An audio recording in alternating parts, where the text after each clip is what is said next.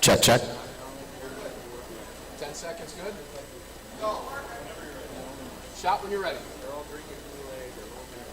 Are you ready, Paul? We're live, go. Ladies and gentlemen, welcome to the 2022 Gun Rights Policy Conference. It's great to be live for the first time in a number of years, isn't it?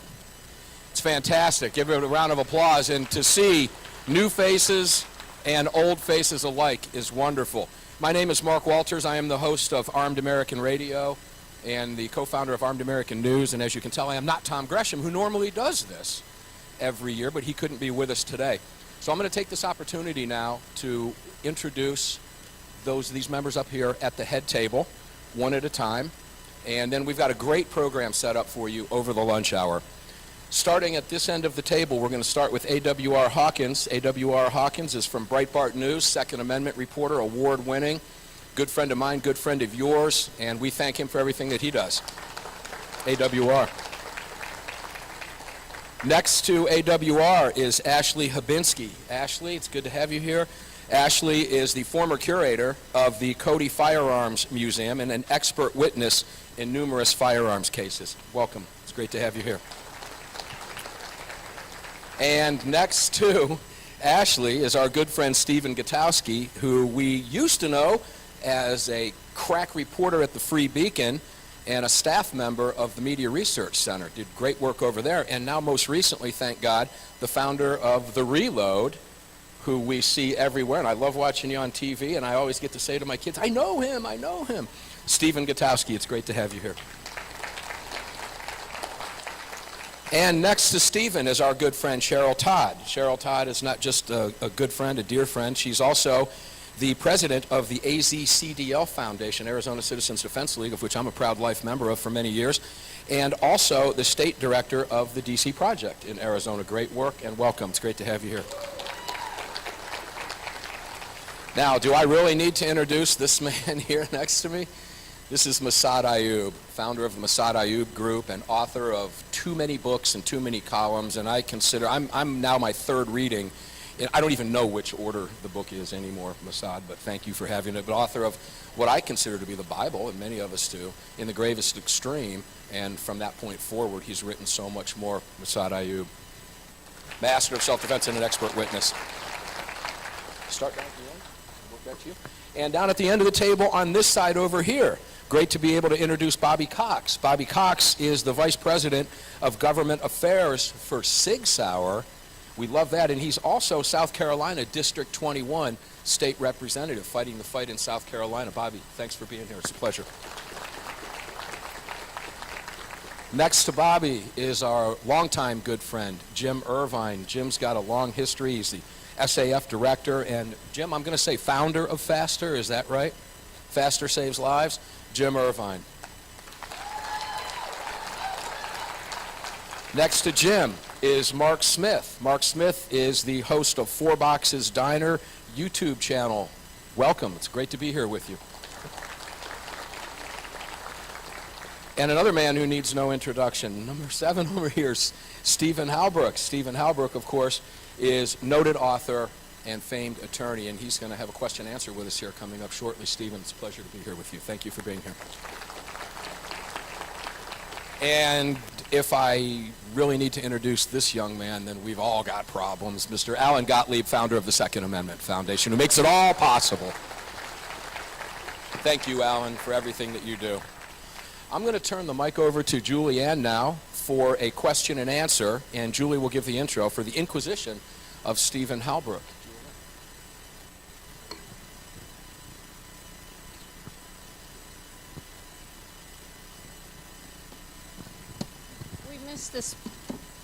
We missed this part this morning because we needed to catch up on time, but Steve had kindly said he would answer some questions.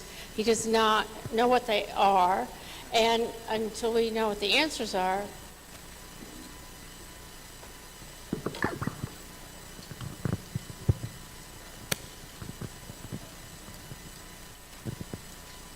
you have to push the button in. Until I start, because I don't want to lose any time. So, Steve, You graduated with a business degree from Florida State University. Then you went and you spent your time getting your PhD in philosophy. And that's a lot of work. It's a lot of years you put into that. Then you taught at Tuskegee. Why did you decide to head up to D.C. and go to law school? Well, okay. So I didn't know you were going to ask questions like this instead of like, what the color hole. But I wanted to go to law school because I was very involved in research already on the gun issue, for example, and it looked to me like there was a lot that could be done in court. I remember when I was an undergraduate at Florida State, I went to the Florida Supreme Court Law Library, and I found what was called the Index to Legal Periodicals. And so those were paper books, not online. We didn't have that, obviously. And I found there were only like about 3 law review articles published in American history on the Second Amendment. I was involved in the Second Amendment early on because I was in junior NRA in the rifle programs at summer camp, and so this was in the 60s, and they were coming at us from all sides with new gun restrictions. And so that's why I decided I would also go to law school and went to Georgetown in D.C. Okay. So we answered that question, but I was thinking maybe it might take us in a little bit of a different direction. Not only were there the laws, but you're coming out of Florida, and then you went to Tuskegee, and what you were dealing with at the time in the 1960s and the civil rights marches and all of those things. Because like Don Cates came out of that. So I taught 2 years at Tuskegee, which is historically black university, and I was interested in the civil rights movement, yes, and I learned a lot there. And when I went to D.C., I taught at Howard University, which was another predominantly black university. And I had a great time in those years teaching philosophy, and I tried to do as much political philosophy as I could, and even teaching logic. You can bring in current issues and go into logical fallacies. And so the gun issue and the other kinds of issues that were predominant in those days, environmentalism and abortion and all that, those were all fair game to talk about in these philosophy classes. So, and then in the meantime, I got introduced to some of the usual suspects, people who later became usual suspects, with that 1977 meeting in Denver, which Don Cates was the head guy in terms of organizing and running the thing. It was like a day and a half.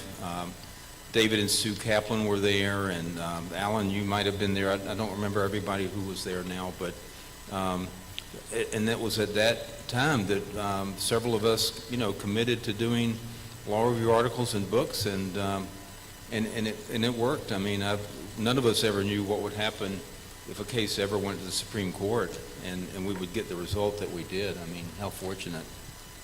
It took a heck of a long time for something to get there. Oh, yeah. So, what do you feel is the most important Second Amendment case, the sort of an unknown case? Not Heller, not McDonald, not Bruin, but what was a sort of a stealth case? What was the... A stealth case. I have hearing loss from shooting. No problem. What is a case that you think that had a lot to do the way our rights have been expanded, but doesn't have, isn't known like Heller or McDonald or Bruin? Okay. Look, there's a lot of old state cases that are really good, and I think my favorite antebellum state case is Nunn versus Georgia, and that's where this judge, the Supreme Court of Georgia, says that the right to keep and bear arms is for all people, boys and girls, men and women, and it protects arms of all kinds, and there were no holes barred in that decision, and Georgia didn't have a right to bear arms guarantee, and so he said that the Second Amendment applies directly to the states. And in fact, you have others saying that in those years, like the abolitionist Lysander Spooner, as an example. The Second Amendment applies to the states. He argued slavery was unconstitutional because the people had a right to bear arms, a right to free assembly, things like that. So the Supreme Court didn't get around to this until post-14th Amendment and then McDonald, but there's always been a minority view that the Second Amendment applies universally. Yes, and it was a minority view, and you and all the other scholars have done a really tremendous job in making sure that it is heard more now. What is the favorite book you ever wrote? Because you've written across the spectrum.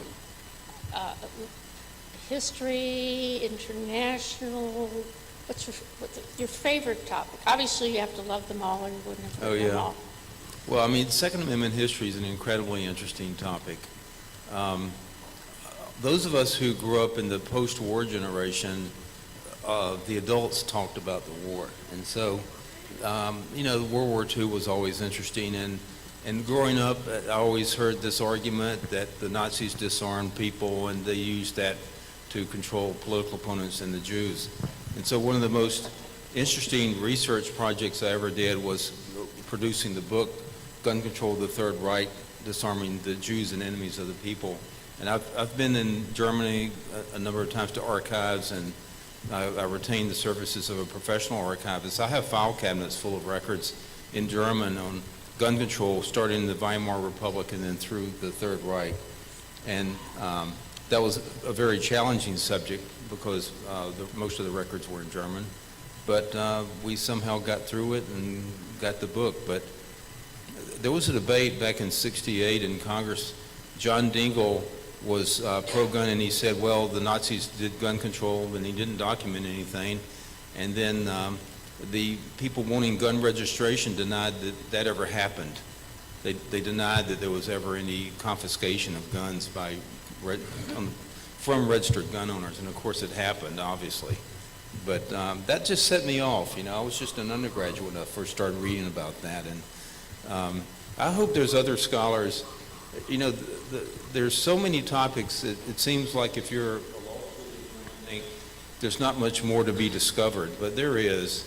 There's so many sources that are untouched, and you don't know until you go there. I mean, old diaries and newspapers from the founding period, and there's so much work to be done.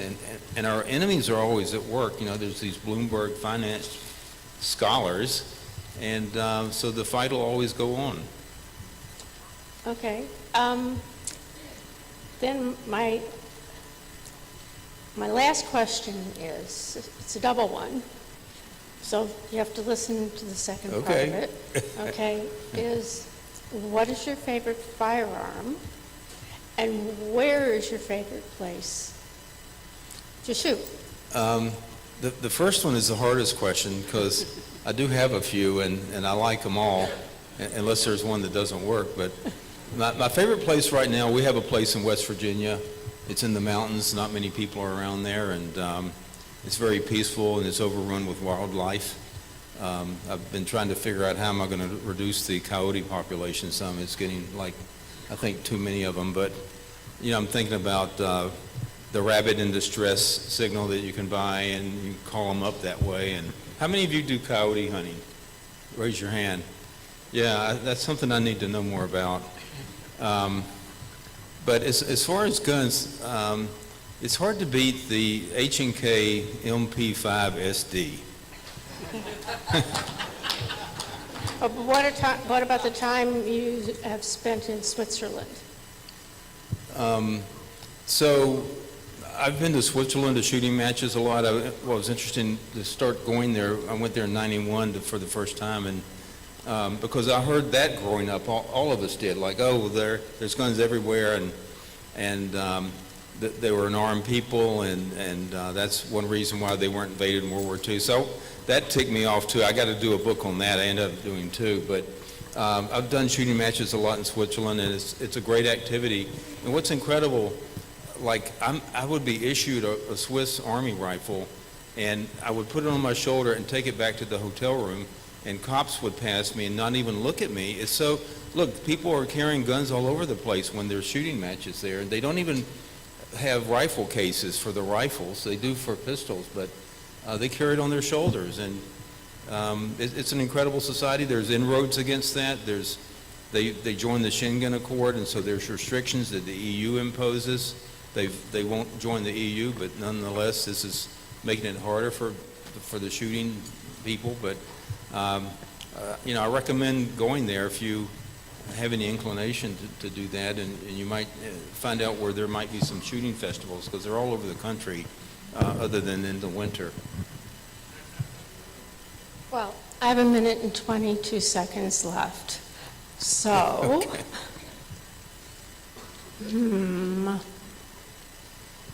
Stephen, what age did you start shooting?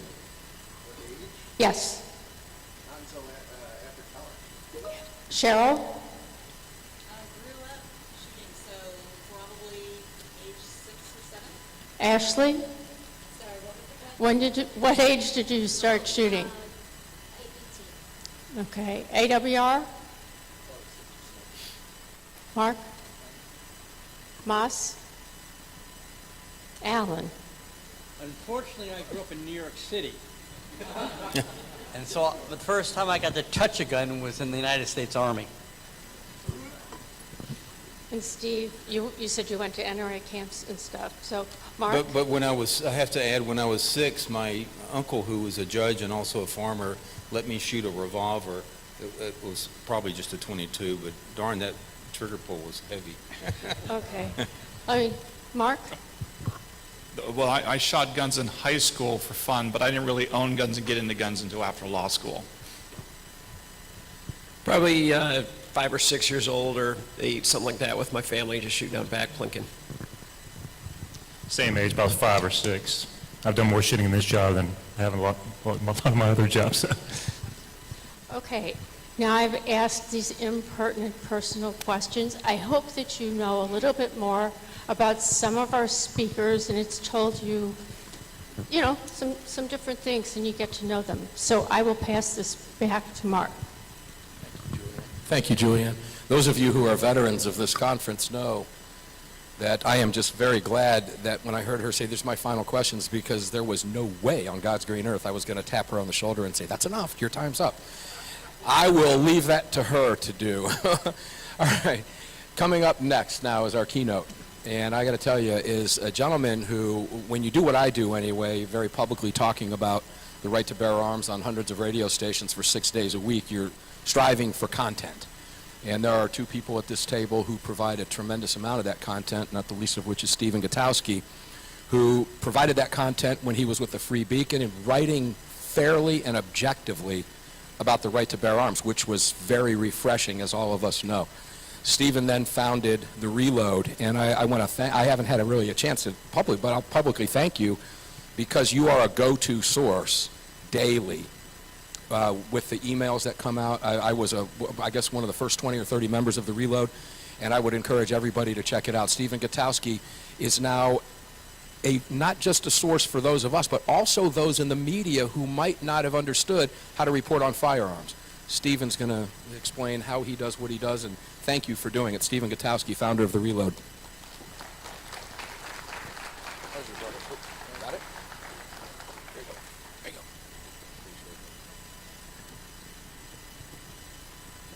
Well, thank you for that extremely kind introduction, Mark. That was very kind of you, and I really do appreciate it, and I do appreciate the support that you and many others have given me as I've gone independent and started my own publication, and it couldn't be done without the members that we have, because they're our only source of revenue at this point. So quite literally, The Reload can't exist without the membership. So I really am grateful to everyone who has supported me on this journey so far. It's been about 1.5 years since I founded The Reload. It was April 2021. Probably not the greatest time to start a business, but it's worked out pretty well so far. We've been able to cover a lot of stories across a lot of different topics, and I think that we've had a great impact to this point on national firearms politics and policy. You know, we've interviewed governors, senators, activists, and, you know, down to your everyday gun owner, probably the most important among them, frankly. But, you know, we've had stories that have been read into the congressional record. We have published leaked documents from the ATF that give insight into the rulemaking process that we've discussed a lot this weekend. We have published stories on the new generation of gun owners who've come up in the last several years, this expansion that we've seen in gun ownership in America that's exciting and interesting and undercovered in most of the rest of the media, as things often tend to be with guns in America. And, you know, we also, of course, published the stories that called into question the character of President Biden's first ATF nominee, which ultimately led to his withdrawal from nomination for that position. And so, you know, we've had quite a bit of success to this point, and, you know, we've done that with a very small amount of resources. There's one full-time person who works at the Reload, and that's me. I have a couple of part-time people that help as well and who do great writing for us and editing and edit our podcast, and I get a lot of great support. But it's a very small team, and we started the Reload on basically what was in my savings. So not a lot of money, because I worked for 6 years as a reporter before going to start the Reload, so that's not a high-income position in most situations. And so the thing I want to get across to you today is that this is something that's more possible than ever, to go out and start your own publication and have the kind of impact on national politics that we've been able to have. That there's a lot of space for those of you in this room today or listening at home to do what I've done. The bar for entry into creating a publication is lower than it's ever been. You know, with the ascension of Substack and similar platforms, you can now create a subscription-based business for writing very easily, and you can run it yourself, and it's something that wasn't possible even 5 years ago. And it's something that I think we need more of. I think we need more people to get involved in this area. You know, there's a lot of people who write about their opinions or speak about their opinions on guns on either side, and some of them do it very well. We have some of the best here at this conference today on the gun rights side of that equation, and that's an important thing to do.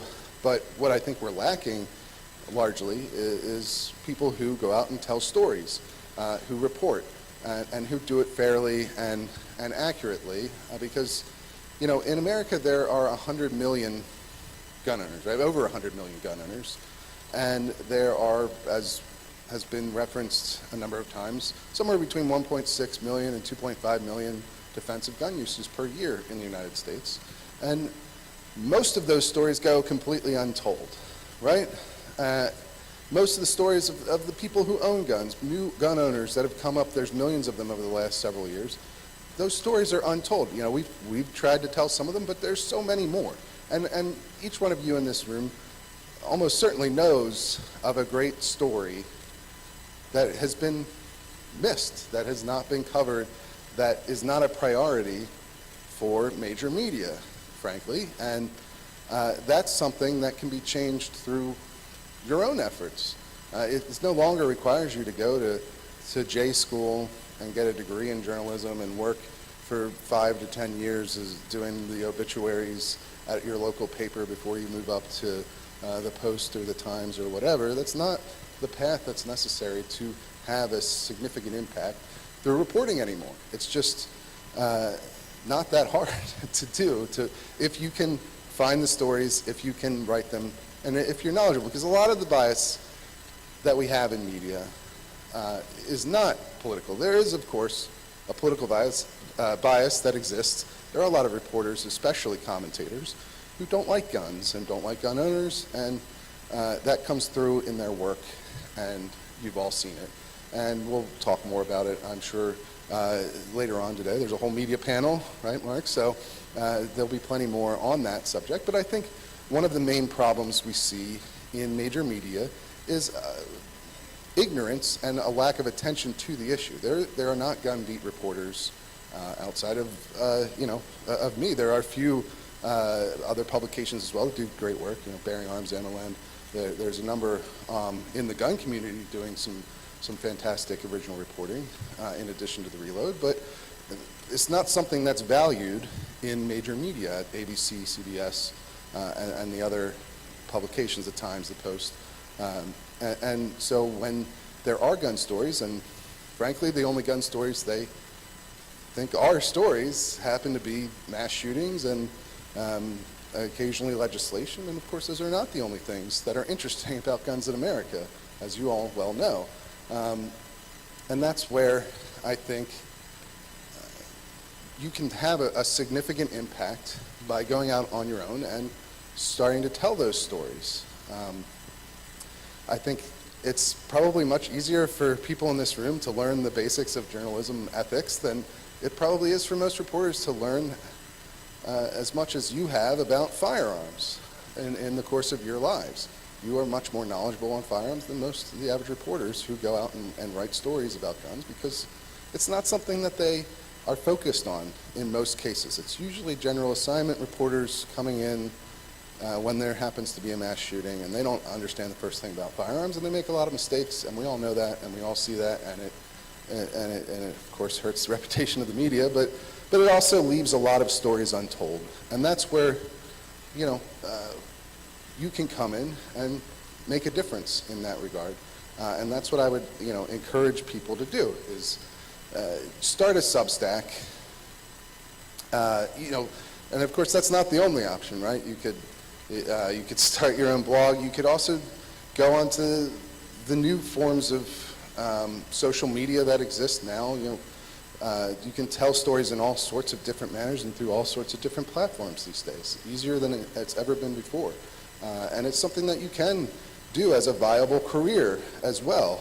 You might not immediately get to full-time pay out the bat. I can't promise that, but I can tell you that there are more and more examples of people who've started writing, started their own publications, and have been able to develop an actual income off of that on a part-time basis, and then grow it into a full-time job.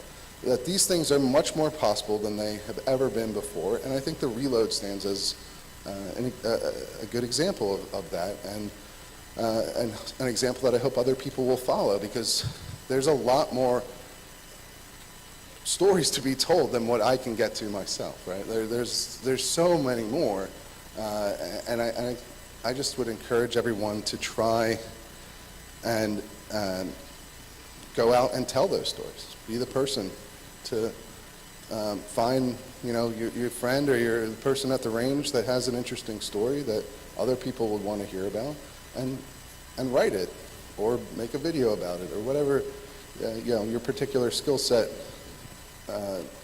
enables you to do. But don't leave that story untold. That's what I would encourage people to do. Don't rely on your local ABC affiliate or whatever, or the Washington Post to come down to your town and find these stories. Maybe they will, but most likely they won't. And it's just something that I would say is something you can absolutely do. It's something that I've been able to do. We've had a lot of success. We've been influential in the hills of Congress, or on the Hill in Congress, and that's something you could do as well. If you find the right story, you tell it the right way, you give voice to all sides, you check the facts, you follow the ethical standards that many of us wish were more commonly followed in the rest of media, you can break a story that changes everything, that has an impact, and that makes a difference. So that's what I would encourage you to do, in addition to, of course, going out and joining the Reload today. But thank you very much. I really appreciate you taking the time to listen to me. Thank you, brother. Hey. Thanks, man. Thanks for taking my thunder. Thank you, Stephen. It's always a pleasure to hear you talk. Don't leave that story untold. What a great message. Really good message. Okay, and I believe it or not, we are actually right on time. And I'm now going to introduce the one and only Mr. Alan Gottlieb, founder of the Second Amendment Foundation, who will be handling the award ceremony now. Alan. Thank you, Mark. As those of you who have attended past gun rights policy conferences know, this is probably my favorite part of GRPC. We have an awful lot of people that work tirelessly in the gun rights movement all the time and get no recognition whatsoever. And this is a place where we can publicly recognize a lot of our key activists that never get the credit they really deserve. So unfortunately, I need glasses now to read with, which is actually a good thing because I had eye surgery and now I don't need glasses to drive or anything else for the first time since college, but I can't read. The first awards we're going to give out are actually from the Citizens Committee for the Right to Keep and Bear Arms, and then I'll proceed giving out the awards from the Second Amendment Foundation. The first award I'd like to give out is the Grassroots Organization of the Year, which is always a really hard thing to pick because there's a number of grassroots groups over the years that have grown in size, grown in activities, and had very good impacts on things. This year's award winner is Florida Carry.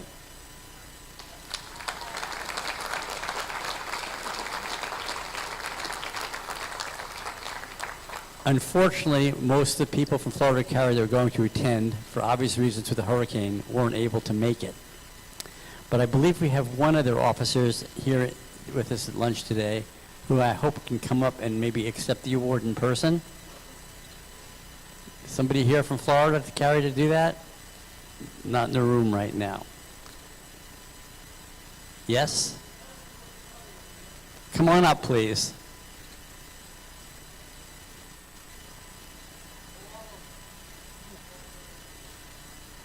Okay, Joe Waldron, you want to come up and accept it for Florida?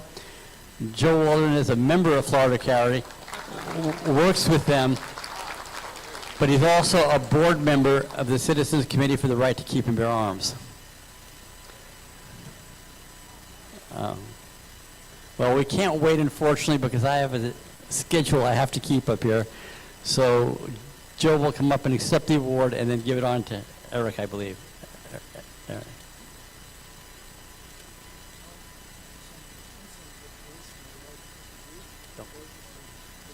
You can tell that. Okay, here's the award. I think Joe would like to tell a story. I first came in contact with Eric Friday last Christmas. Christmas Day, I was out talking to my neighbor, and he said, "What were the cops doing in your driveway last night?" Huh? So I went and dug out the security camera tape. 3 cops walking up the street, flashing the flashlight. This is after dark, and Christmas Eve. They walk up into my driveway. One of them's got a pistol drawn, held pointed forward. As they approached my open garage door, because my son was driving in that night, the one hit the garage door, pulled his pistol out. They were inside for about 3 seconds, came back out, wandered away. So Monday, I called the police and said, "What's going on?" Sheriff's office. So what's going on? Can't tell you anything. Well, if you got armed cops doing something in my yard, yes, you can tell me. Plus going in my garage is a violation. So I called Eric.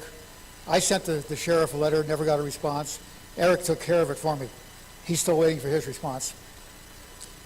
Anyway, thank you. It's Florida Carry in action. Eric, here's Eric. Come on up real quick. Even people that are at the conference don't realize they're getting the awards, so sometimes they're not quite in the room. Eric.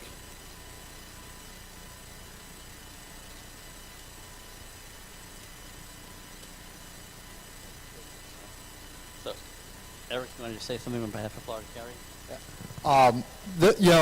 Florida Care would not be where it is today if it had not been for Alan Gottlieb's support early on in this organization.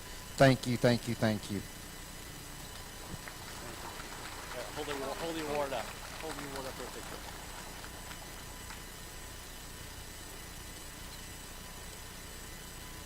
Thank you, Florida Carry. The second one I'd like to give out is the Grassroots Activist of the Year. And this year it was really, really tough to give this one, to pick somebody for this, because we've had a lot of grassroots activists in a number of states that have really stepped up. And these are people that, don't get paid to do what they do, and they're out there day in and day out working for us with no recognition. And this is somebody that really deserves a lot of recognition. I'd like to call up for the Grassroots Activist of the Year Award, Cheryl Todd from Arizona.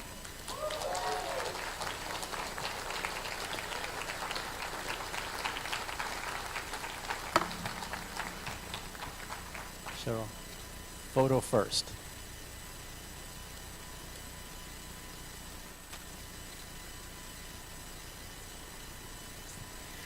Wow, thank you so much. As Alan said, there are so many people who work so hard and could easily be standing here right beside me and accept this, but it is especially meaningful this year because I've lost an important mentor to me.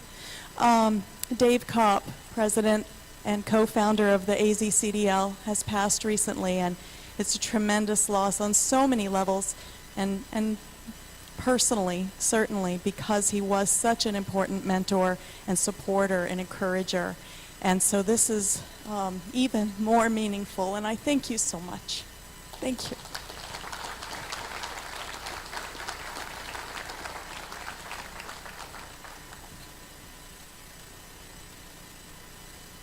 What this all really shows is that this isn't just about a piece of paper, the Bill of Rights, the Constitution. This is really about people and human rights and civil rights.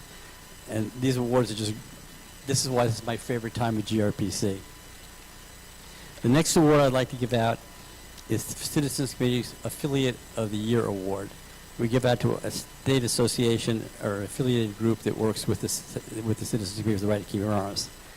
And this was an easy pick this year because there's one group that had unbelievable impact on our right to keep our arms, not just for this year, but for our entire future and future generations.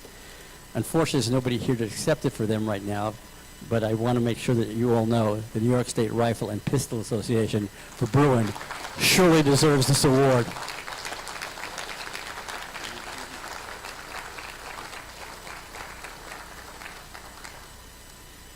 The next Citizens Committee award to give out is the Gun Rights Defender of the Year. And this is somebody who has been working tirelessly for the Second Amendment rights, not just this year, but past years as well. But it really deserves this award because the person had a great influence on state associations, state-level groups, and then issue as a whole nationally. And that's Jim Irvine, from founder of the Buckeye Firearms Association, and now Faster. Jim.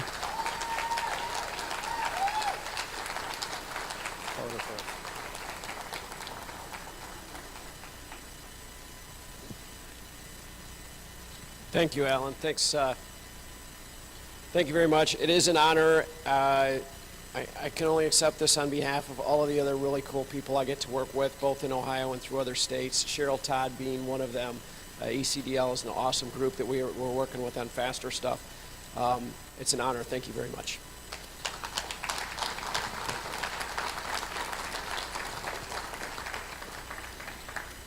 The next one is to the Gun Rights Legislator of the Year. And unfortunately, the legislator, due to the United States Senate schedule, couldn't be with us today. But somebody who's really stepped up to the plate, particularly recently, going back after all the credit card companies that want to give our data to people who shouldn't have it. And that's Senator Josh Hawley.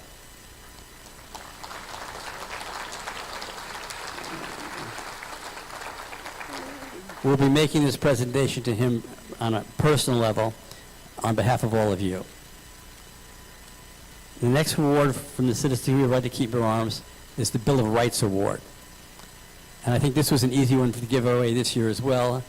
because somebody who's really stood far in the front lines, not just privately and writing things publicly, but being a big force on YouTube.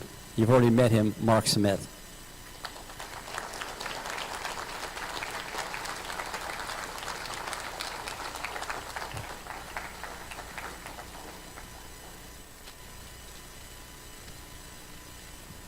Well, this is quite a surprise, Al. I certainly wasn't expecting this. It's a great honor, and thank you very much. And like I said earlier, we're all in this together. This is a team effort, and we all have our part. And my part is tracking down what's going on in the academy and the scholarship, because again, like I point out, the universities and the colleges are the biological warfare laboratories of the left, and we must track them and catch it as soon as possible. Like a good oncologist, the sooner you catch the cancer, the faster you can kill it. Thank you, Alan.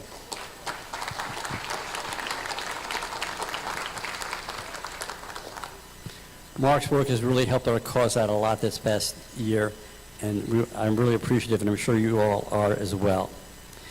The last one is a Lifetime Achievement Award. And I, more than anybody, really wish that the person were here to receive it. I know he is in spirit. David Kopp, the former president of the Arizona Civil Defense League. And I'm going to take another photo with Cheryl and hand it to Cheryl to make sure that his family gets it.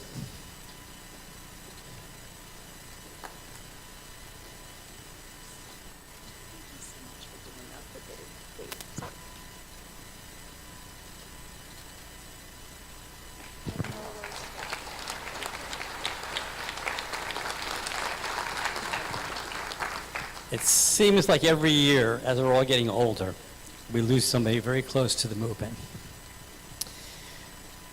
The next award moves over to the Second Amendment Foundation's awards that we give out. And this one, again, somebody else really close to us, we lost, the award is named after him. That's his former staff president, Joseph Totaro. The Hall of Fame Award is named after him. And this year we give it the Lifetime Achievement Award, or the Hall of Fame Award, excuse me, to Stephen Halbrook.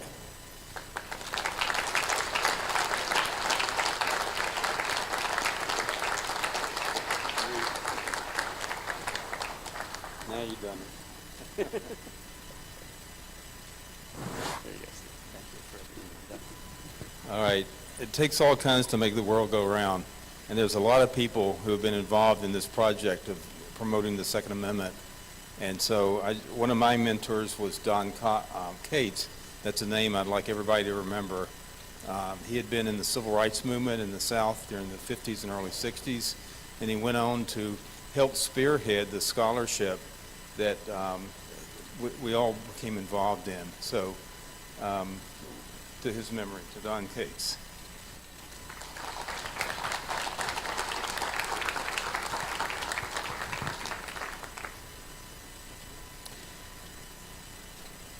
The next award we're giving out is the Scholarship of the Year Award. And unfortunately, this person couldn't be with us today, but this particular year, the research that he's done has really bolstered our Second Amendment arguments. It's being used in courtrooms across the country, legislative halls across the country, and it's really set the media back on its ear. And that's Professor William English from Georgetown University, for his study on guns and gun ownership, the most comprehensive study ever done, which was referenced by a number of speakers this morning. So we'll present that to him at a later time.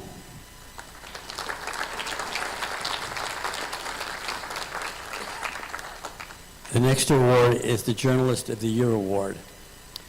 This time it's actually going more to an editor rather than a journalist, so to speak, who does write things on our behalf all the time, but is really important work for the whole gun rights cause and the firearms industry, as the publisher of the Outdoor Wire and the Shooting Wire and a couple of other wires related to guns as well, and that's Jim Shepard.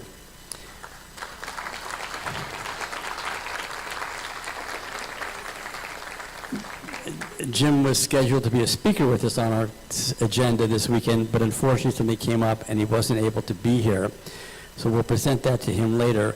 What a lot of people don't know about Jim is that he was one of the founders, so to speak, of CNN. And of course, after a while, he couldn't handle it anymore, and he left. The next award is I'm giving out 3 of them, so I'll have the people come up all at the same time. It's the Defender of Liberty Award that the Second Amendment Foundation gives out to people who defended our Second Amendment rights and our freedoms and liberty. The first recipient is Brian Johnson from Ammoland.com, the founder of Ammoland, and unfortunately he was not able to be here, a Florida resident as well. But Brian, of course, in Ammoland has done an awful lot, and one of the major websites on gun news that reaches the American public, and has done an awful lot in support of Second Amendment rights this year. The next Defender of Liberty Award is John Fund, who I would like to come up. Well, obviously just spoke with us this morning, and so you know who John is, and John's been a longtime friend of liberty and freedom. And the third person is somebody who's been working in the vineyards for gun rights for years. And the third Defender of Liberty Award I'd like to give to Bob Cottrell, who's done unbelievable work over the years on the intellectual side of the Second Amendment. Bob, if you're in the room, please come up. Thank you. So let me take a few photos. Oh, excuse me. I can't count. There are 4 Defender of Liberty Awards. It's the problem about wearing glasses to read here. Amanda Suffolkall, who's done an amazing amount of work all across the country in defense of gun rights. And thank you, Julianne, for catching my error. And I apologize to you, Amanda. Please come on up as well.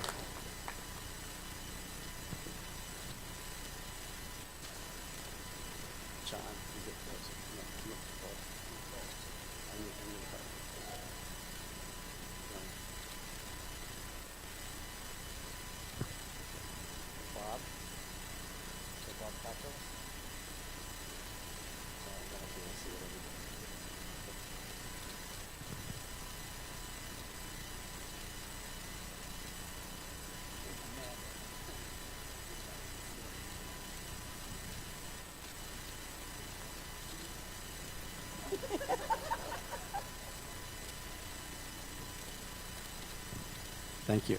Anyone want to say anything?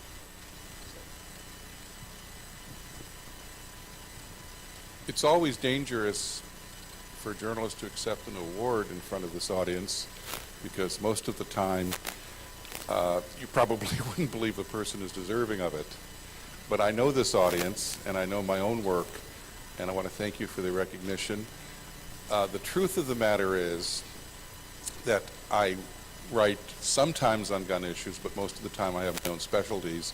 But I will tell you, every time I've come to the Second Amendment Foundation conference, I am reinvigorated with the spirit of the Second Amendment, and you see my productivity on the issue go up for at least a while afterwards. So thank you for the inspiration. Bob?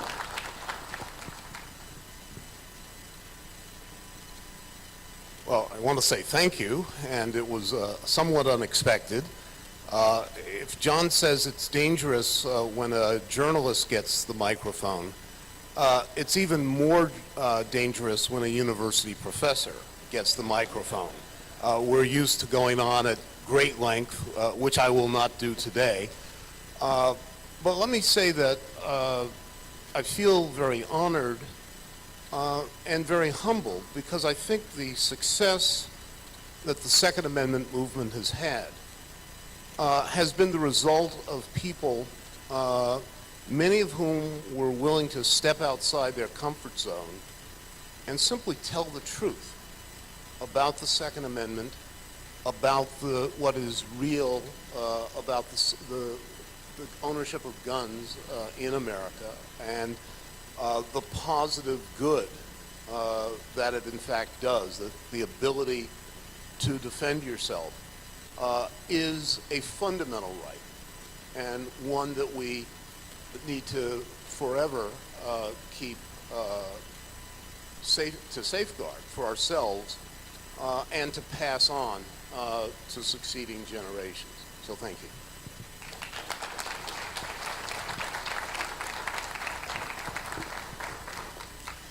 Well, I want to tell you that I had not found Gun Rights Policy Conference until Tampa, and I think that was either 2015 or 2016.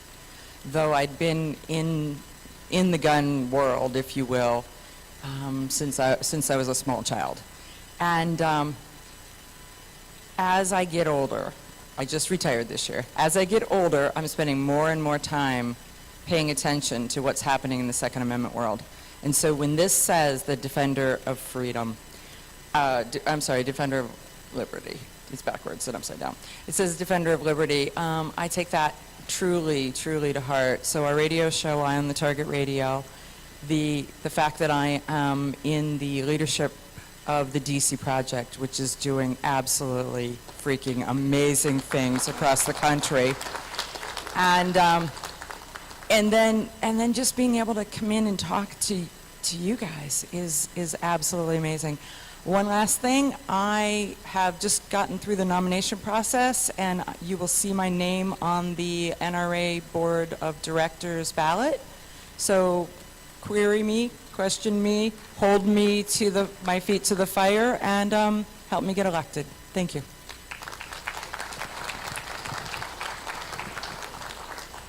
Thank all of you. I really appreciate your efforts on our behalf. You can see and hear more from Amanda as well as myself next weekend in Pennsylvania, a key battleground state for the United States Senate, speaking at the Car Arms Rod of Iron Festival.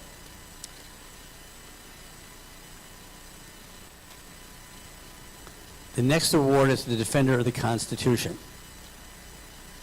This is really an important award, and the person who's getting it this year is somebody that's done more research to reach the American public at large, not just gun owners, but even people who aren't gun owners, about guns in general, and that's Ashley Holbinski. Ashley?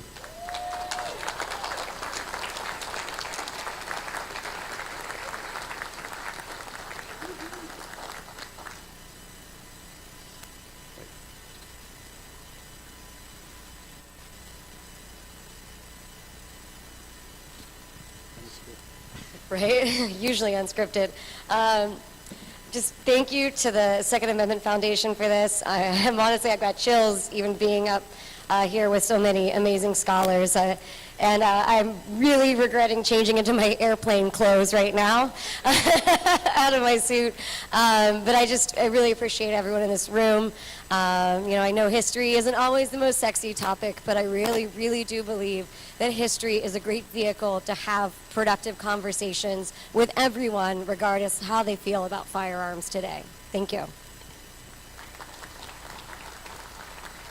Thanks for all you do. And the next award, and this one also is one that's near and dear to my heart because it's named after a former staff employee who unfortunately we lost a few years ago. That was just a beloved staff member.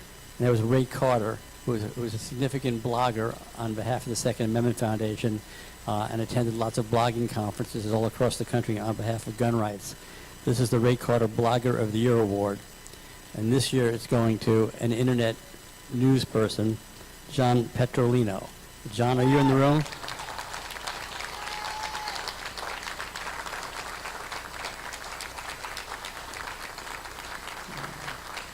I'm really glad to see John has as big a following. Thank you.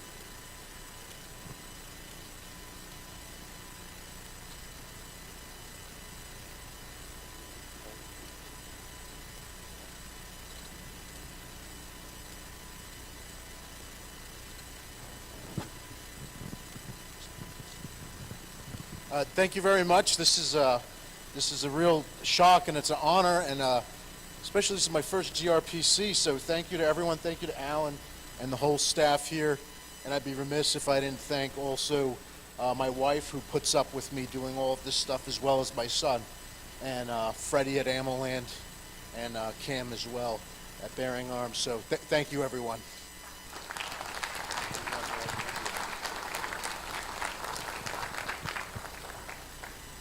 And the last award goes our Distinguished Service Award. And this is really, I'm really proud to give this to somebody who's has stood with the Second Amendment Foundation for years in our litigation, an attorney who's filed lots of cases and won lots of important cases for us, particularly in the state of California where our gun rights are always under attack, and that's Don Kilmer. Don, I hope you're in the room.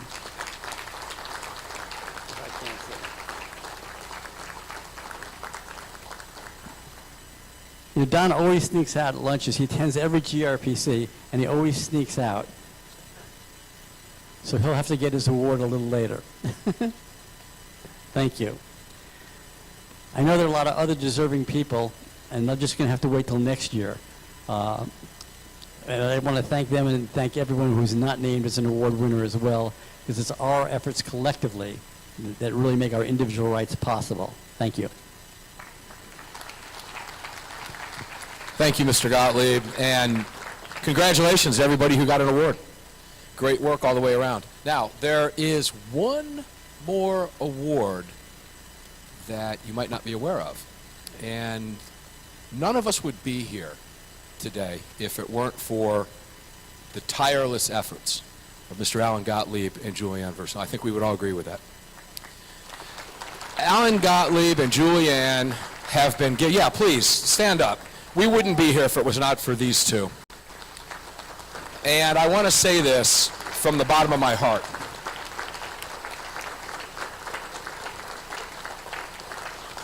Many of us individually wouldn't be here if it were not for these two. Mr. Gottlieb and Julianne have been giving out awards for years at the GRPC, and I think it's time they got one. And Mr. Jim Irvine, Jim, if you want to mention a word. Jim and I talked earlier about 2 weeks ago, and decided to put this together, and it is high time.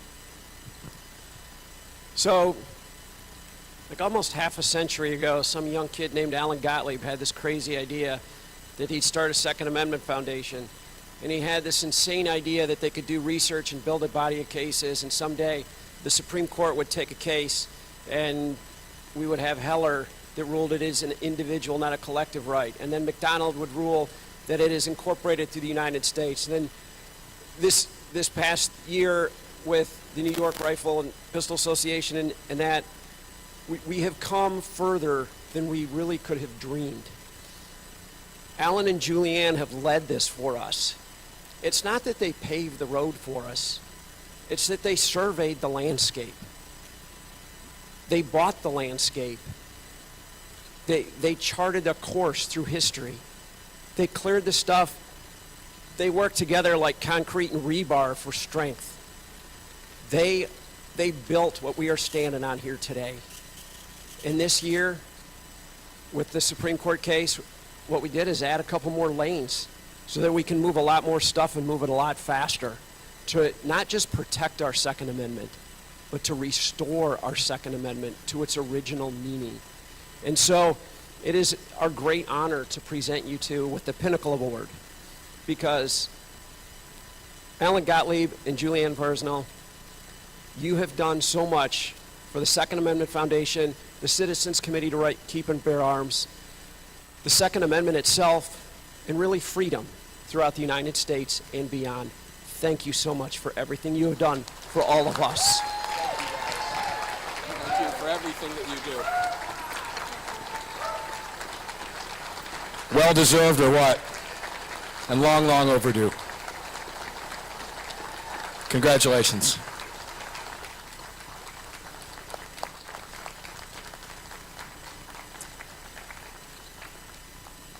Well, most people would tell you that I'm never speechless. I am speechless, and I want to acknowledge Alan, because this is Alan's 50th year working on the gun rights. We've been married for 43 years.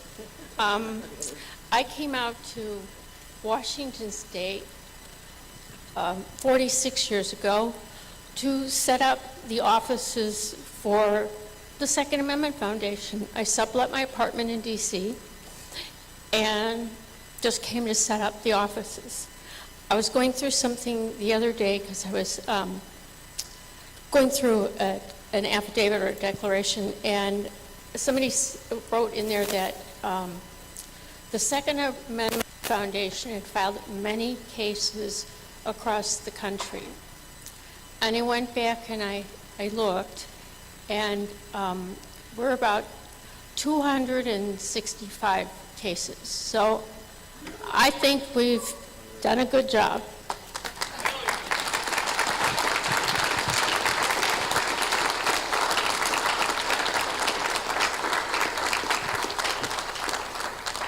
Actually, I get most of the credit, but Julie does all the work. And I'm really glad she got this award with me as well, because she's the one who deserves it more than I do. And I've always said, all the work I do has only been made possible by people like you. Because without your support, I wouldn't be here, nor would the Second Amendment Foundation or the Citizens Committee for the Right to Keep and Bear Arms. And so, I may be there, as some people call me, the general, but without an army, you can't win a war. And you guys are the boots on the ground, and I'm going to accept this award on your behalf, not mine. Thank you. Thank you guys for everything. Just so you know, Alan has known my kids since they were very wee little, and they refer to him as Savage. Every time they see him on TV, look, Dad, Mr. Savage is on TV. And you know it, too. That's great stuff. I'm very honored and proud to be up here with everybody today, and I think this ends this portion of the program, right? We get back on to speaking? Are we? Yeah, everybody gets a 10, 15-minute break. Have fun, and we will see you back here with the list of speakers. Continue.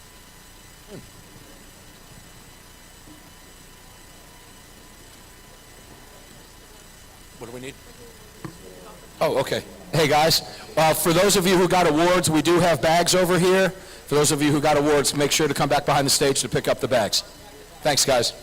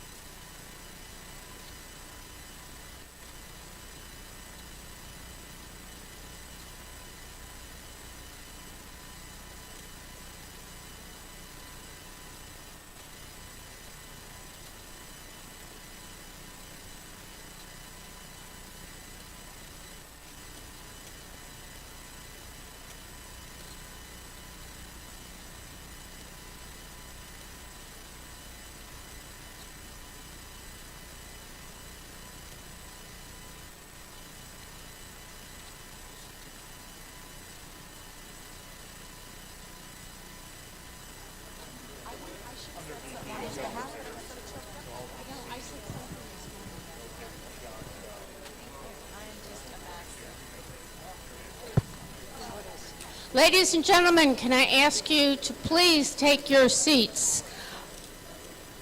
And let's see. David, you want to go and sit with Dawn? And then you'll, or if you're, David, if you're more comfortable, just come up here. Yeah, they are over there. I think I've got it.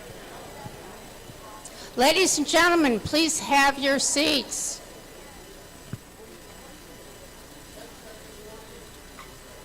Ladies and gentlemen, please take a seat.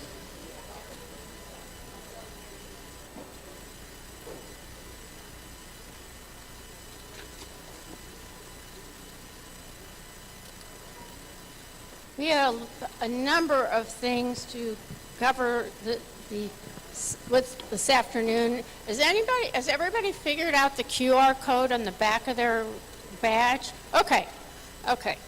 Since the agenda keeps slightly changing, this is really the most efficient way, besides paper's too frickin' expensive. Right now, I would like to introduce Eric Pratt, who is the Senior Vice President for Gun Owners of America, and he's going to talk about what President Biden, Vice President Harris, Senator Schumer, and Congresswoman Pelosi have been up to in the last year or so.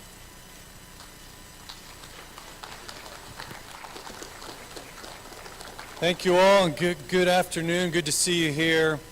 Yes, I'm going to give a federal report, the good, the bad, and the ugly, and I'm just going to jump right into things because got a lot of items that I want to touch on, including some encouraging items. But let me begin with Biden's ATF, an agency out of control.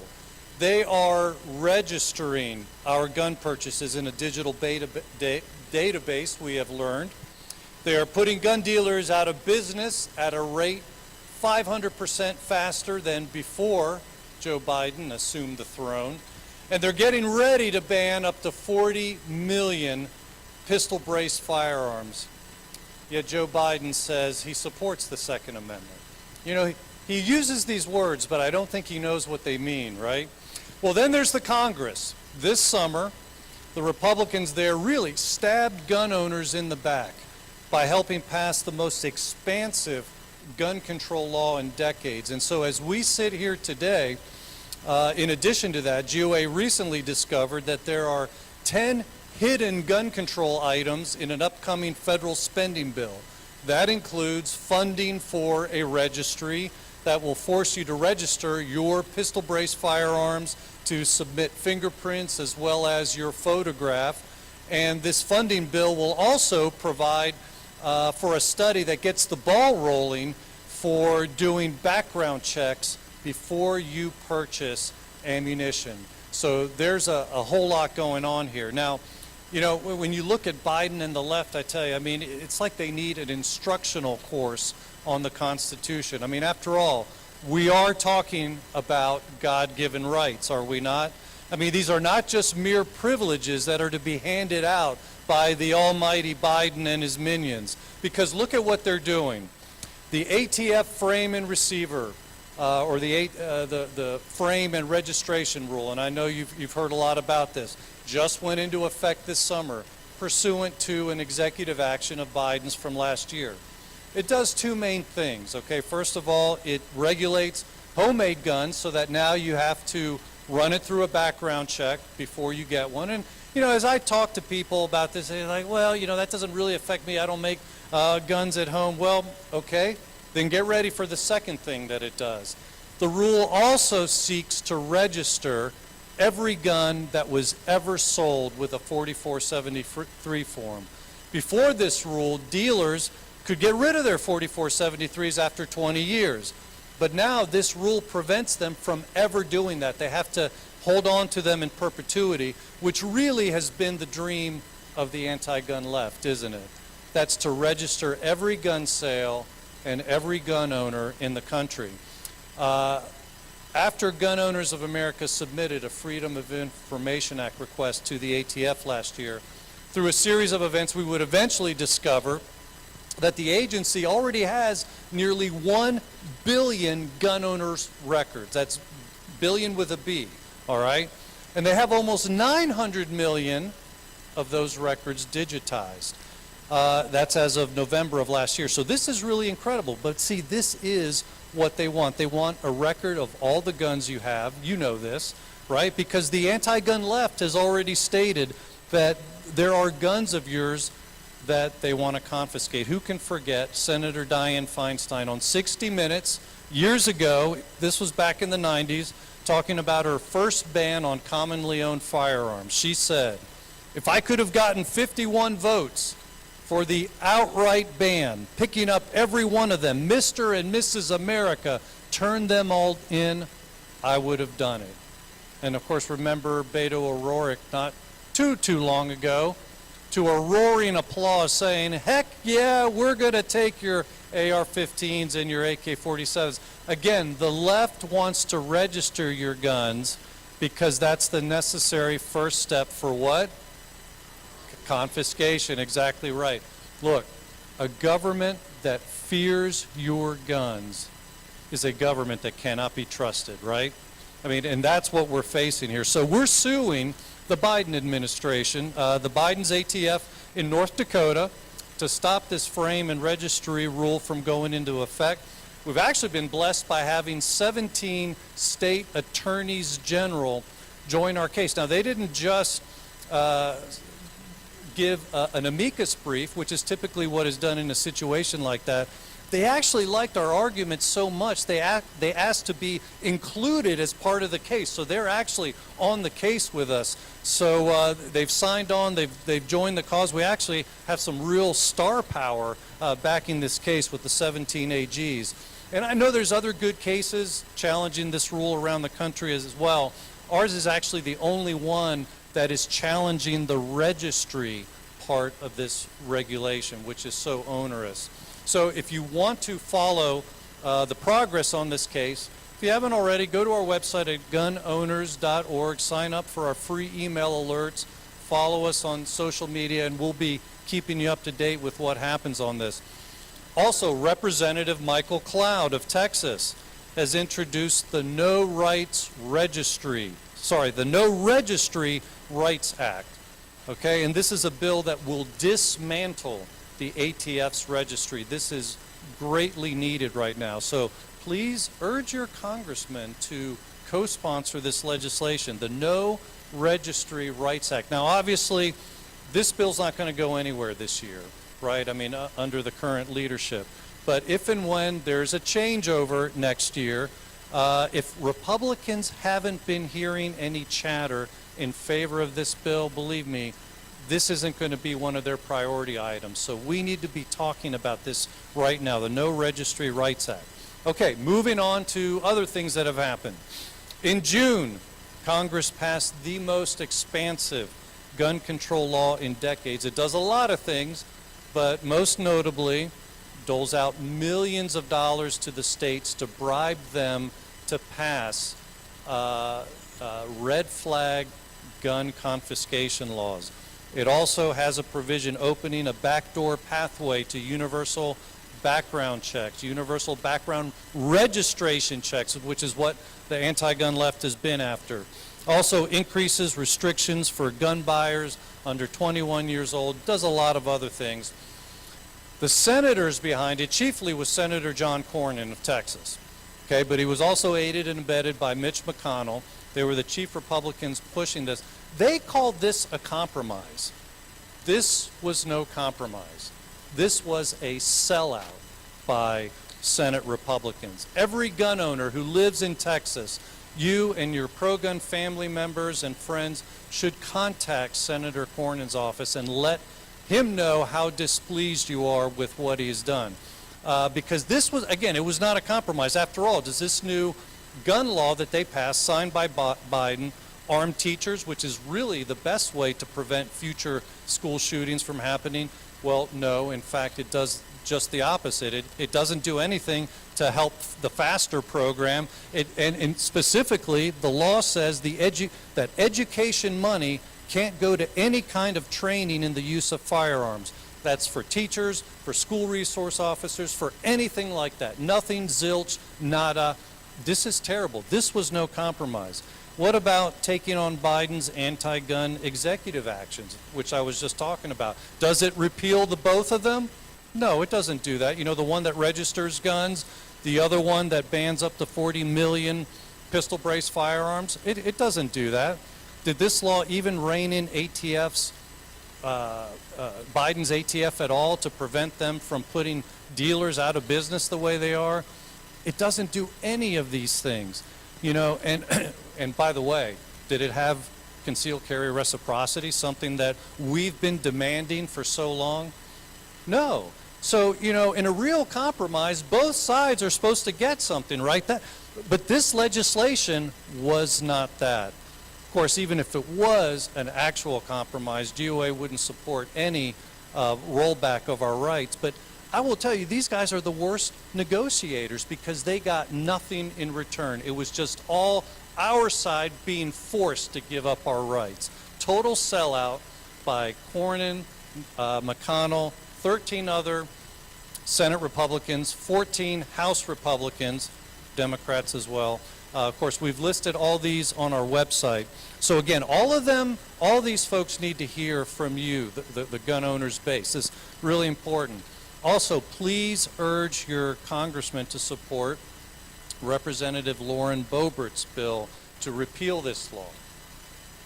It's called the Shall Not Be Infringed Act. Very catchy title, isn't it? So, urge them to co-sponsor this.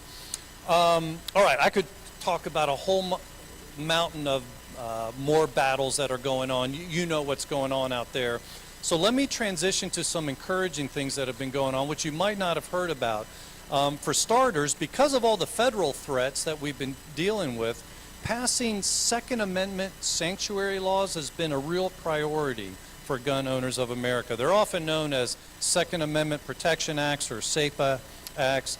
These laws tell the state and federal government, we're not going to enforce your gun control in our jurisdiction, so take your gun control laws and shove it. And it's kind of a loose quoting of these laws, right?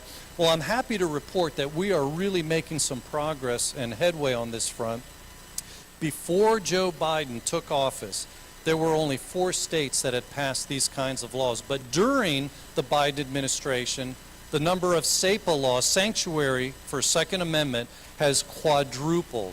I mean, before Biden, there was actually more immigration sanctuaries than there were Second Amendment ones, but that is totally flipped now because now there are 16 states that are protecting the Second Amendment against Joe Biden. So folks, we are making progress. This is really important. And the best of these states, by the way, is, believe it or not, Wyoming. This year, Gun Owners of America, we pushed really hard in that state to get the toughest penalties. Somebody who would dare enforce Biden gun control could face a year in jail. A government official could spend a year in jail. So, I mean, that's really the model. That's the model that you guys need to take back to your states.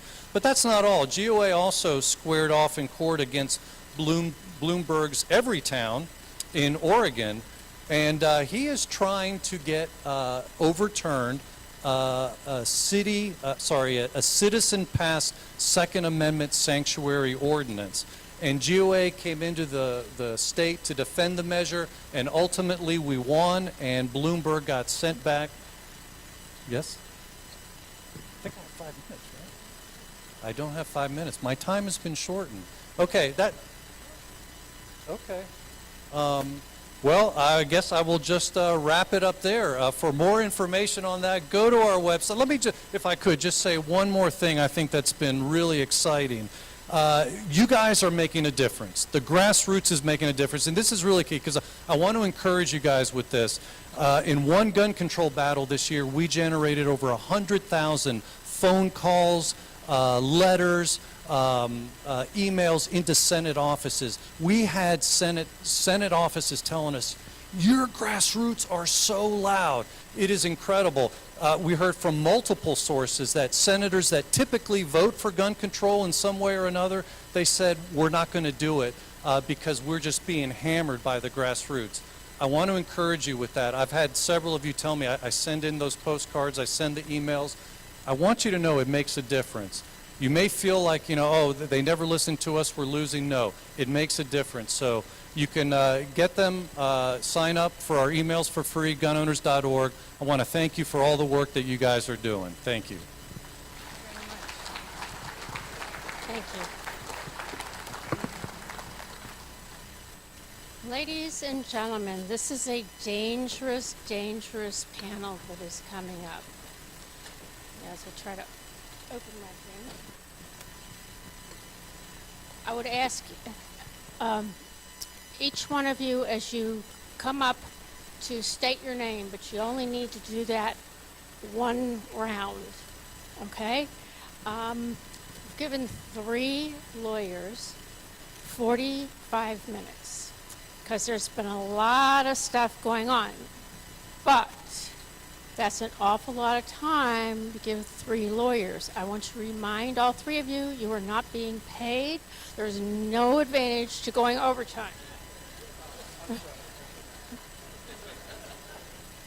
So, the title of this panel is Heller, McDonald, and now Bruin, Seismic Shifts and New Challenges. So they have this all worked out. So David Jensen, Dan Schmutter, and the absent Mr. Kilmer, winner of the award.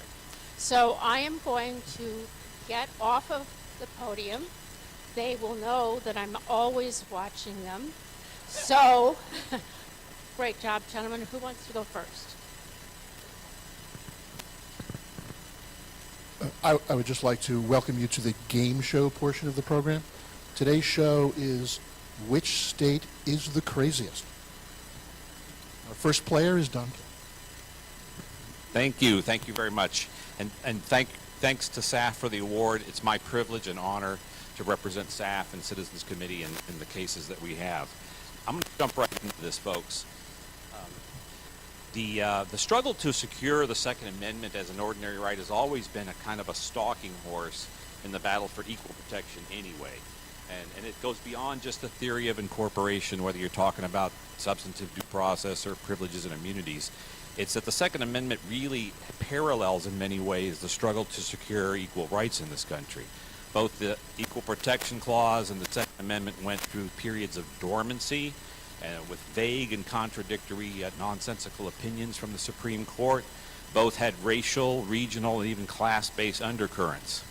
But then in 2008, in Heller and McDonald in 2010, I would compare them to the decision in Brown versus Board of Education in 1954.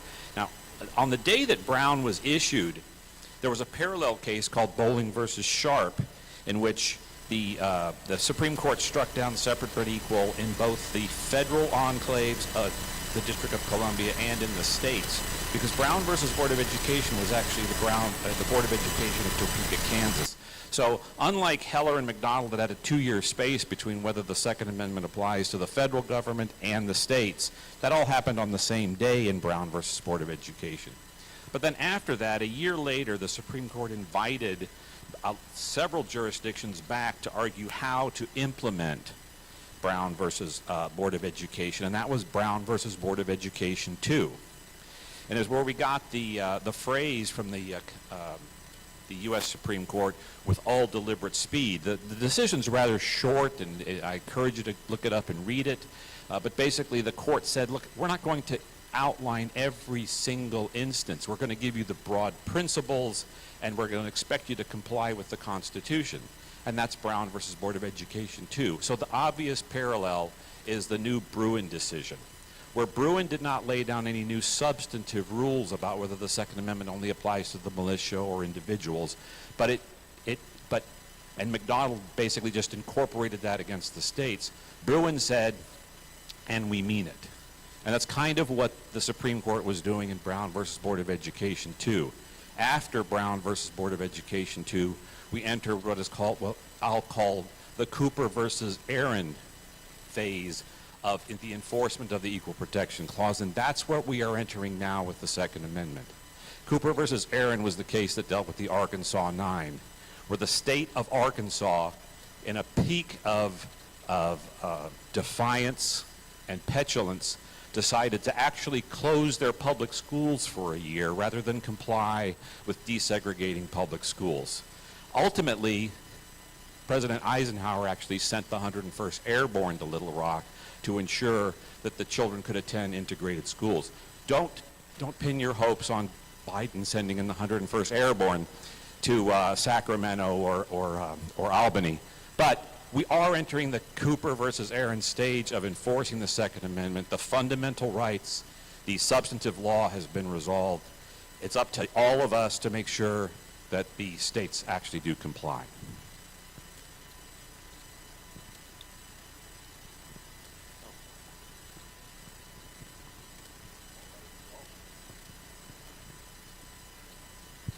Now, all right. Well, good afternoon. So we're trying to handle several topics here on sort of a piecemeal basis. And the first thing that we are looking at is this issue of sensitive place laws, which at least in our uber anti-gun states appear to be where things are going. So the quick overview is the New York Legislature met in an emergency session at the end of June, beginning of July, and passed a substantial revision to the gun licensing statutes that put in this new set of restrictions for what they're calling sensitive places and restricted places. Dan will talk more about this. There is a bill that's been introduced in New Jersey to address sensitive places. There was also a sensitive places bill in California that, by my understanding, is kind of dead right now, but may resurface in the near future.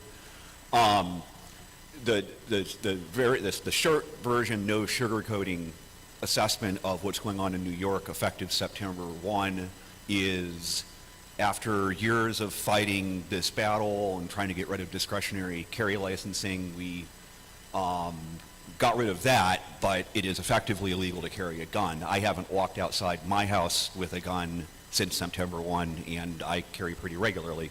What they did in New York is they did one law that covers sensitive places, which is just about anything you can think of that could remotely be called sensitive. So, for example,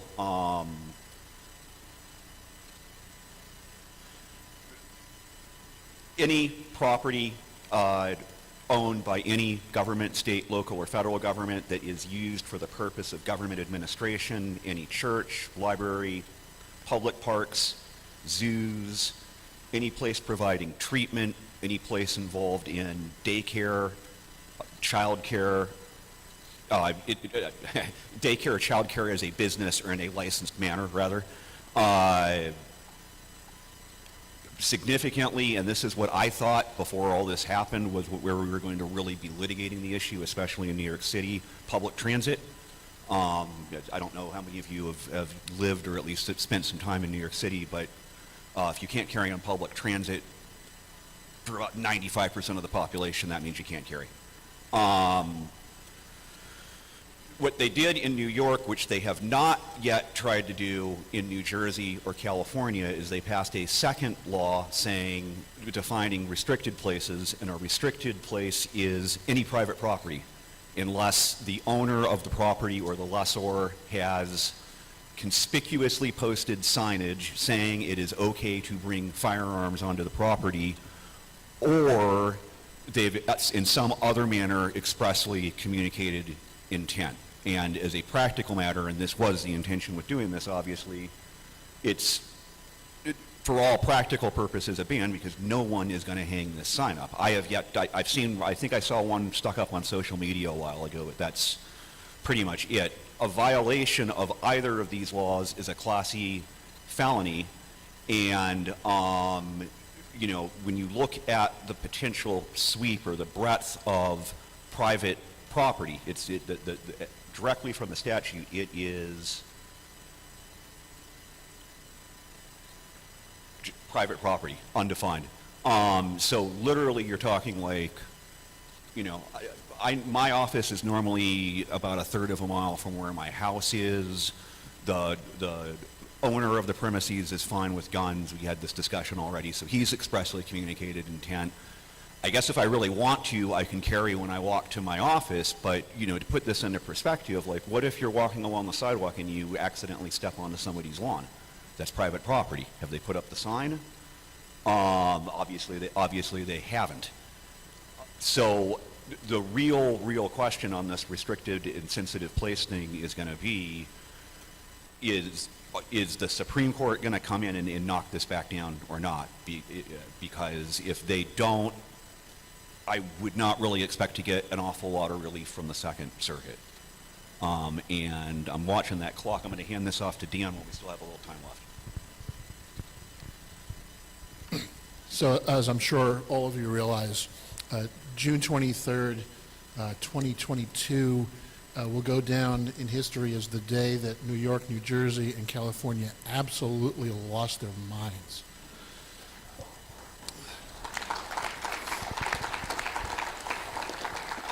June 24th, the next day, Governor Phil Murphy held a press conference, and his basic message at the press conference was, I really, really hate this decision.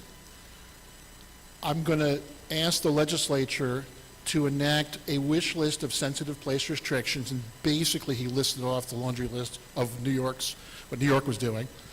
And I'm going to direct all law enforcement in the state to do everything humanly possible to prevent people from carrying handguns. And did I mention I really, really, really hate this decision? But in fairness, he waited for New York. He gave New York the first shot at this, and of course New York went crazy.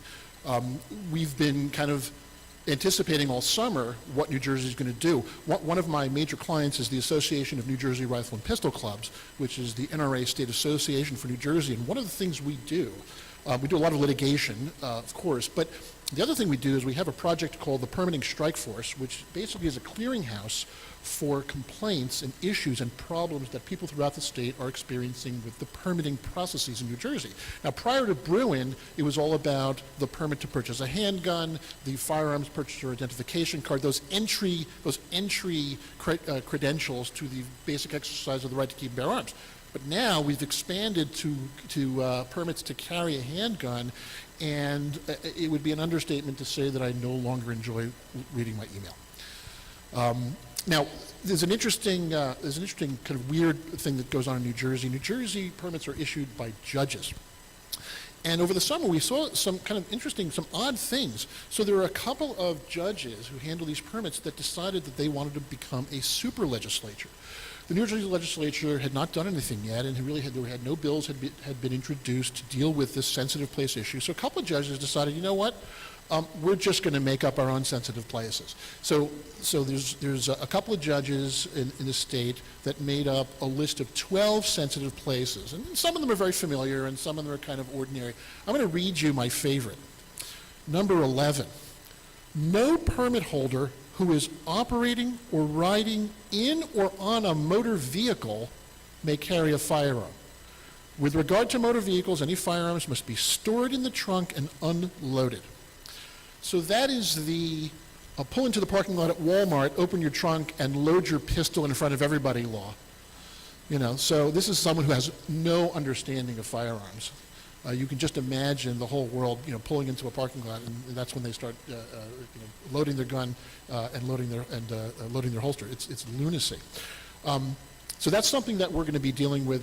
We have actually, there's sort of a three-pronged thing going on here. So there's a handful of judges that are doing this, and of course, one of the big problems is, since this is county by county, each county, there's 21 counties in New Jersey, and each county has a different judge handling these things. If one or two judges out of the 21 counties decide they're going to impose these 12 sensitive places, well, then you've got an equal protection problem.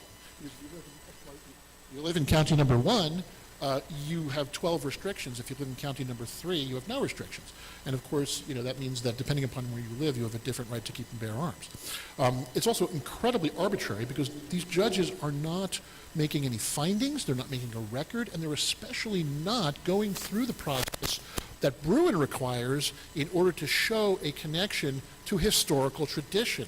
You know, the big thing that came out of Bruin is the idea that you have to, for a law to pass muster in the Second Amendment, it has to have a connection to the historical tradition of the regulation of firearms, or an analogy, a proper analogy. And these judges are not doing anything remotely like that. So it's arbitrary, it's unconstitutional, and it violates equal protection. So it's absolute lunacy. Then we found one of the county prosecutor's offices was calling applicants and asking them to agree to sensitive place restrictions before it went to the judge for consideration. So as part of the ANJRPC permitting strike force, we called them up, had a conversation, they agreed to stop doing it. But there's, and the justification for why they were doing this was, well, the legislature hasn't acted yet. The implication of that, of course, is that, well, as long as the legislature is not acting, we might as well do something and become our own legislature. Legislatures get to act, and legislatures get to not act. And you don't, just because the legislature is choosing not to do something doesn't mean somebody else gets to step in and pretend they're the legislature. Now, as Dave mentioned, there is now legislation making its way through the State Assembly. It could change a great deal. It's got a whole bunch of restrictions. We're keeping tabs on it. Each of these prongs of this attack on sensitive place attack, we're going to be on top of, and so we'll be look for litigation of some sort, maybe multiple prongs, to deal with this as soon as it hits. And we'll see how we'll see how it goes. But that's the lunacy of New Jersey right now.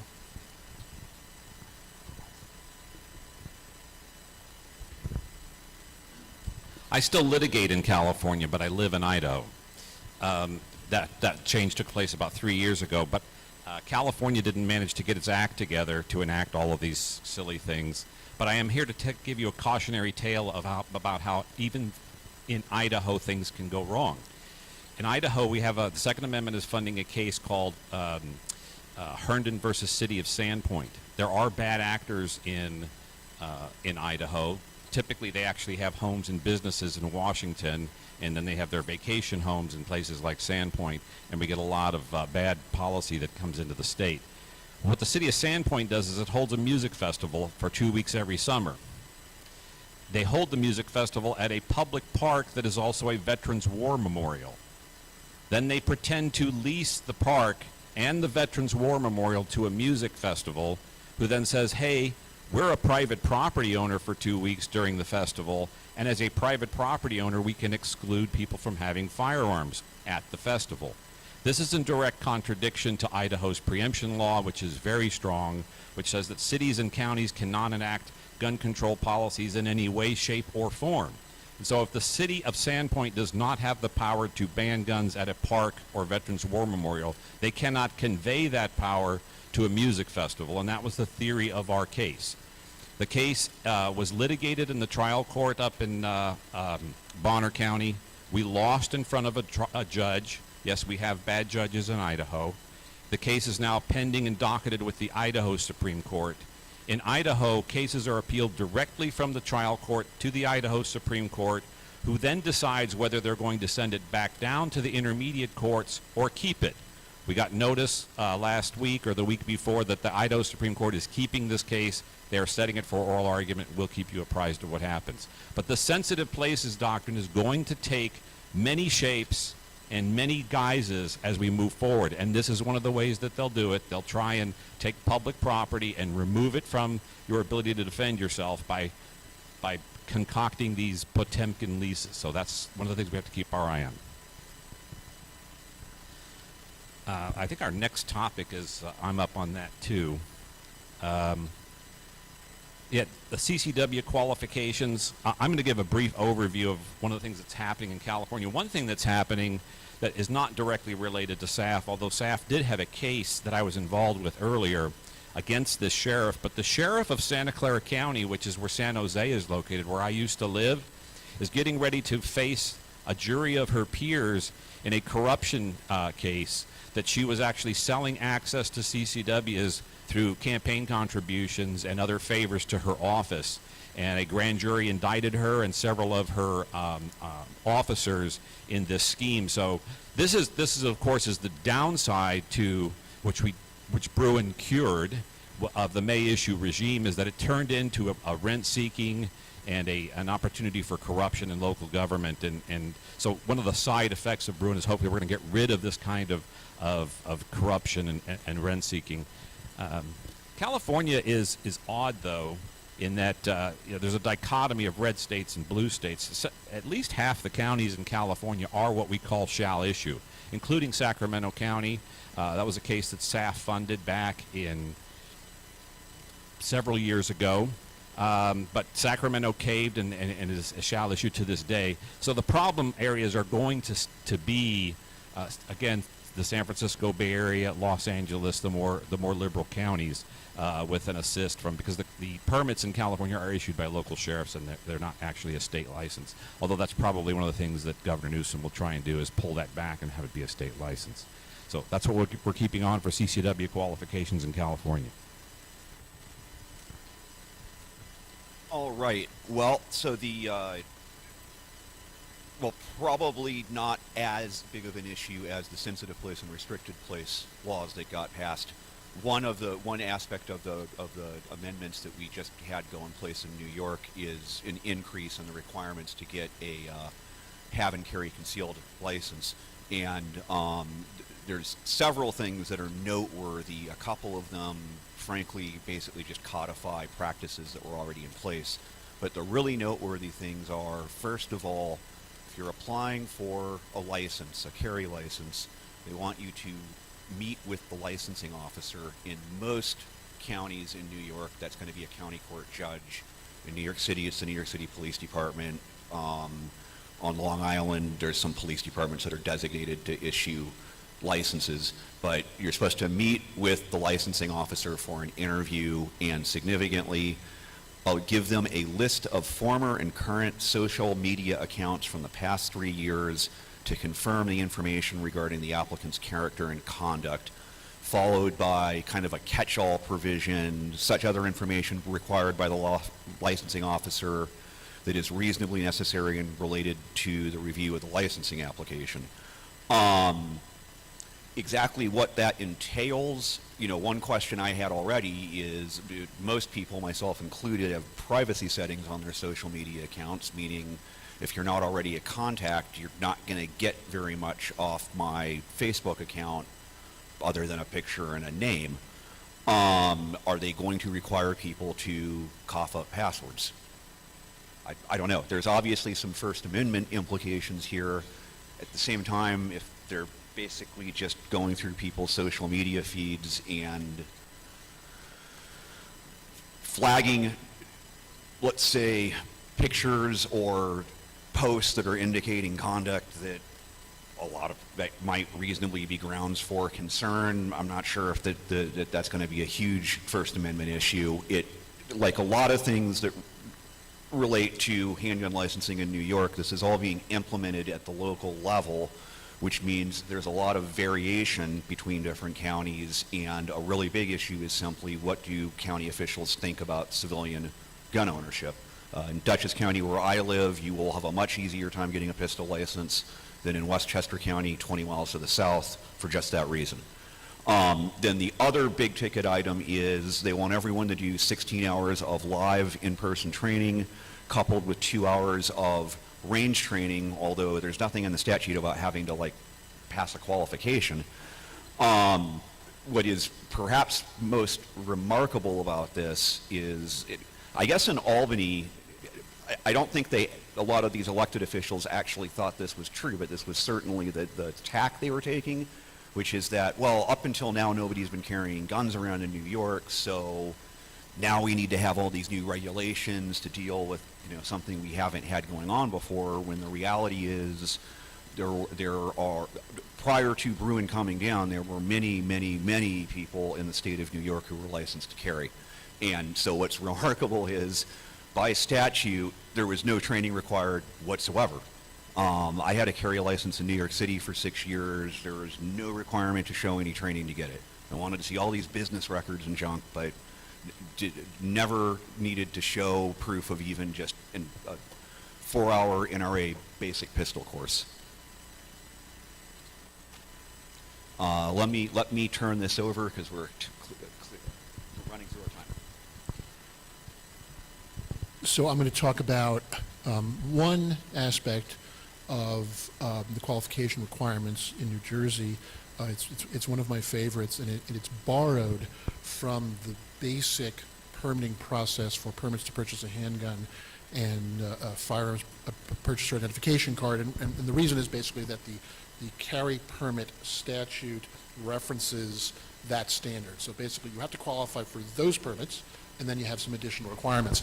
So the permitting statute lists a variety of disqualifying factors like convicted of a felony, an habitual drunkard, drug user, things like that. You know, your standard stuff. And then at the very bottom, there's this really great catch-all category. Not in the interest of the public health, safety, and welfare. Of course, that could mean anything. And this was challenged years ago, and the New Jersey Supreme Court ruled, well, you know, the legislature can't be expected to think of everything to deny you your right to keep and bear arms. So this is kind of just anything else that makes you a bad person, you know. Of course, it's absolutely standardless. There's nothing in the statute or in the case law that tells the courts what this means, how to determine whether this is a disqualifying feature, and nobody has any idea what thing a judge or a police department is going to think is disqualifying. So you have no idea how to conduct yourself to make sure that you keep your right to keep and bear arms, and the judges can just, and the police departments can just make it up as they go along. And so now this has infected, you know, the post-Bruin world, and it sort of goes back to this concept that I mentioned at Governor Murphy's press conference. They're looking for absolutely any way they can undermine the decision. This is their massive resistance period, where they're going to do everything they possibly can to prevent people from exercising their right to bear arms. And this is just an invitation to arbitrary conduct by state authorities. And it's time for this thing to go. And that's on the list. Oh, I get the next topic. So we're sort of back into a more mainstream set of topics. We're going to be talking about assault weapon challenges and magazine limitation challenges. It's more traditional because we've seen this litigation going on, this kind of litigation going on for quite a few years. But of course, it takes on a whole new flavor in the post-Bruin world. And what's really nice about it is we get another bite at the apple here. It is no longer okay for courts to completely disregard these firearms and equipment that are in common use, that is, you know, commonly possessed by law-abiding individuals for lawful purposes. This idea that the Supreme Court has said to us that, you know, you can't ban weapons that are commonly possessed by the law-abiding. So I'm going to talk about just a few cases. So we had a case which is our challenge to New Jersey's magazine law.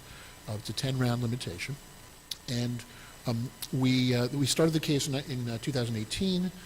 We went on appeal to the Court of Appeals for the Third Circuit, and then we had a petition with the Supreme Court while the Bruin case was pending. So this is one of the cases that was up at the Supreme Court waiting for the Bruin decision.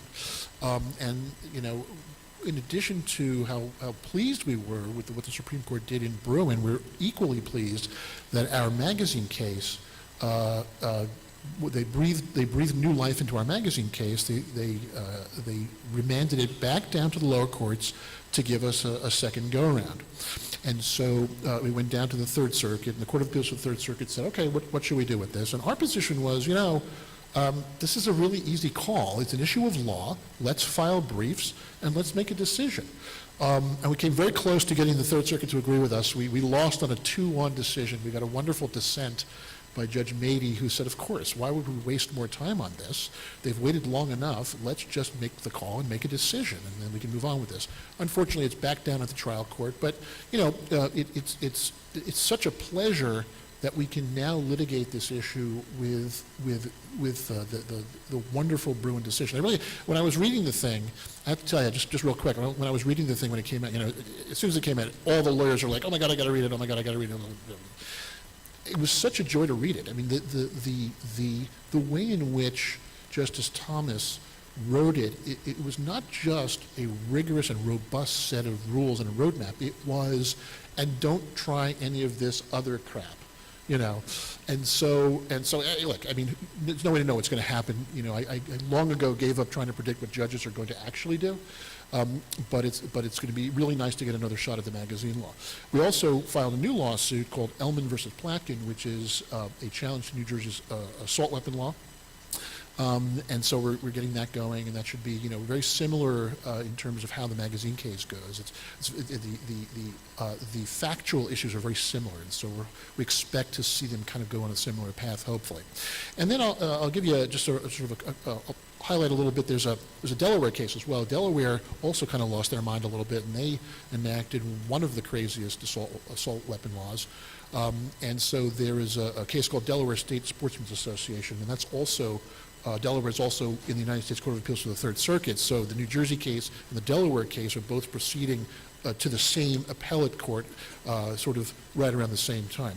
But that's a one-feature law. So one of the things about New Jersey, as crazy as New Jersey is, New Jersey hasn't yet gone from a two-feature law to a one-feature law like California.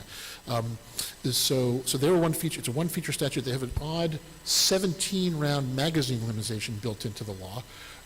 There's no grandfathering of magazines, which is the same as New Jersey.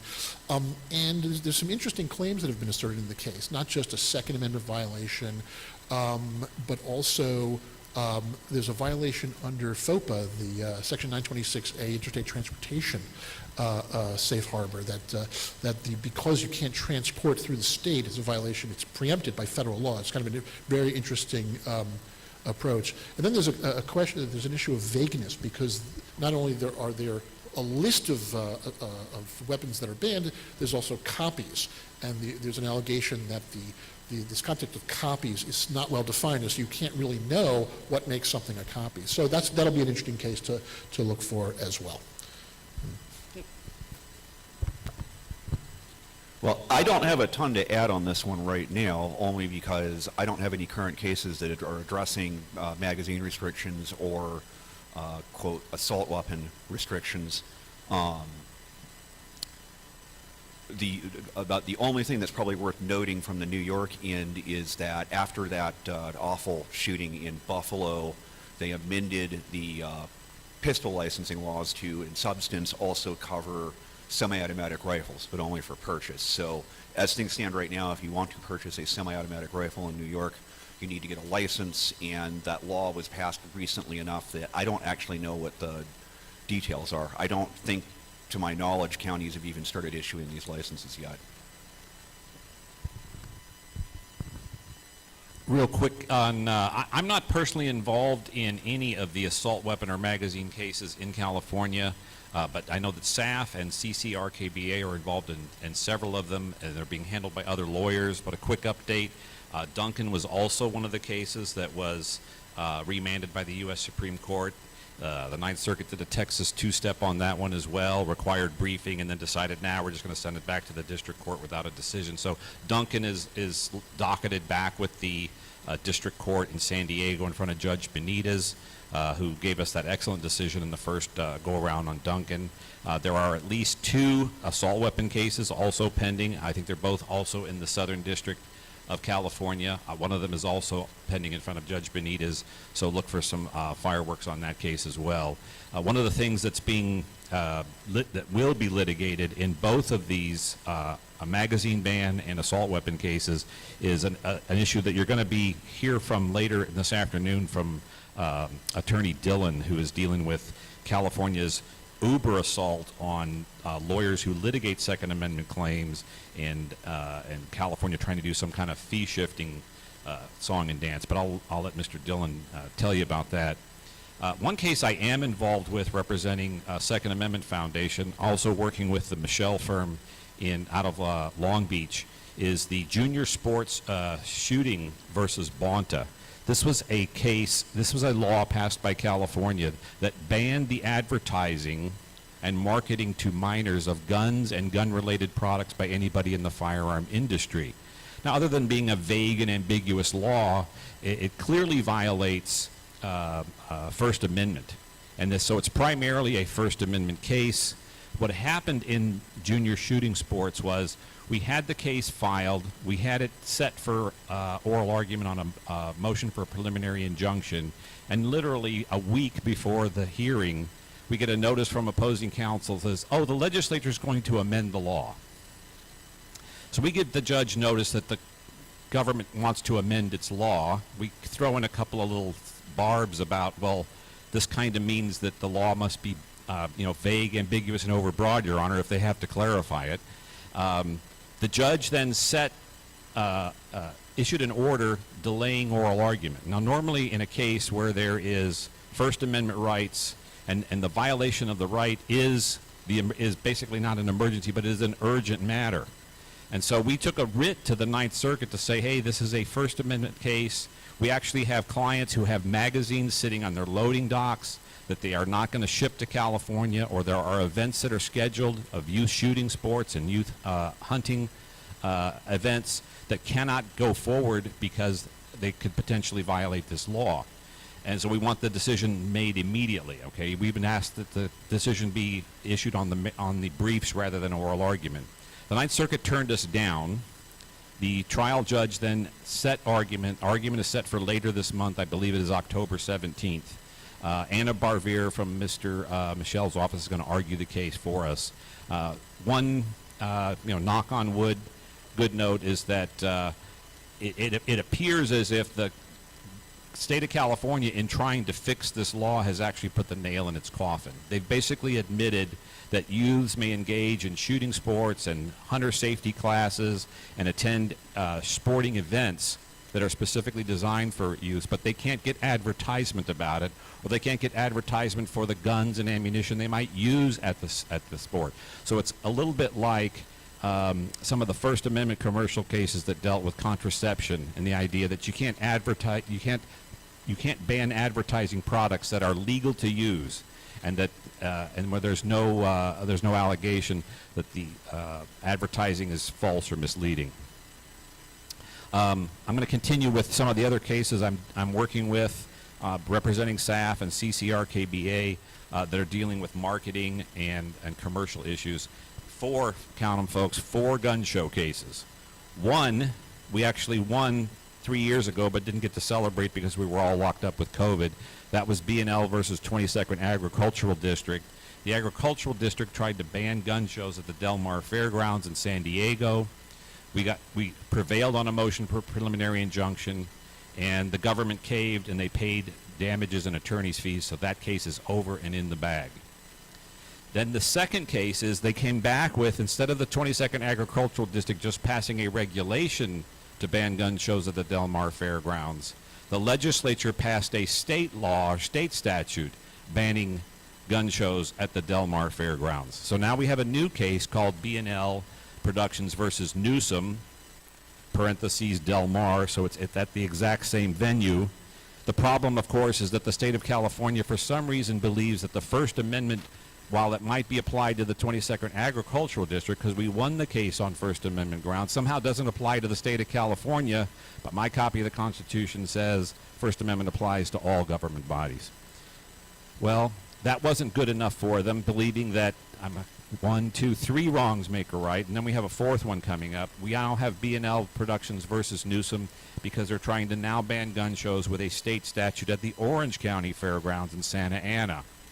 Now, the next phase of the gun show litigation is California just said, look, we're not going to piecemeal this anymore. We're just going to ban gun shows in the state of California. So look forward to that being filed when that law goes into effect. And we got it. Everybody's pulling all oars. I'm working with a great team out of Chuck Michel's office, and we're going to keep gun shows alive in California.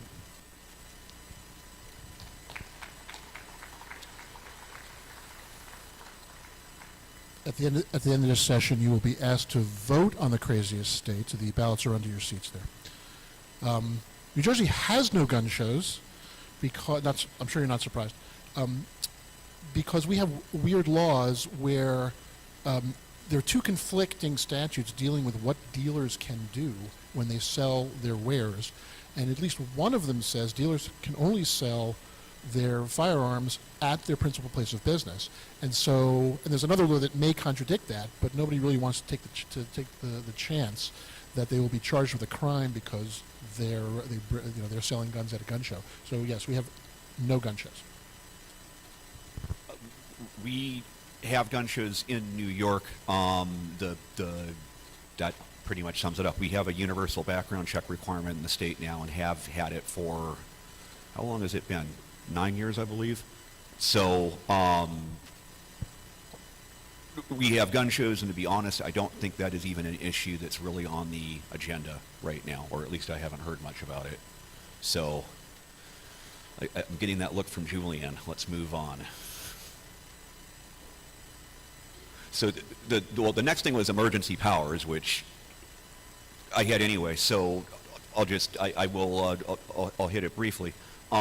During the COVID lockdown, I handled a case for both Second Amendment Foundation and Commonwealth Second Amendment, which is a Massachusetts-based organization that challenged the shutdown of gun stores and gun ranges, and we were able to get a favorable ruling in that case. To my knowledge, it's the only gun shop-related challenge, COVID challenge, that went anywhere. The two things that I think were really critical to getting a good ruling in that case were, first, the fact that there was no legal means, except for a private sale, of acquiring guns in Massachusetts, and no legal means of acquiring ammunition in Massachusetts with gun stores shut down. And the second factor that really helped us out a lot was the governor had released an updated list of COVID, of the essential businesses. I'm sure we all remember the essential services or essential businesses list. And that draft initially included gun stores because they took the federal guidance and copied it, and within minutes they pulled down that release and replaced it with a different one that didn't include gun stores, and they actually tried to pretend like it didn't happen. They deleted it off the website, and fortunately people had screenshotted it. And simultaneously, the Attorney General, as well as I think it was the Speaker of the House, both made social media comments to the effect of thanking the governor for keeping gun shops closed down.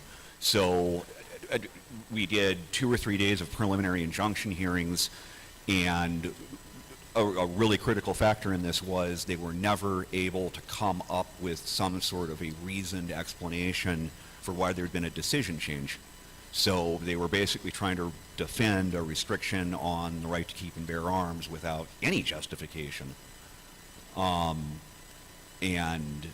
at that, let's move on to our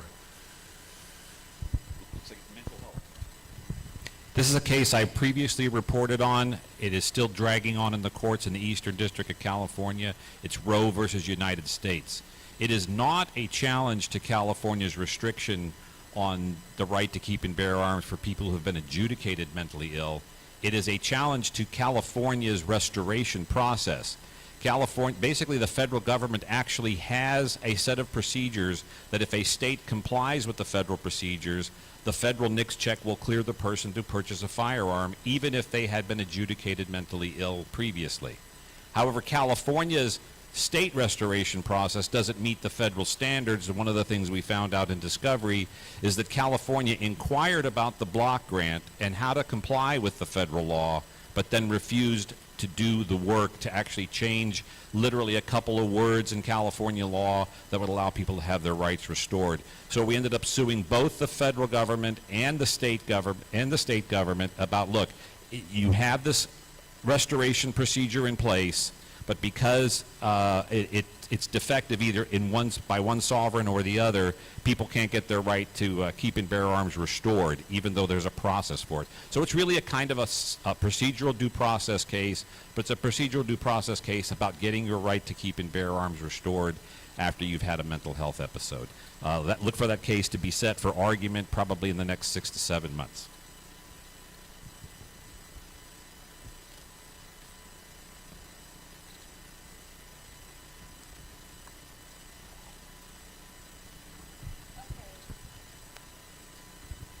round of applause because the attorneys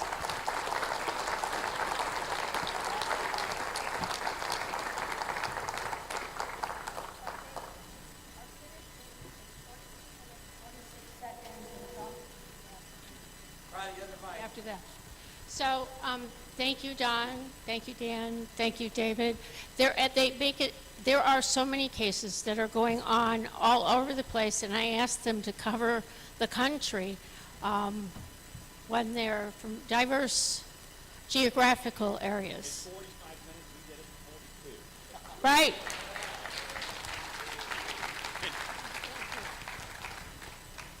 All right. Our next panel should have two people sitting at the table, but they're not there. So the next panel is the intersection of the First and Second Amendment, and this is going to come down to really discussing where Defense Distributed, where the first ghost gun and everything came from, and the many, many years of litigation that Defense Distributed and Second Amendment Foundation have been involved in. So Chad Flores of Beck Rudden and Cody Wilson of Cody Wilson. Take your pick. Okay. Are you guys going to sit down? You want to stand up? I'll stand. Sing. Chad. Maybe we'll walk. I've only got 15 minutes, right? Okay, I'm working. All right, so my name's Cody Wilson. Can you hear me? Yep. Cody Wilson, the director of... What's that? Yeah, all right. Testing.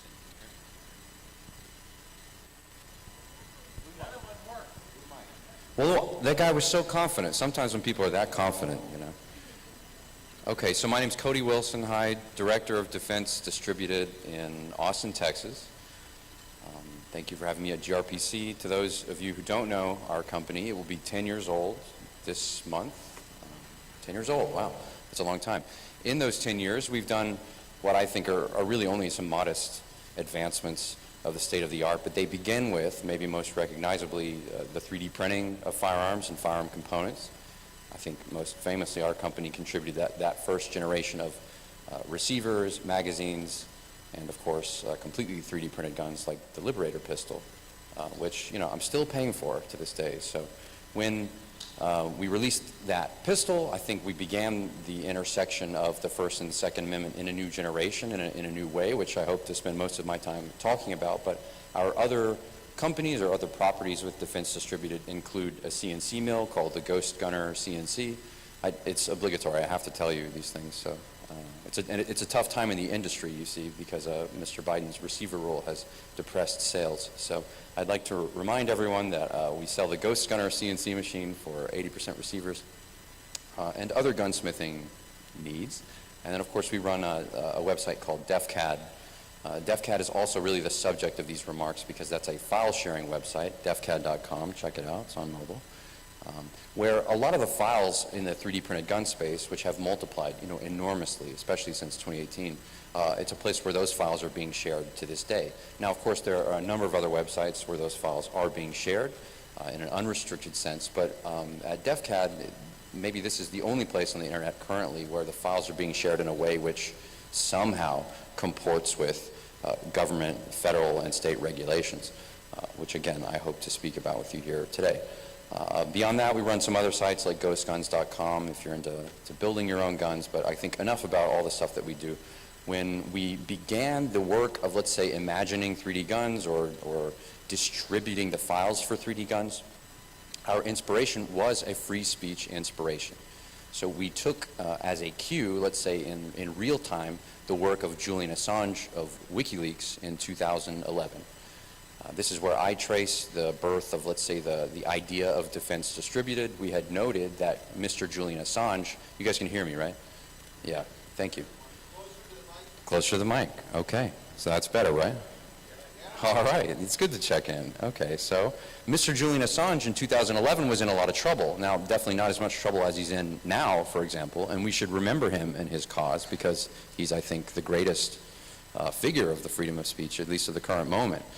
But Mr. Julian Assange had everything in this episode, which was called Cablegate in 2011, everything in that episode included a payments blockade, a kind of attempt to ignore the moment by the media and the powers that be, and he was doing everything and putting the files out in a way that the public could still access them. So all of that was what I imagined doing, but like with guns.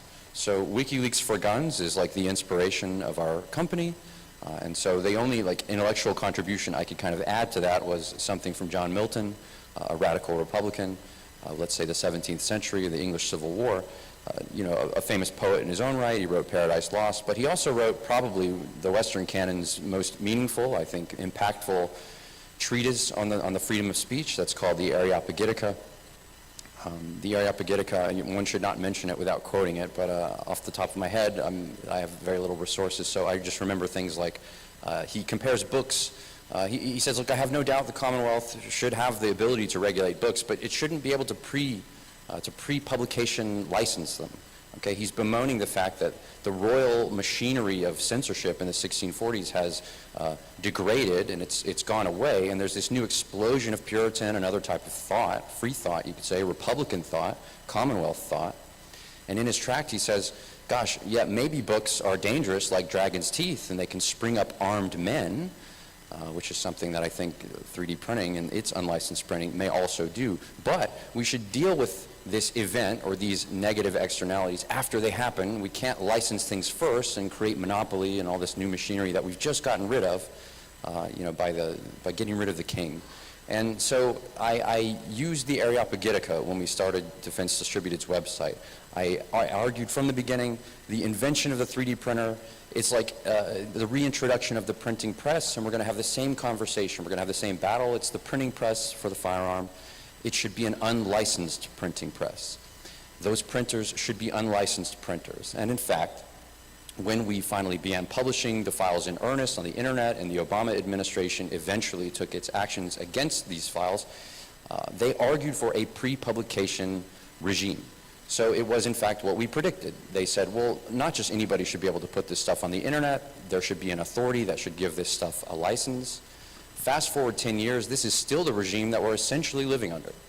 The official line of the federal government, at least, is that none of the files that you may encounter and you may know and have here today, none of those files that you got off the internet were probably legally put there, and therefore they're illegally possessed, they're deemed exports, they violate national security norms of control and security, and basically they're not protected by the First Amendment, they have no legal protection, they're contraband. How far, am I over time already? 6 minutes, I'm halfway. Damn, man, I wanted to cover so much. So, look, the fight that we began with Mr. Alan Gura and the Second Amendment Foundation, who I will always be thankful for, peace be upon Mr. Alan Gura. It was like, there was a comparison to Heller at the time. Our theory was, at least since 2015, Reed versus Town of Gilbert and the Supreme Court's First Amendment doctrine would allow us a decent chance, at least in the Fifth Circuit, at getting treatment of this federal law, which was under the ITAR. The treatment of these files, we could maybe convince a court that this was a content-based restriction of speech, and therefore subject to strict scrutiny. And as we all know, in the gun world, if the laws are subject to strict scrutiny, they don't do so well. So basically we were trying to make the argument that this ITAR publication, pre-publication licensing regime was illegal under the First Amendment. And therefore there was not just that we had to argue that there was a First Amendment value to the speech itself, but that the law restricting the files, saying no matter what, before you publish them, we have to look at them, that law violated the First Amendment, if that makes sense. And again, I was told, look, we can probably knock that out in a couple years, but unfortunately we're still fighting the feds on this question to this day. It's not really evolved much past that point, though the authorities themselves have changed. It's no longer the State Department and the ITAR that we fight, it is the Commerce Department and the EAR. These regimes are virtually the same. Essentially, after the 2018 Export Control Reform Act was passed, this national security justification for censoring the files on the internet has basically been duplicated and transferred to a new authority.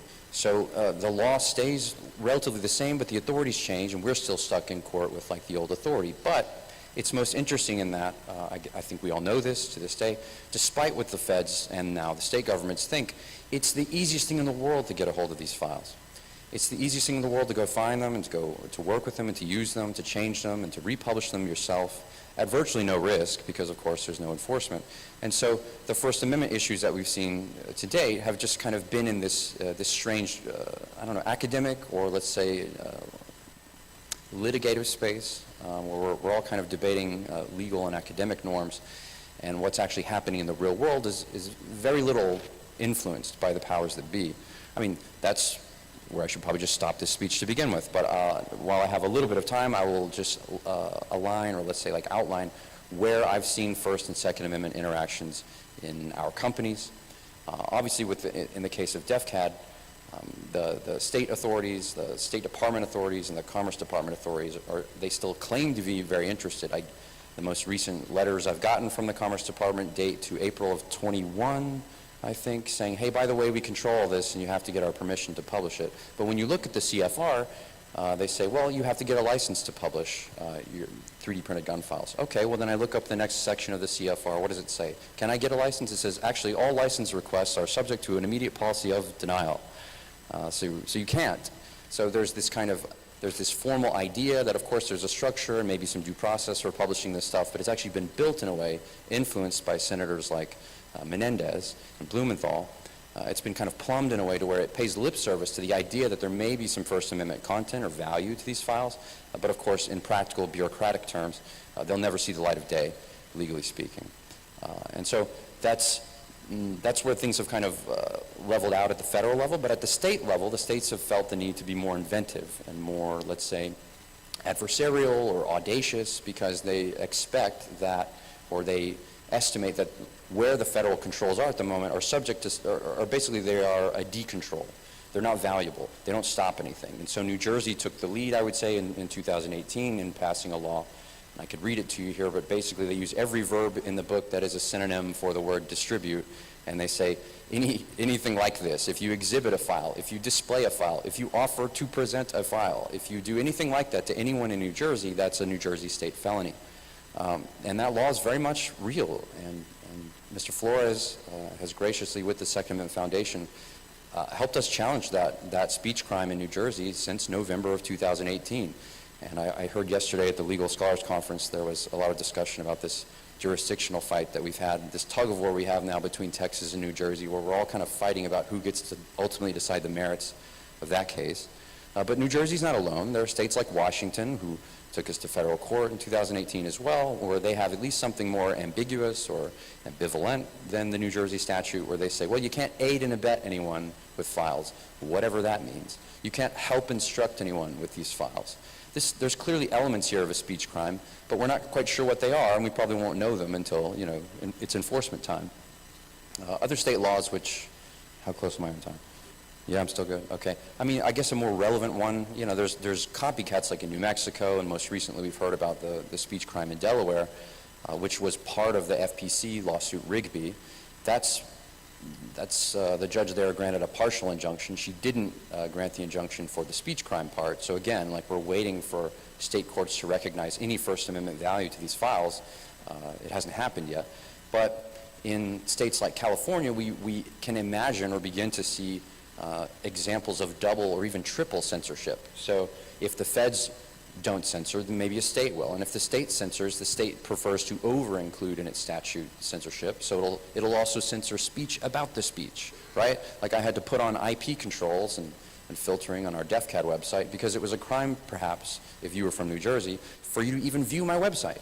So now we're controlling speech about the speech, which is, of course, part of the parade of horribles or the slippery slope and all these classic First Amendment conversations like in Milton's Areopagitica.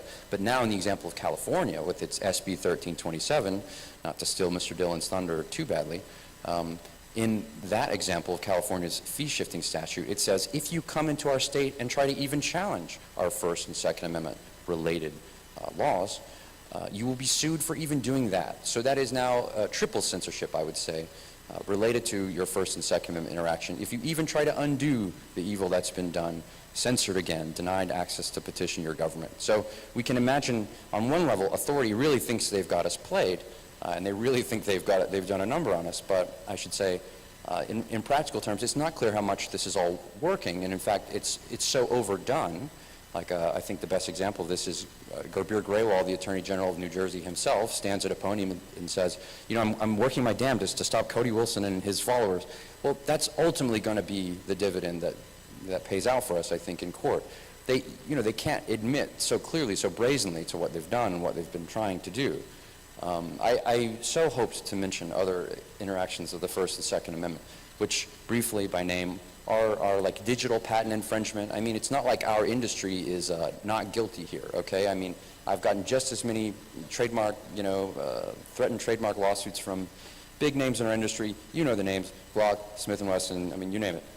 But there's also, let's say, people at the lower end of our industry who now, because of the, the strange poverty that the receiver rule is bringing upon them, they're becoming desperate, and they're looking at our site like DefCat, and they're saying, hey, somebody's got a file up on the site that looks a lot like my patent.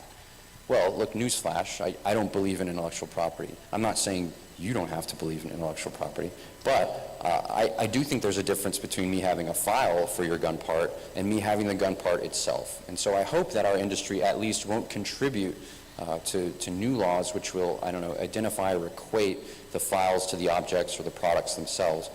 Because I think for First Amendment reasons, it's worth protecting the files independently of whatever they can be used to produce.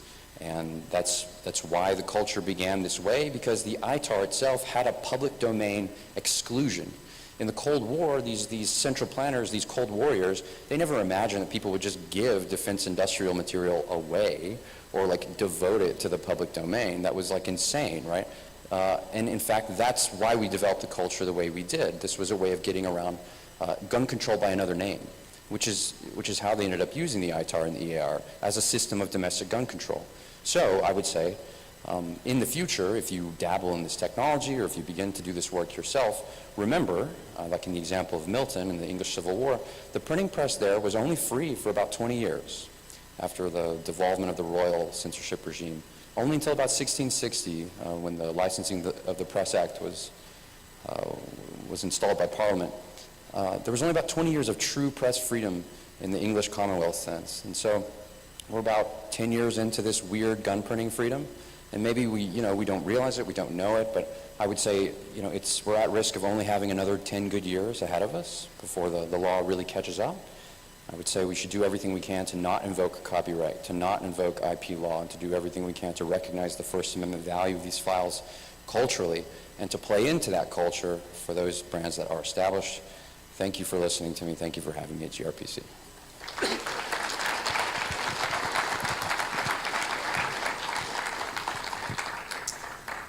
Okay. I'll sit. I'm Chad Flores. I'm a litigator based out of Houston, and I've been working with Cody and Defense Distributed and the Second Amendment Foundation for about 6 years. So I'll tell you who I am, what we're doing, why you should care, and where we're going to go from here. But first, I think I want to retitle the speech. I think this is supposed to be First and Second Amendment intersections, but really this talk should be called How Cody Wilson Learned to Stop Worrying and Love Getting Sued by Every Blue Attorney General in the Nation. I first met Cody 5 or 6 years ago. A law friend of mine at a Cato Institute or a Federalist Society type law thing said, I got a guy with a case, you should go meet this guy. He's got a cool case, it might be your kind of deal. And I said, great, what kind of case is it? And he said, well, it's a First Amendment and a Second Amendment case. And I thought, oh, that's interesting. And I sort of hearkened back to law school days and thought, ooh, First Amendment, great, usually good for plaintiffs. The First Amendment is pretty strong in America. Second Amendment, also great. I've got pretty good momentum there. I have a case with the First Amendment and the Second Amendment. This is going to make things easier. This is going to make things better. I can combine them, and it'll be an amazing experience. Opposite. It turns out that when you try to litigate the First Amendment right to speak about the Second Amendment's objects, about firearms, your whole world goes upside down. That if we had litigated this case about any subject other than guns, the last 5 years of my life would have been dramatically different.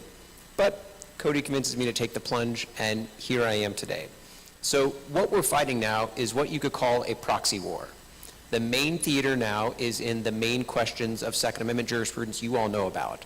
Heller, Chicago, right, Bruin. That's where the main fight is occurring, and we are winning gloriously, and it's great. And this is why the opponents of Second Amendment rights are shifting a lot of their efforts not to the immediately direct attacks on the Second Amendment, but to proxy issues like the speech question and the question of what you can say about the Second Amendment, how to make guns, and how to exercise their rights.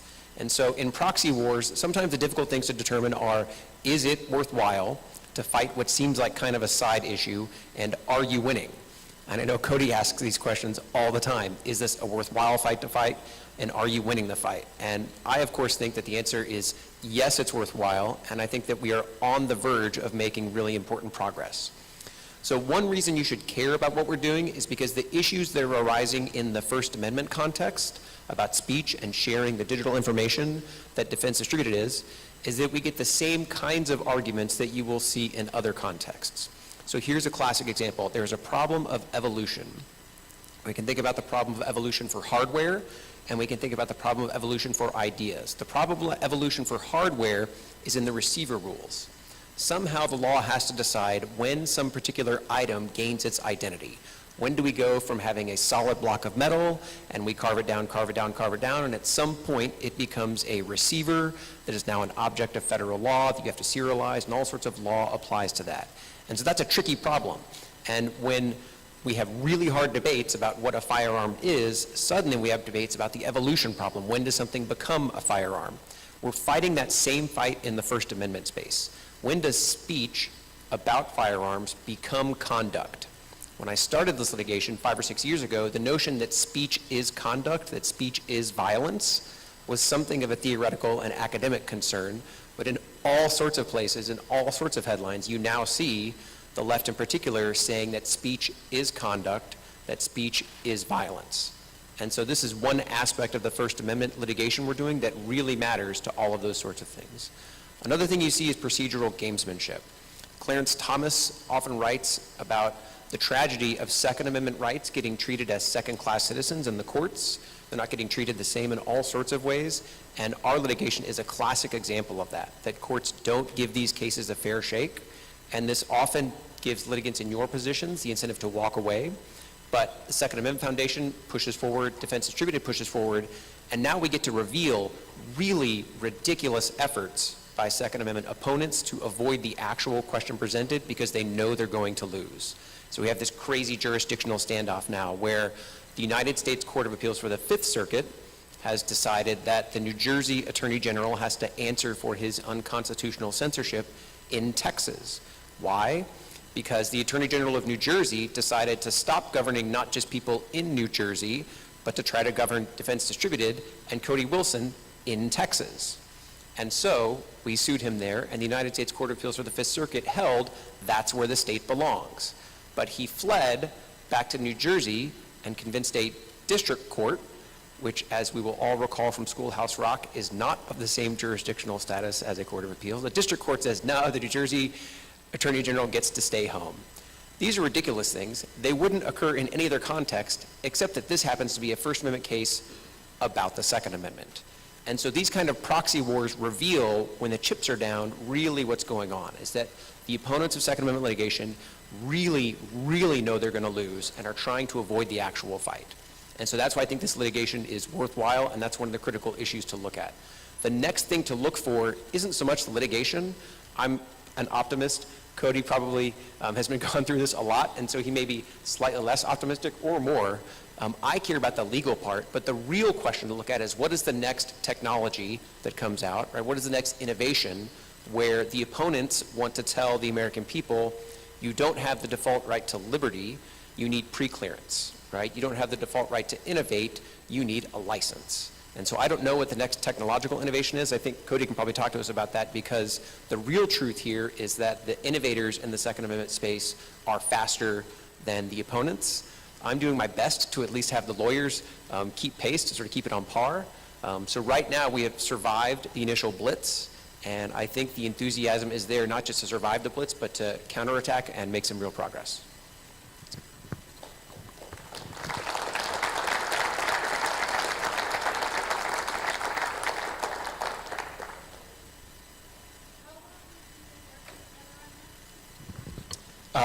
In 2018, we first asked a federal court for a preliminary injunction to give us a ruling about how the litigation should go while we're litigating it.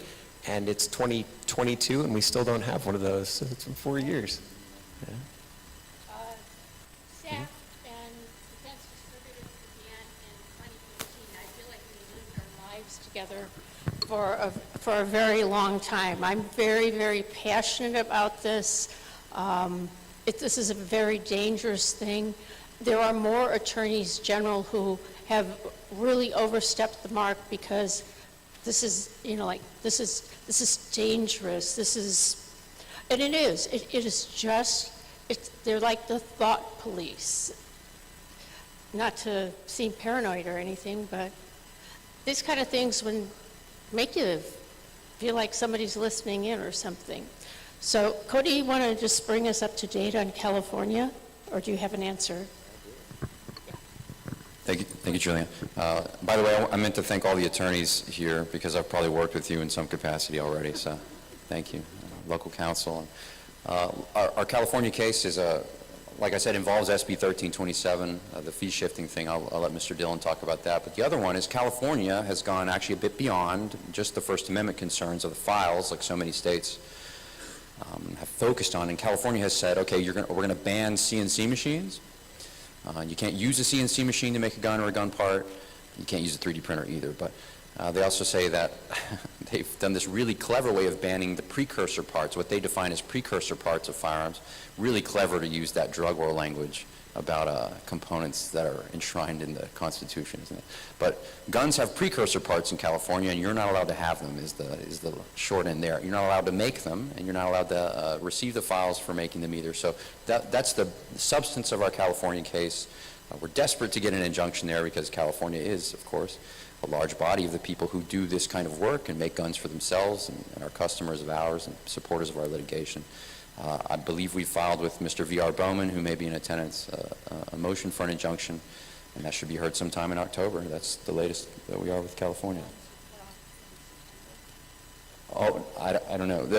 Julian's asking, if you're in California, if you're from California, are you allowed to have these things? Technically, the law says, I think, as of October 1, you can no longer have a CNC machine that can make a gun in California, and you can no longer have a homemade gun or a precursor part for a gun. I'm sorry if you have to go back to California from here, but now that you have that knowledge, but we're doing what we can. But the reason we're jumping in there, too, is because there's something like a Civil War scenario here, and I don't mean to exaggerate this, because maybe Texas started it with this children's heartbeat thing, and this. But California has done a tit for tat where they've said, fine, we're going to pay people bounties to sue Ghost Gun and other companies across the United States who dare to sell their equipment or send their knowledge to California. So just, I don't know, prescriptively, I mean, I have to fight now. The Civil War is already here for me, so I'm letting you know it may be a few years for you, but I mean, I'll be out of business either way, so I have to go on offense in California because you're just so naughty in California. But that's where we are, folks. It's really bad, and it's all about hard power. They don't want you to be able to make this thing. And under Bruin, you would think, well, this is open and shut, right? I mean, there's only a history, as we've learned this morning, there's only a history of people making guns for themselves in this country, and then maybe turning that into a commercial enterprise. There's no history of ever regulating the tools or the making of the guns themselves. And yet California would say, well, come and stop us. And by the way, 1327, if you try and fail, we're going to sue you for it. So that's California. Okay. I'd like to thank Cody and Chad. You guys have done yeoman's special work for freedom. Now we have a break. So if you want to go out and mingle, people can ask you questions. Go. Thank you, Chad.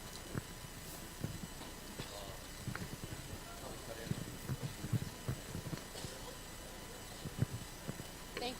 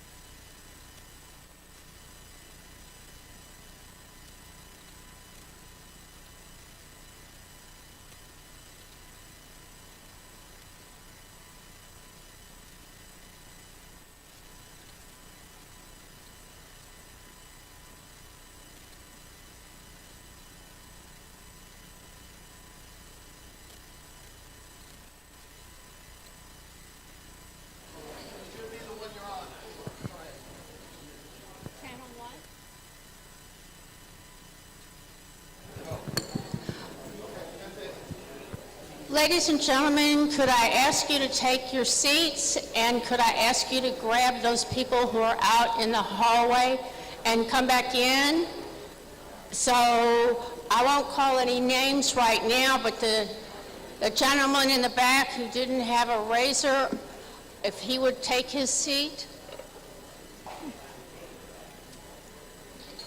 Okay. Everybody, please take your seat.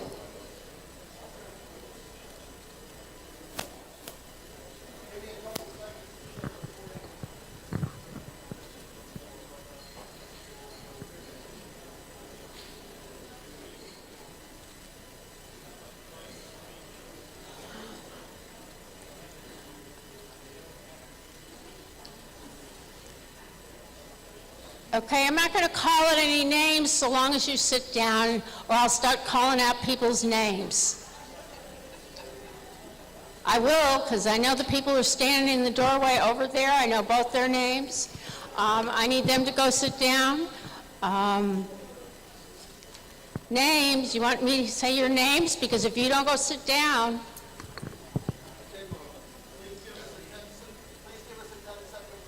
I will when I get those two people in the back of the room to come sit down. Okay, I'll get them later, don't worry. Hey, come on, gentlemen, ladies and gentlemen, please take your seats.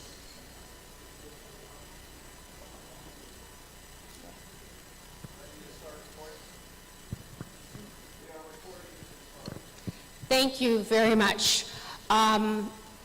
This next topic is going to be about FASTER, which is a project that Jim Irvine set, and it's FASTER Saves Lives. It is a unique program that he has built. It is in some other areas as well, and I will let Jim explain it. Thank you so much, and thank you for the award. Thank you, Julianne.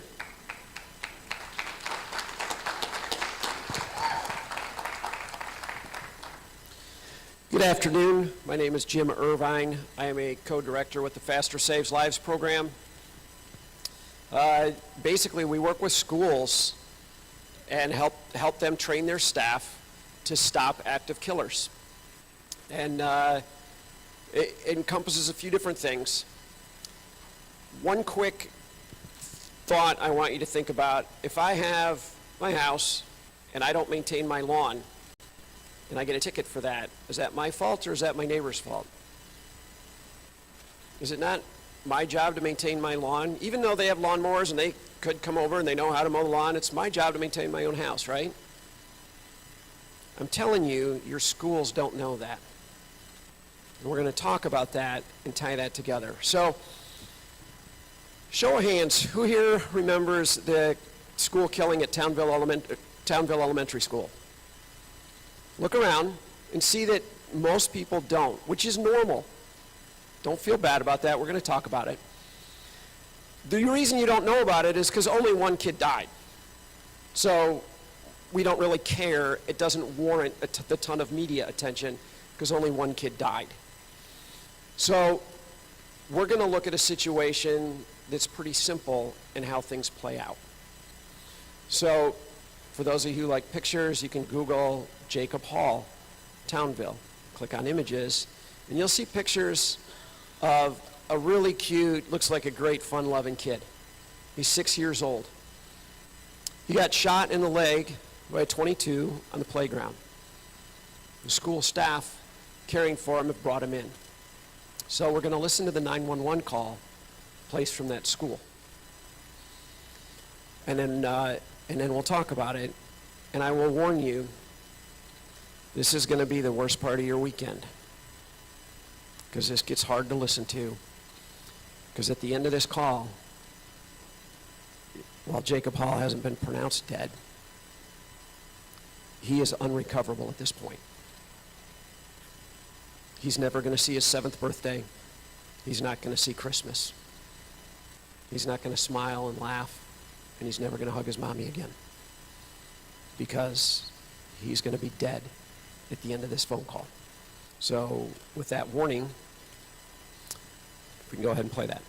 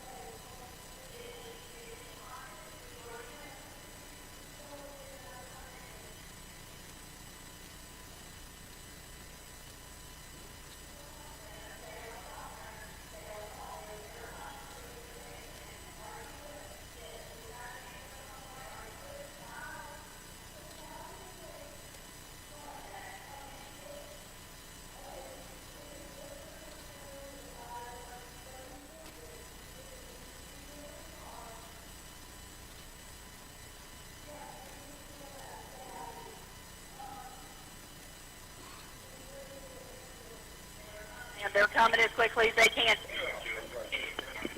Ma'am, somebody's in there doing CPR on the child? Someone is doing CPR right now. And you've got something controlling the bleeding? Somebody is next door that has been hit in the foot. You've got another person that's been hit? We have another first grade child who has been hit in the foot. We're finding out who it is. Is that a child or an adult? It's a child. It's another child that's been hit in the foot. He moved his leg on his own. Is he conscious, ma'am? He's breathing.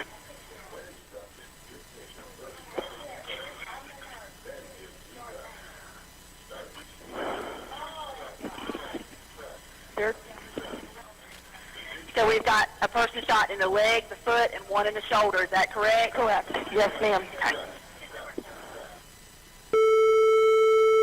That's to transfer the 911 call to our Anderson station. County 911, what's the location of your emergency? Okay, with the transport, Townville Elementary, we have an active shooter. We have a child down. Okay, you said Townville Elementary? That's Black Cat. That's the roundabout back. Okay, you just said this was Townville Elementary? It's Townville Elementary, yes, ma'am. Please hurry! I'm getting them on the way. There's one child that's been shot. He's downstairs. He's downstairs in the hallway. Okay, where's the student at? He's downstairs in the hallway around back. The shooter's outside. I'm thinking he maybe got shot on the playground. I'm not sure. Okay, got the kids in, but there's one kid injured. He's bleeding out. I don't know where he got shot. Okay, is anybody with the student? Yes, there's teachers out there in the hallway, but we're trying to keep all the kids safe in the room.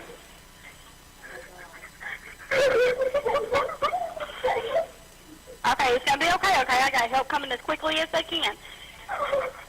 Please hurry.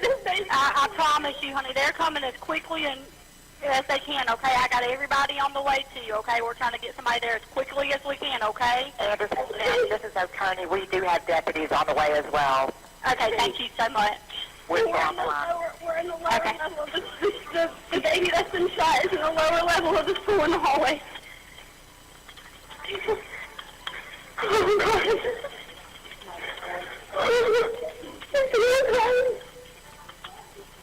Okay, and that's the only child that you know that's been hit, correct? The only one that was hit. Okay, I promise you they're coming as quickly as they can, okay? I'm right here with you, okay? Okay.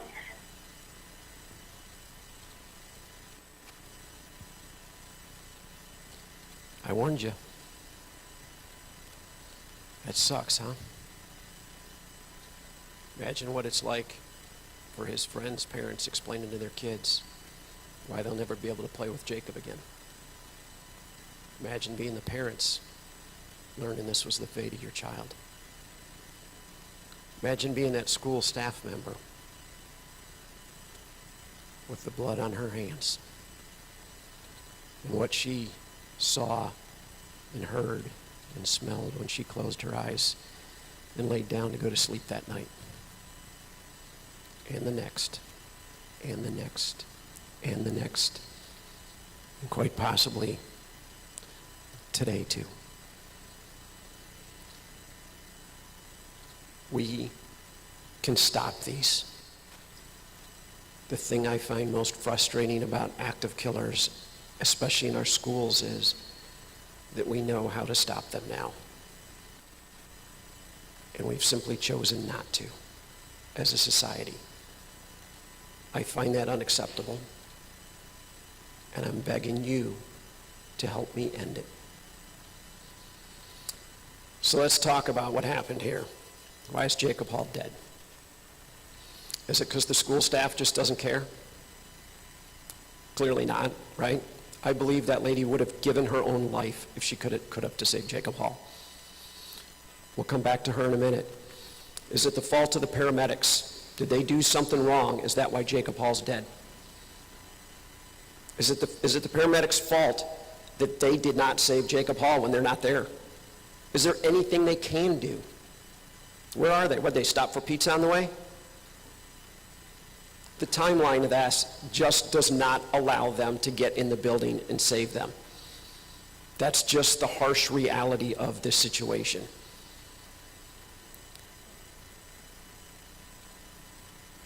That was a long time listening to that, right? That's a 4-minute and 12-second call. And in that amount of time, there just simply is no way to get EMS into that building to save that child. He is going to live or die based on the skills and the tools that the school staff have. That's just the reality. So let's look at the school staff. We know they cared. What were they doing? Yell out. Does anybody remember at the beginning of the call? What are they trying to do? Well, they talked about stopping the bleed, but remember they talked about CPR? They talked about the AED. Do we treat a massive bleeding injury with an AED? Everybody in this room knows that. You know what? I bet you if I'd asked the school staff a week prior to this, they knew the same thing. So why on earth are they putting an AED on this kid? I haven't interviewed her. I'm not inside her head, so I don't know, but I'll tell you what I think. I think the answer is something the vast majority of you actually already know. It's something every one of you trainers has told your students. It's cliche. Somebody said it to me earlier today. Because in a crisis situation, we don't rise to the occasion. We fall to the level of our training. We sink to the level of our training. If there was a fire that day, I'll bet you they'd have got Jacob Hall out. Everybody would have been safe. If he'd have had a peanut allergy or got stung by a bee and had anaphylactic shock, I'll bet you they had EpiPens or epinephrine, and he'd be fine today. There's pretty good evidence that if he was having a heart attack, they had the AED out, they knew where it was, and they knew how to use it, because they had training in that. But that school chose to not spend 3 hours to train several of their staff in trauma. They didn't spend $100 on a trauma kit. Jacob Hall's dead because of that decision. In today's day and age, with what we know, I don't know any other thing to call it than negligence. And I know the attorneys cringe. Man, that's a horrible, awful word. That is like one of the meanest things you can say about somebody. But I just don't know what else to call it. Through our program, I can't even tell you how many lives have been saved with the medical stuff through our program, through our school staff. It's really neat. We know how to do it. We've got a federal Stop the Bleed program. We've got this stuff in our schools because everyone knows you can't, it was discussed earlier today, you got to have an AED because we can't get medical people there in time enough to save someone who has a heart attack. If the heart is stopped, you've got to get it restarted, and we don't have the minutes it takes to get EMS there. That is just the reality. We all get it. Guess what? Bleeding's the same thing. So let's look at this. It takes ballpark several minutes to bleed out and die. Compare that to the time it would take a bullet fired out of my gun to reach the furthest corners of this room or your school. Under a second, right? If we cannot get the paramedics in the building in time enough to stop the bleeding that plays out over several minutes, how insane is it to think law enforcement is going to get there before I kill that next kid? That's insane, folks. It is an absolutely insane notion. And your police chiefs and law enforcement and experts have told your school staff that's how it's going to work. And they don't know any better, so they believe them. It's insane. It cannot happen. Every once in a while, the stars do all line up. Every once in a while, we get lucky. Luck is not a plan. I'm an airline pilot. Every flight I do, I have to sign that I'm responsible for that flight. What that means is the plane, the cargo, my crew, and all of the passengers. There's no asterisk in my thing that says, well, unless an engine fails, there's an electrical problem. If the weather's really bad, it's okay to kill the passengers. Can't do that, right? It's not okay. The schools have a legal and moral obligation to protect the children in their custody. There's no asterisk in that one either. That's why they have fire extinguishers and EpiPens and AEDs. You know what? They need tourniquets. They need compression bandages, and they need chest seals, and they need some people trained how to do it. Failure to do that is negligence. I just don't know what else to call it. They've got to be doing this stuff. So, Albert Einstein said the definition of insanity is doing the same thing and expecting a different result. When we look at law enforcement and active killers, what we see is every time they fail, they have an after-action report, and they look at it and they're like, how can we do better? And they have evolved their practices and procedures and tried to do better as it's gone along. And you know what? They've made a lot of progress. Good for them. When we look at our medical community, they have drastically changed stuff. Everything we were taught about tourniquets is wrong. It's not that now, no longer the last line of defense. It's the first go-to item. It actually sits in my trauma kit above my gloves because I know I may not have enough time to put them on. If the root definition of learning is a change in behavior, how come our educators, our enlightened educators, are the last ones to learn? I don't know. I think because they haven't talked. They're not bad people, folks. So they have got to evolve on this stuff. They have got to change. Our teachers our school staff that I'm calling negligent, it's not the school staff. It's the job of the administration to train them. It's the superintendent and the school board. That's where the authority lies. They haven't done their job training their people. So we talk to them, and they go, Jim, relax, man. We live in a really nice community. We don't even really hardly have much crime, but even so, we're really safe because our police are really good, and we've talked to them. We've got a lock on every classroom door. We do a single point entry. The door actually automatically locks in the morning when school starts, so we couldn't even forget it if we tried to. And then there's a camera out front, and there's a buzzer on it, and you've got to buzz into the secretary, and she's got to approve it for you to get into the school. We've done all of this stuff. And we go, so you want about 6 of your staff to get murdered, and then an entire classroom of students to get slaughtered. That's what you're going for. What do you mean? How could you say something so horrible? Well, you copied everything Sandy Hook did. You must be looking for that result, right? Heck, you put it in policy. That is your plan. That is your school emergency response plan, and you wrote it down. You planned to copy failure. But they've never looked at it that way. Folks, the people who tell your schools these lies, the school staff who haven't done it, they are not bad people. They are not evil people who have sat around and thought about a way to help the bad guy come kill your children. They're not. They're good people. They're good, caring people, and they have a lot of really cool skills, and they do a ton of stuff for your community.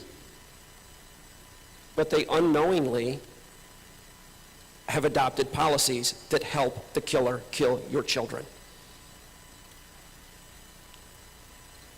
As an airline pilot, I don't get based on how good I wish I flew the flight.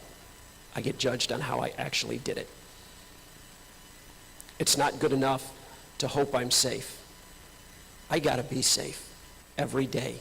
And our children, our schools need to do that, and they need to take that obligation seriously. So, why, in a nutshell, FASTER, it's an acronym. It's Faculty Administrator, Safety Training, and Emergency Response. Is that not what Jacob needed? He needed the faculty administrators to have some safety training and then a response to save him.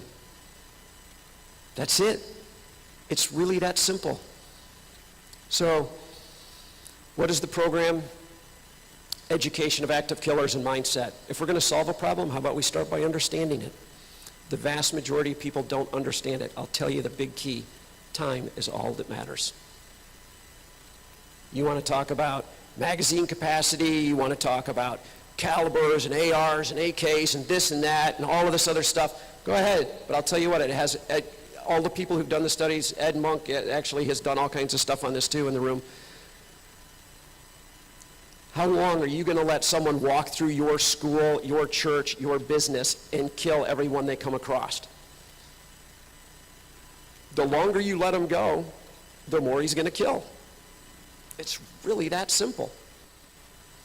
So, why are schools? So the training is the mindset, the shooting, not just shooting on a range, but dealing with a building, dealing with crowds, dealing with how you sort through the mess, how you make the decisions on shoot and no shoot, because most of the times there's a gun in a school, it's not an active killer. Just because there's a gun there doesn't mean anybody needs shooting. It's really no different than Walmart or anywhere else you go, right? And we do force-on-force training. Force-on-force, for those who don't know, it is not a firearm, fires a non-lethal round. And instead of shooting at a paper target, you're shooting at a human being, somebody like me who's your role player today. And guess what? The role player gets to shoot back. Why do we do this? Because by the time we get to that, we've trained you. And if you make a mistake, it should hurt. And it's going to. Pain is an awesome teaching tool when used appropriately.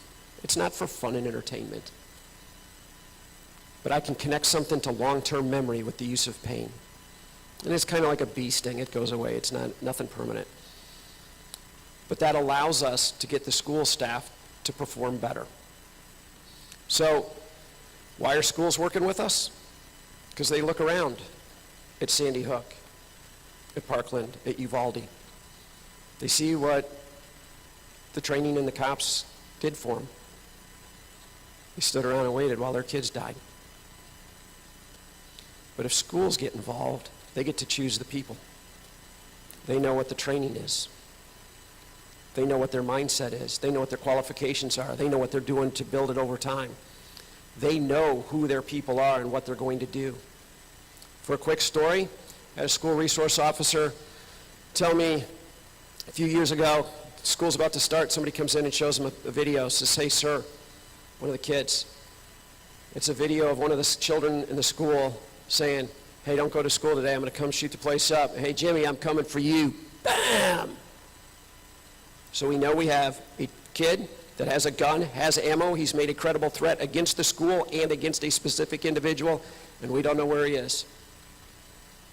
What the SRO told me was, "Jim, I cannot explain to you. Think about this situation in your school. Think about what your school staff, your administrators, and if you got an SRO, what they would feel like in this situation." And here's what he told me. He goes, "Jim," he goes, "I can't thank you enough because we didn't know where he was or what door he was coming in or what his plan was, but I can't tell you the feeling of calmness we had. Because when I went through your training, I learned that I didn't understand the events and I couldn't protect the building. But I went home to my sheriff and we trained up, we put together a class, and because you guys came up and we trained every school in our county, that I knew that day, it didn't matter what his plan is, doesn't matter what door he was coming in, I knew we had a trained, armed staff member at all our key places, and we knew that there wasn't going to be an act of killing in our school that day because we knew we had the ability to stop him." That's what we have for you folks. That's what we want to get to your schools. So I got 4 takeaway points for you, your homework. Number 1, check on your state law. Does it allow your schools to authorize staff to carry? If not, get busy on it because it takes a long time. It's a hard process. We'll help you through it. The information just updated on our website, fastersaveslives.org. Next, find some school administrators, some school board members, some decision makers, identify who the right ones are, and identify some friends to go with you on this message, and that we can have a discussion. 3 is, go have the discussion. Start with general safety. Go into the medical stuff. And then you can get to the gun stuff. And 4, your goal is, get a school or schools or churches, even a business, and come up with about 20 people.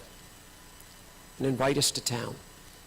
And we will come in and we'll train not just your school staff, but your local law enforcement and their trainers so that they know what we're doing, because I'm telling you, this isn't the training that most law enforcement officers have had. We want them to have this training too so that they can give it to the other law enforcement, and we want them to know what we don't do so that they can fill in those holes, because we want that relationship. That is where your safety comes. It's not from our class. It's a change of mindset that we are going to be safe going forward. I will leave you with the Russian Spetsnaz sayings, they're special forces. If not me, then who? If not now, then when?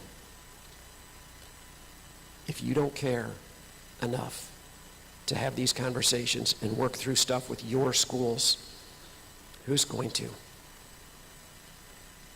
And if you don't think enough kids have been killed yet, that it's time, how many more kids does it take? Anything I can do to help you, let me know. Got the faster group over here. We've got information. You can have my cell phone number. You can call me 24/7. I am tired of our kids dying in schools, and we're going to end it with your help. Thank you very much. Have a great weekend.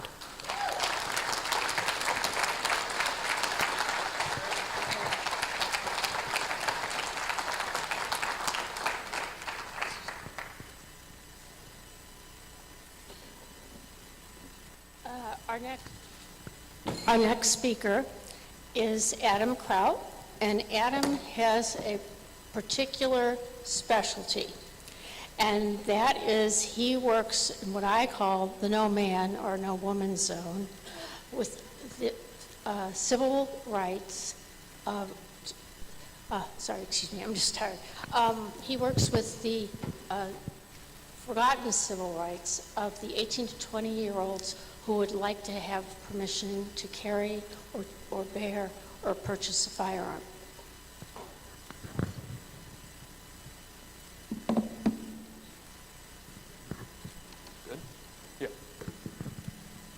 Well, good afternoon, everyone. My name is Adam Kraut, for those of you that don't know me. I'd like to thank the Citizens Committee for the Right to Keep and Bear Arms and the Second Amendment Foundation for allowing me to hold you captive for about 15 minutes while I talk to you about 18 to 20-year-olds and firearms rights. By the time my 15 minutes are up, I am hoping to give you a brief overview of the Supreme Court and what it said, a little bit of the relevant history about the subset of individuals in this age bracket, and the current legal landscape regarding these challenges. So let's get started. Text of the Second Amendment. As you know, it states a well-regulated militia being necessary to the security of a free state, the right of the people to keep and bear arms shall not be infringed. Seems simple enough, right?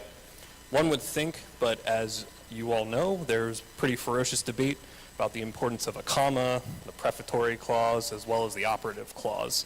Well, that's been settled. Anybody recognize that man? For those of you who don't, that's Dick Heller.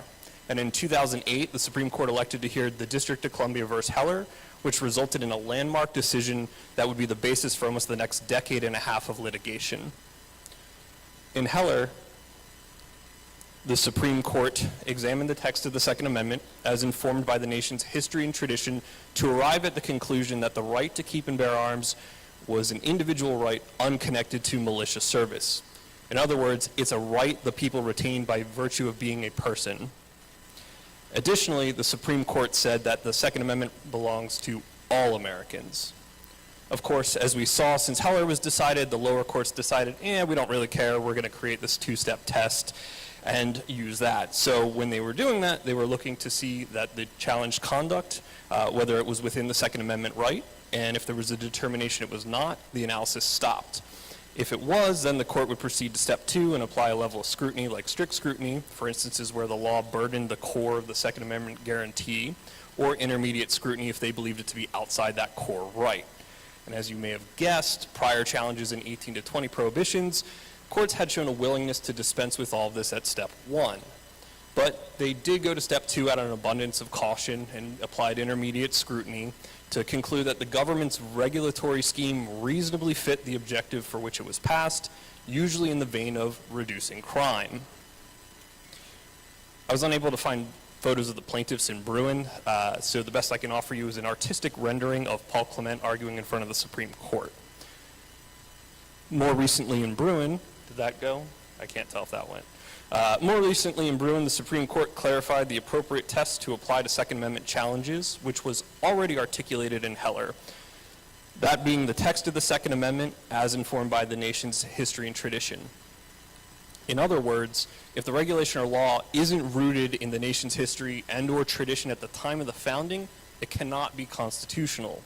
And as you've heard today, the Supreme Court has also said that any historical support for the restriction doesn't have to be an identical twin, but just merely an analog. And lastly, it's the government's burden to show that one exists.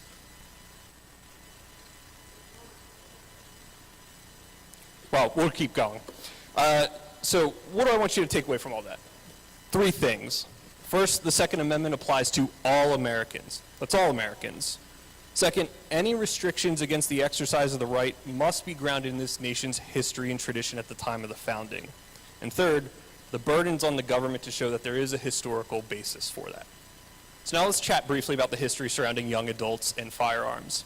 As I just said, the history that informs all this comes at the time period of the founding. And at the founding, there were a number of laws and writings which support the notion that young adults have the same Second Amendment rights as those who are over the age of 21. I'm going to do my best to hit a few quick high notes on this, but if you really want to learn more about it, there was a law review article published by David Kopel and Joseph Greenlee, who you heard from this morning, and you'll hear from Dave later. It was in 2019 in the Southern Illinois University Law Journal. It's called The Second Amendment Rights of Young Adults, and it does an incredible job of canvassing the history to determine the lay of the land. There's a QR code potentially on the screens for you to scan if you're interested. But here's the abridged version. First, in the 17th and 18th centuries, there were over 250 colonial and founding era militia statutes that mandated persons 18 to 20 acquire and keep arms to serve the militia or to protect their communities. There was also a number of statutes unrelated to militia service that required the same individuals to keep and carry arms.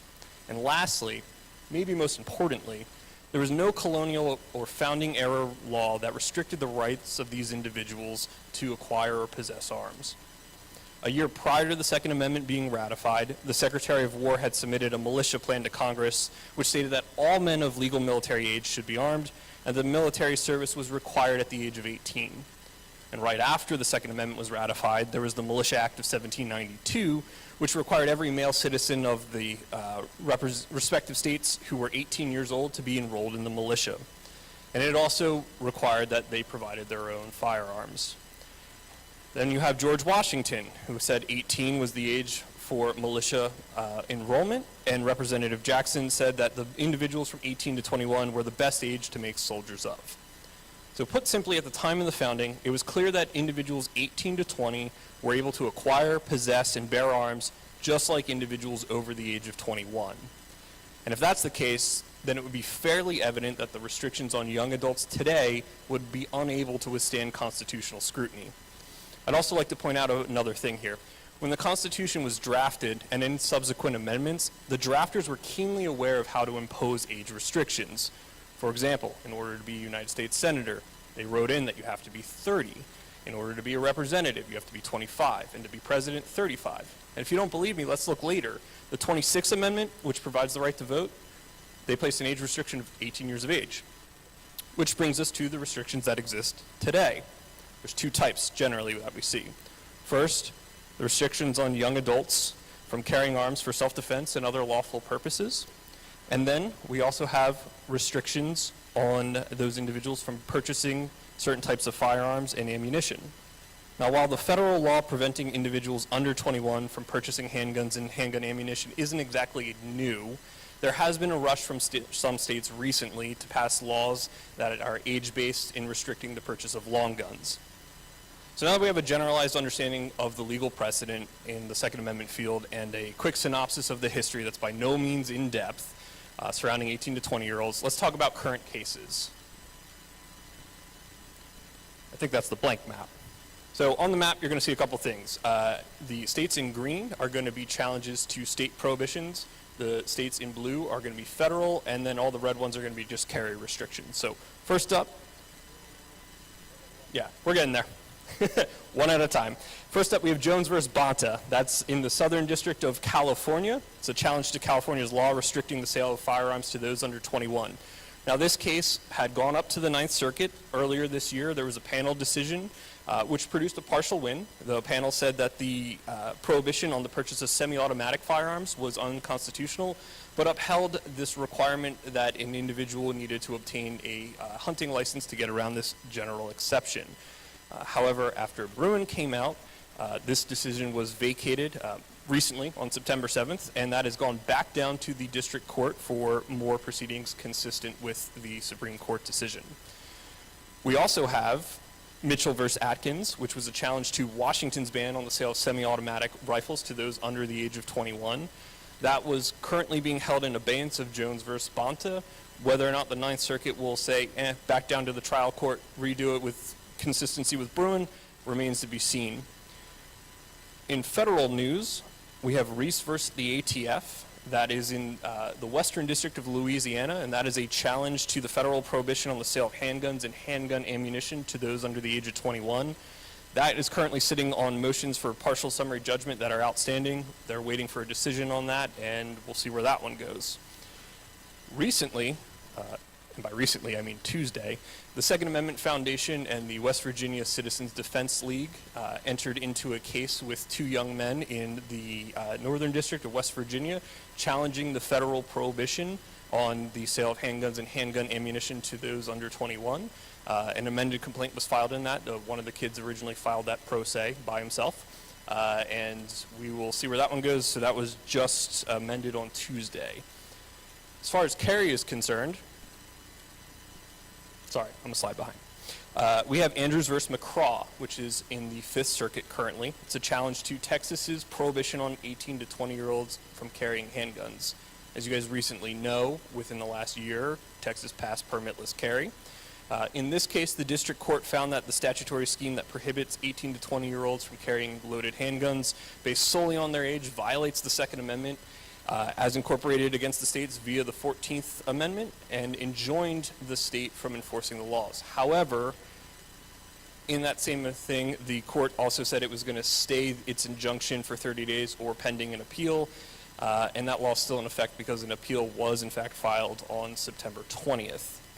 We also have Worth v. Harrington, which is in the 8th Circuit. It's a challenge to Minnesota's 18 to 20-year-old ban from carrying firearms.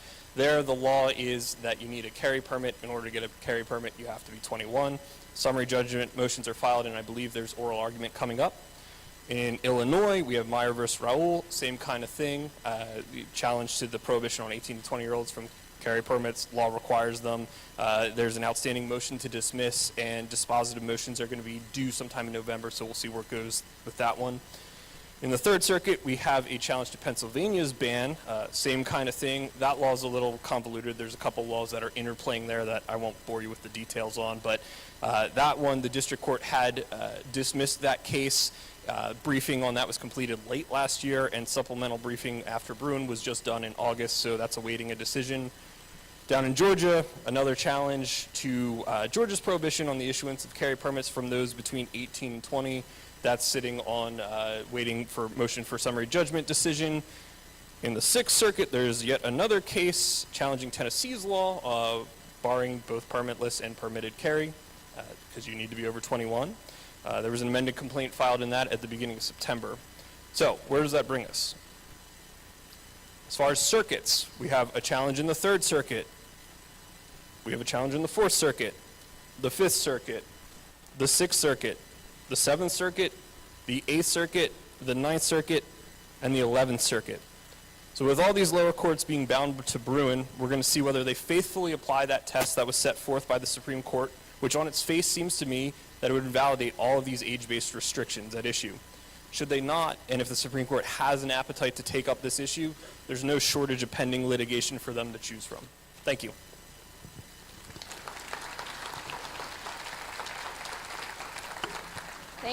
Thank you, Adam. Thank you so much.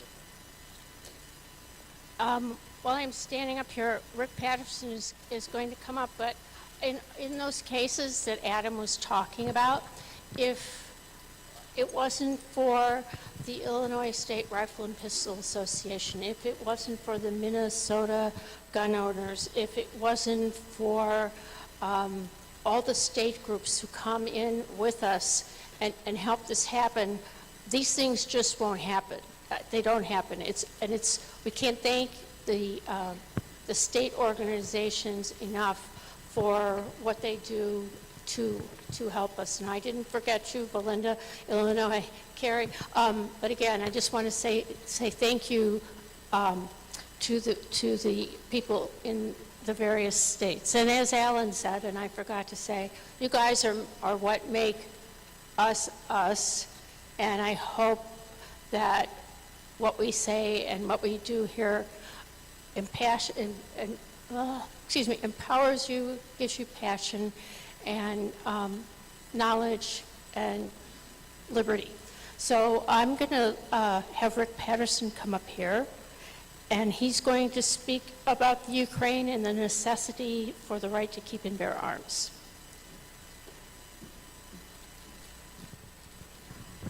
Thank you. Good afternoon, ladies and gentlemen, and what an amazing day. Great to be here in person, and I'm here in a kind of new capacity as well with some responsibilities at Second Amendment Foundation, which I'm so incredibly proud to be a part of and play a small role. Everything Jim Irvine said at lunch about Second Amendment and Julianne and Alan was just so spot on. All I can do is underscore, highlight, exclamation point, and also add that I've had the incredible good fortune to call Alan and Julianne friends for many, many years, and they are some of the finest people that you could ever meet. Of course, with a role in corporate development, I would be remiss in not thanking the corporate sponsors. Everything we do is so important, but so much just comes down to money, and they've put their money up to help us do everything that we are doing. And North American Arms, Brownells, Car Arms, Silencer Shop, Luth AR, X Insurance, Daniel Defense, Guns.com, Dillon, Ammo.com, and last but not least, and so incredibly important, Sig Sauer, and we had Bobby Cox up here earlier. We had to create a whole new level of donations because of the commitment that they've made. These are all companies that are putting their money where their mouth is and helping you out and giving us the financial resources that we need to succeed. And hey, buy their products. Very important. Send them a letter. Send them a note through their website and just say thank you. They keep track of that. That makes a difference. And again, I can't thank Sig enough, and Sig Sauer, very progressive company. You look at all the great things that they've done for firearms manufacturing and for the right to keep and bear arms. I use the word progressive in its real definition. Not the amended definition that the socialists use to hide who they really are. But I also like to thank each and every one of you because you're on the front lines. You're making it happen. What you do is what makes the difference.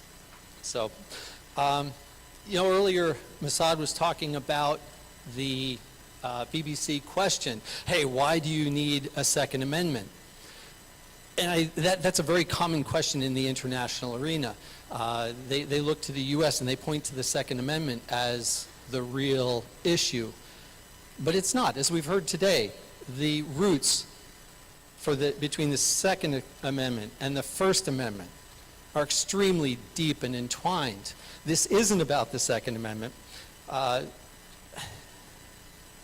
Americans are different. And to understand that difference and the idea of individual liberty and freedom, which is really what this is all about, let's look beyond and into the past. As her speaker earlier this morning was talking about the importance, and let's look at the world before there was an American colony. And you had a world that was controlled by kings, shoguns, chieftains, authority figures that if you defied the authority as an individual, you had a problem. If you had that burning ember, that desire inside for individual liberty and freedom, you had a lot of cold water thrown on that if you didn't have your head chopped off, literally. And so whether it was Darwinism or re-education, people learn very fast. You don't let that ember burn too bright. But there were some people that did. That ember started to glow, and they escaped to a new world before they got beheaded or re-educated, and they allowed that ember to glow bright, and they fanned it into a flame. And the authority came down and tried to kill that flame, and they lost. And we built a bonfire. We built a bonfire that is a beacon to everyone in the world that desires liberty and freedom. It takes a long time to make that kind of change. And we're starting to see some of that change throughout the world. I can tell you 20 years ago when I first started with the World Forum of Shooting Activities and was first elected to the executive committee, a lot of European organizations are members, and you could not even say the words self-defense or self-protection in a meeting. Wouldn't even talk about it. But events happen, and people start to get it, and they start to see that beacon, and it starts to generate a little bit. In Europe, you had a migrant crisis that brought a crime wave. And people started realizing, wait a second, the authorities not all that. They can't protect me. You could not buy pepper spray or mace anywhere in Europe if it was available for sale because it was sold out. And they started to get the idea, hey, maybe there's something to this, and we need to protect ourselves, and we need to embrace that individual responsibility that comes with liberties and freedoms. And as a result of that, you can start to get progress. And then another thing happened in Europe very recently that we are all so very well aware of. Russia invaded Ukraine. And all of a sudden, Ukraine, which had a 2% firearms ownership rate, realized that the gun behind every blade of grass probably is a pretty good idea. And now you've got a whole bunch of other former Eastern Bloc countries that are looking at that and saying, yeah, this is getting to be a really good idea. And even the Europeans, the Western Europeans, are realizing that there's an issue here. And so we're seeing some change. We're not there yet. In the WFSA, at the March meetings at EWA, the Fair Trade Association, Firearms and Ammunition Import-Export Roundtable made a motion to draft a resolution, just draft to circulate to the Executive Committee for review and approval, that recognizes the Ukrainian people's right to own arms to protect Ukraine. It wasn't even into the self-defense arena. This is more into, Charter Article 51 of the UN Charter, defense of the homeland kind of thing. It failed by two votes. The amazing part to me is where two of the votes came from, the no votes. The NRA and the NSSF. And I'm still baffled by that one. And I'm sure they thought they were being clever, and there were a lot of European organizations that were, yeah, heck yes, we need this, this is great, let's push this in the right direction. And there were some that were still hanging on to, hey, I'm a hunting organization, guns are about hunting and target shooting, and maybe they were afraid of upsetting them. I don't know, but that resolution failed, and we missed that opportunity to push the ball a little bit further forward.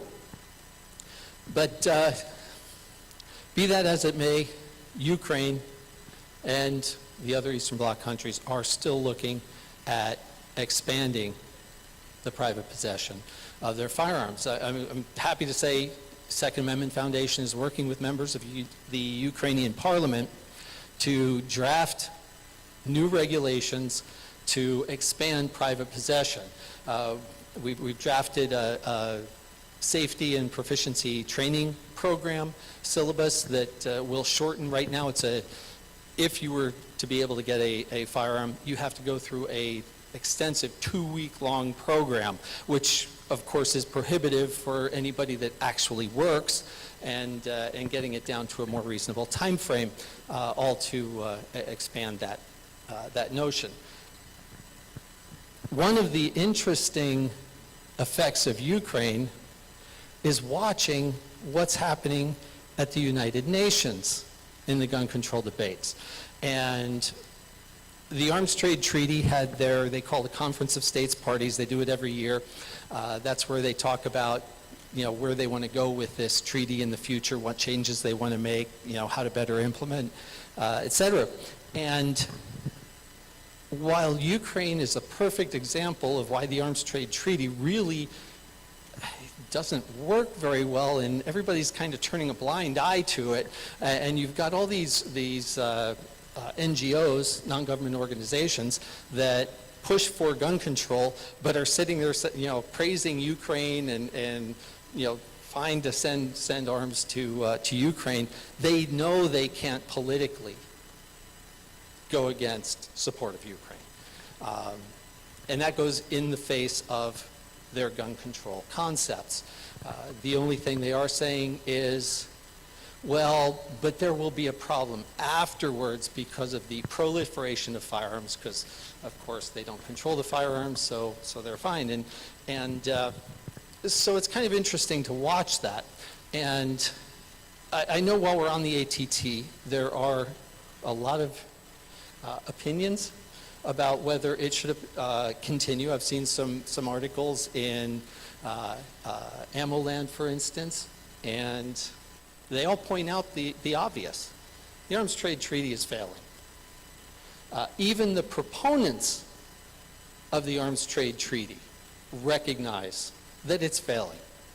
And if you look at the real purpose of the Arms Trade Treaty, it introduces a new concept for oversight of arms transfers. And basically it says a country has to report where they're sending arms to, and they have to have a decision-making regime that includes incorporation of human rights. Well, now here's where the NGOs got clever. And they introduced a system where if they put a paper out that says, we believe there's a human rights violation happening in, name whatever country, then that becomes Exhibit A, if you will, and they can go back and sue a country that ships arms to the country they claim is violating human rights. And of course, they're sitting there defining what are human rights. You and I both know a human right is to protect yourself. It's a human nature. Somebody throws a punch, somebody swings a club at you, you're putting your arm up. It's human nature, beyond a human right. And so they're, I know I'm running out on time here. So they know that they're redefining the human rights picture. What they want is veto power over all arms trade transfers. And they have sued several countries for transfers that they didn't like. Why is it failing?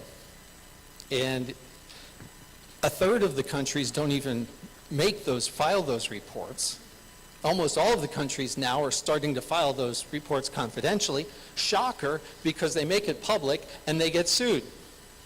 So they're filing it confidentially. The NGOs are not getting what they want.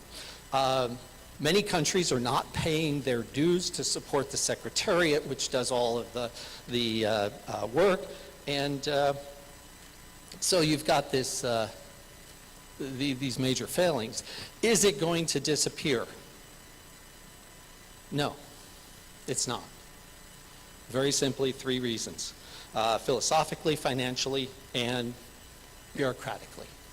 Philosophically, what the antis are trying to do, you have all of these different little UN treaties, the International Tracing Instrument, POA, the UN Transnational Organized Crime Treaty, and you've got all of these different systems, all negotiated within a very narrow scope, and what the antis want to do is expand that into one massive regime. ATT has something no other treaty has, reference to ammunition. The antis have figured out that guns are durable goods. Ammunition is a consumable commodity. You're not going to control guns because what's out there is out there. But if you can control the ammunition, you just turn that gun into a very expensive club.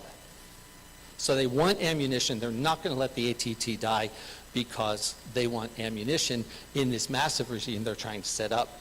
Financially, countries aren't paying their dues. Secretariat is on the verge of bankruptcy, but countries like Germany, Netherlands, Switzerland are putting millions of dollars per year into what's called the Voluntary Trust Fund. The Voluntary Trust Fund is for smaller countries to implement the Arms Trade Treaty. Ladies and gentlemen, they're not going to put that kind of money into implementation of the Arms Trade Treaty and let it die for $100,000 a year to support the Secretariat. Bureaucratically, have you ever seen a bureaucracy disappear? In the U.S., we have elected officials, which they don't have in the UN. We have transparency, which they don't have in the UN. We have published budgets, which you will never see from the UN. And we still have an Energy Commission, the Department of Energy, all designed to make us independent of foreign oil and foreign energy, which has incredibly failed, and yet we still have it. It took a president saying, we have a whole bunch of oil here. Let's drill for it. Let's not chase windmills. So, for those reasons, it's not going to fail. I'm going to revert back to something somebody else said earlier today, the 10-80-10 rule. 10% are on one side, 10% on the other, 80% really don't know. That's true at the UN as well. You talk to and I've talked to the ambassadors, they know nothing about this issue. They really don't. They're political appointees. It's in a lot of cases, it's a favor because you know somebody in power. And we're taking a little bit of a different approach there, and we're actually getting involved. And for the first time ever, we were asked to give the opening presentation at an arms trade treaty meeting because there are problems with it that are interfering with the lawful trade, which is against the intention of the arms trade treaty. So I won't get into the details of all that because, well, I don't have time. But I'm happy to talk about what those are. And we've identified that as a problem. They've admitted it's a problem, and they've committed to a solution. You can make a difference. Don't assume everybody that you talk to who isn't on your side is against you, because then you create your own enemies. So I will just leave you with the thought, we are that bonfire. We are the symbol. We are the hope of everyone around the world who has that ember, that desire, that flame for individual liberties and freedoms. And you're the people that are keeping that flame going. Thank you very much.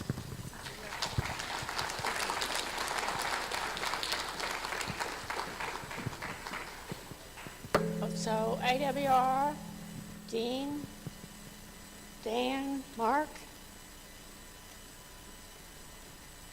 Who wants to go first? Okay.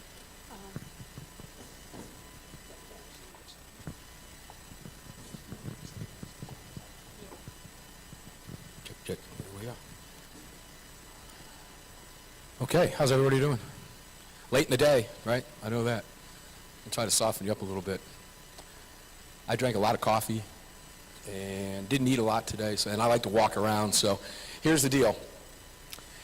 Anybody who's ever heard me talk at GRPC will know that I generally don't write anything out in advance, because over the last few years, I know we've been gone for a couple of years, it just kind of comes to me sometimes right up to talk time.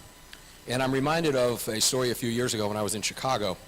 And like a dummy, I flew Southwest, and we were meeting at the Hyatt O'Hare.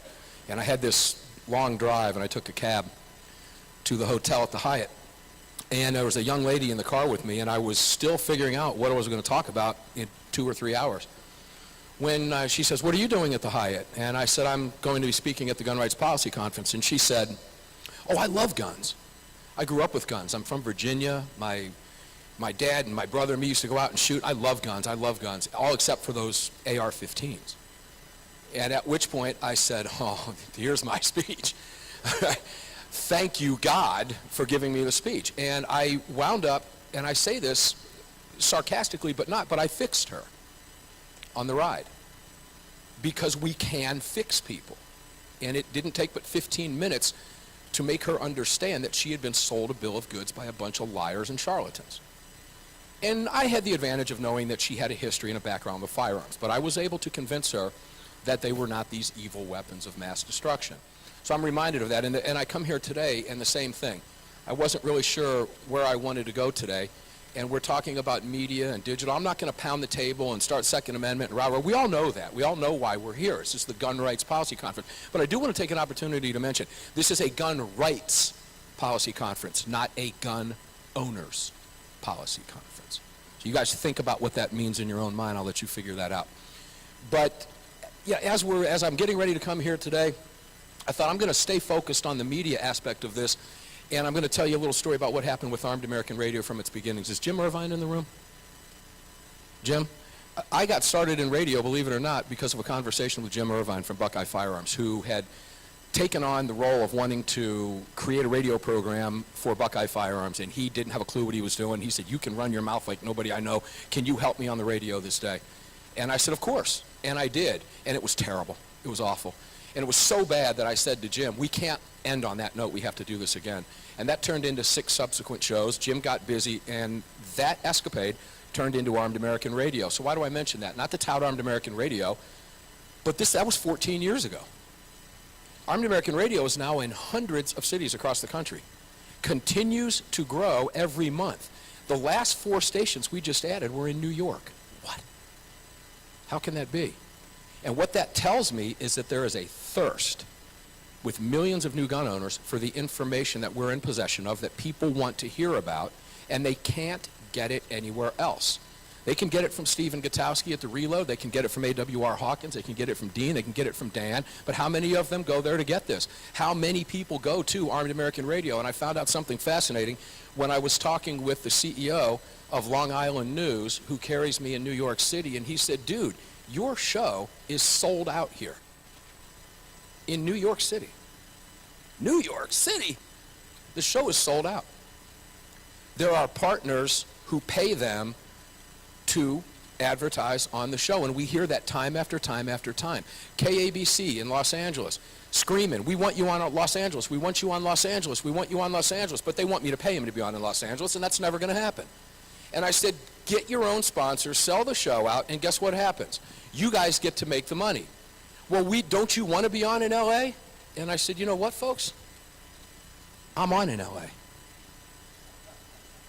I don't need your dial," which is the point of what I'm talking about here and the point of this panel. People are screaming for this information. Millions of new gun owners across the country in anti-gun areas. Do I have to tell you how hateful New York is, how hateful California is? Of course not. You know that. How hateful New Jersey is? You know these things. We don't have to waste our time. Gun owners are screaming for information up there, including new gun owners. There's a thirst for this type of information. And with this, today, people can listen to the radio right in their pocket wherever they happen to be. The longevity of Armed American Radio speaks for itself. Now let me go back one whose gentleman is not with us today, unfortunately. Tom Gresham's been on the air 28 freaking years with Gun Talk. Oh, it can't be done, they say. Nobody wants to hear that. 28 years. 14 years on my side. These guys writing like crazy. Hundreds of thousands of followers. New gun owners, new listeners, new readers, mean new writers, new podcasters, new hosts, and more information coming at us and coming at them. And I found it fascinating as I talked to you today, when I got the information from Salem Radio Network, which just happened to show up in my email, new stations in New York, of all places. And outside New York City, Armed American Radio is sold out. People are screaming for this information. So consume it. Before I turn the mic over, consume everything you can get your eyes on, consume everything you can get your ears on, consume everything you can read, okay? And then take it out to your neighbors, take it out to your friends, make sure your family, disseminate this information, and make sure that more people get it, because it's our responsibility in this room. But nobody else is going to do it, guys. The mainstream press isn't going to help us. We have to do it ourselves, okay? So understand that. Understand why what you do is popular, what you talk about is popular. There's a thirst for it. Fuel it. Feed it. Quench people's thirst with the information and the knowledge that you have. Take it back home with you today and every day, and make sure that you're educating people, because they're your friends, your new gun owners, your family members that might be new gun owners, even ones that need fixed, like the young lady in the car on the way to the GRPC. They're dependent on all of us, okay? And I appreciate your time today, and I'll see each and every one of you on the radio. Thanks for being here.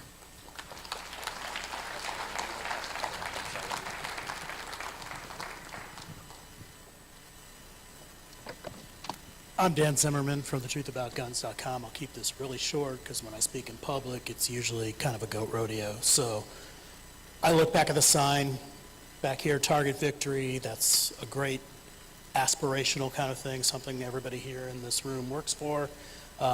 Dan Wass gave a nice presentation earlier talking about what victory looks like and gave a lot of examples of very positive developments and all that. But the real truth about guns that I heard today was from Stephen Halbrook, who said, the fight will always go on. And that's really the most, probably one of the biggest takeaways.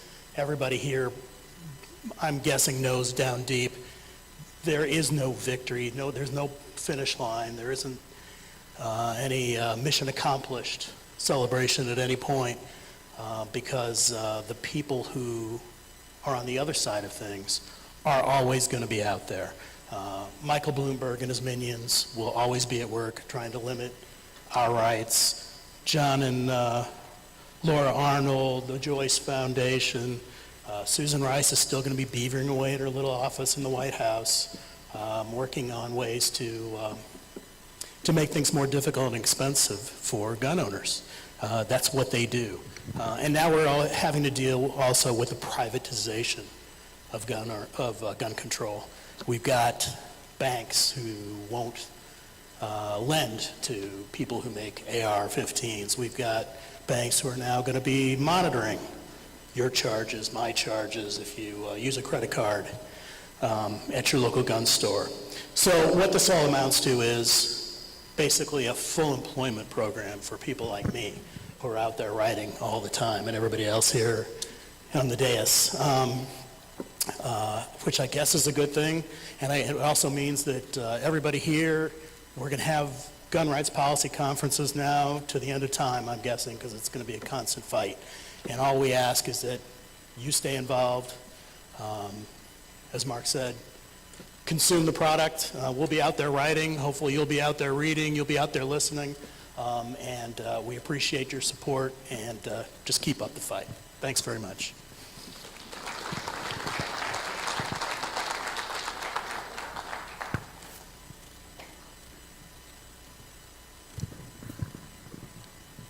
Well, it's nice to be here in front of the gun lobby. So, we're talking about broadcast media and digital media. And I want to mention that we own radio. There isn't any opposition on radio to speak of. And the important thing about radio to remember is you can participate, and it's pretty easy to be a caller. If you want to call in, figure out the number and start calling early in the show.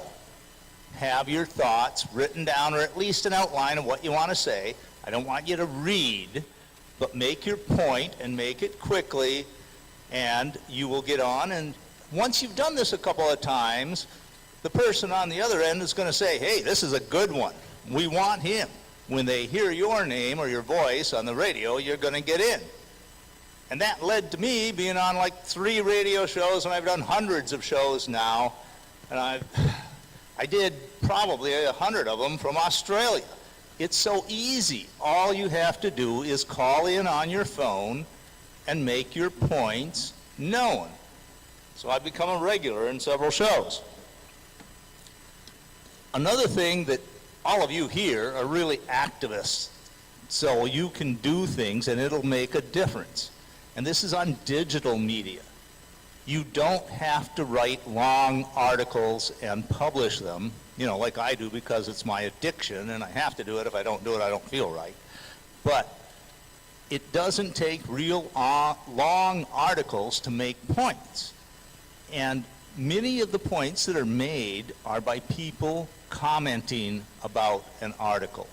Now, you may have to sign up to be able to do it, but get on, make comments, and your points will be made. Be polite. Don't worry about other people calling you an idiot or you don't understand. Once they start personally attacking you, you know you have won.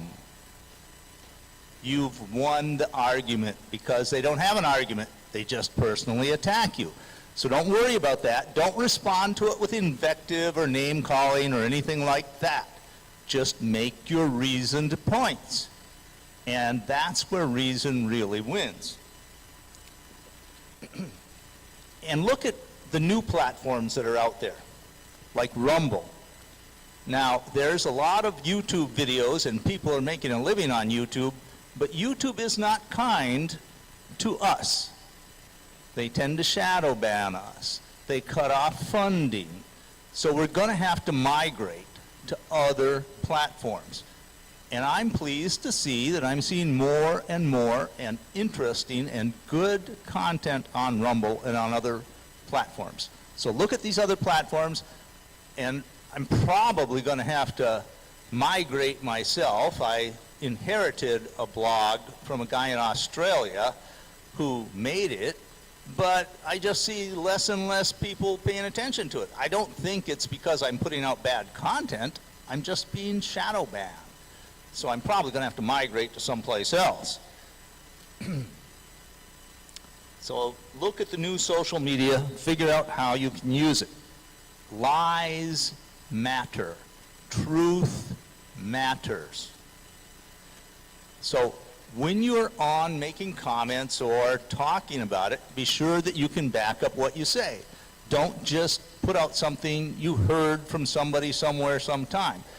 With the internet now, it's easier than ever to have sources that you can back up what you say. Do a little research before you make a comment, or if you think you have a comment to make, you might want to check what you're going to say online, and it's usually pretty easy to do that. And you might want to try more than one search engine, since Google also is not friendly to us. And think about topics that aren't some of our traditional topics that can make a difference. And there are topics that I unexpectedly stumbled into that normally don't enter the debate. For example, bear attacks. Now, people don't normally think that much about bear attacks because they're very rare events. But when they do happen, everybody is interested. There's like an activistic program in our brains. If we hear something about a big furry creature that's trying to kill somebody, we want to know about it. We want to know what works and what doesn't. And I found there was a lot of false mythology out there about bear attacks. And the more I looked, the more fact I found, and the more popular the writing became. And now it's one of my most popular series. And it turns out that pistols are very effective at stopping bears. Who knew?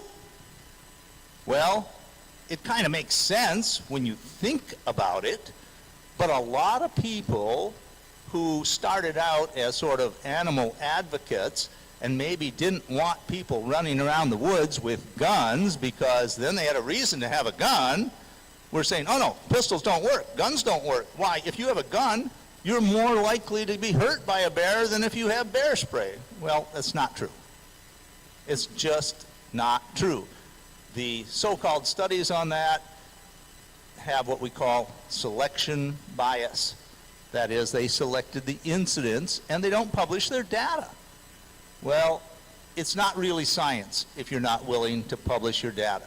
So there are things like that. There's dog attacks. There are people who defend their livelihood with guns because if they weren't out there shooting the pest would eat up their crops. That type of thing really happens. And so look for other, a little bit unusual cases instead of the usual defense in a big city against a mugger case, or what we see with domestics. I call them domestic defense cases, where usually an ex-boyfriend, or more commonly now, or not more commonly, but more often now, an ex-girlfriend and others will attack somebody because their mind has gone awry in the passion. They can't think straight anymore, and they have to be stopped before they kill or hurt somebody. And I call those domestic defense cases, and there's a fair number of them, but it's a little bit different than the usual. So look for those exceptions, and you can use those to help defend our right to keep and bear arms. We've won at the Supreme Court level. We won at the Supreme Court level because we won in the court of public opinion. And because we won in, or actually we won in the court of public opinion first, then we won legislatively. I don't think we'd have gotten Bruin if we didn't have 25 constitutional carry states. The Supreme Court reads the newspapers. Now, Thomas is brilliant, and we owe him a tremendous amount. But when the Supreme Court justices can look out there and say, there's 25 states that aren't requiring any permit at all, and they're not having any significant problems. That's how we win, and it's because people like you, and I'll take a little credit, like me and my colleagues here, have educated the general public so that a lot of people realize what they've been fed for years were lies. And I'll leave it at that, because I think I have to leave some time for A.W.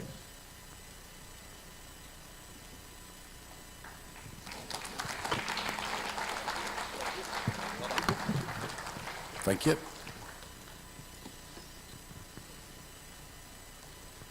Well, with a panel with a title like 2A Airwaves and Reporting, what I thought I would do is pick up on what I see as the biggest and latest lie that's being spread by the establishment media. CNN has made this claim. Fox News has made this claim. Of course, Beto O'Rourke has made this claim. Jennifer Lawrence, an actress, and other actresses, and of course Biden. And the claim is that children, or that the number one killer, of children in America is guns. And they say that pretty easy. Number one killer of children in America is guns, and no one questions them. Fox News noted this in May. Fox News, and I'm quoting their numbers, that firearm-related deaths of people aged 0 to 19 were 4,368 in 2020, while the number of vehicle deaths was 4,036. So that's about 350 more deaths per guns than per vehicles. They're 100% right. Except, did you pay attention? People of voting age are counted as children. In other words, if you're 18 and 19, you're old enough to vote, you're still a child. That's the only way that this program works, all right? I looked at the study. Again, Fox News quoted it. The study is from the Centers for Disease Control and Prevention, CDC. And as I say, if you count people who are old enough to vote, they're exactly right. If those people are children, more children die via gun deaths than die via car deaths. But what I did is I got into the CDC website. They allow you to change the numbers. So instead of going 0 to 19, I went 0 to 17. And when I did that, guess what I found out? For real children, people of non-voting age, 0 to 17, the number was 2,281. Those are the number of firearm-related deaths, while the number of car accident deaths was 2,503, roughly about 300 or 350 more car deaths than firearm deaths if we look at actual children. Now here's what I did though, I kept messing with those numbers, and even if I go back to the left's numbers, and instead of looking at 0 to age 17, I look at 0 to age 19.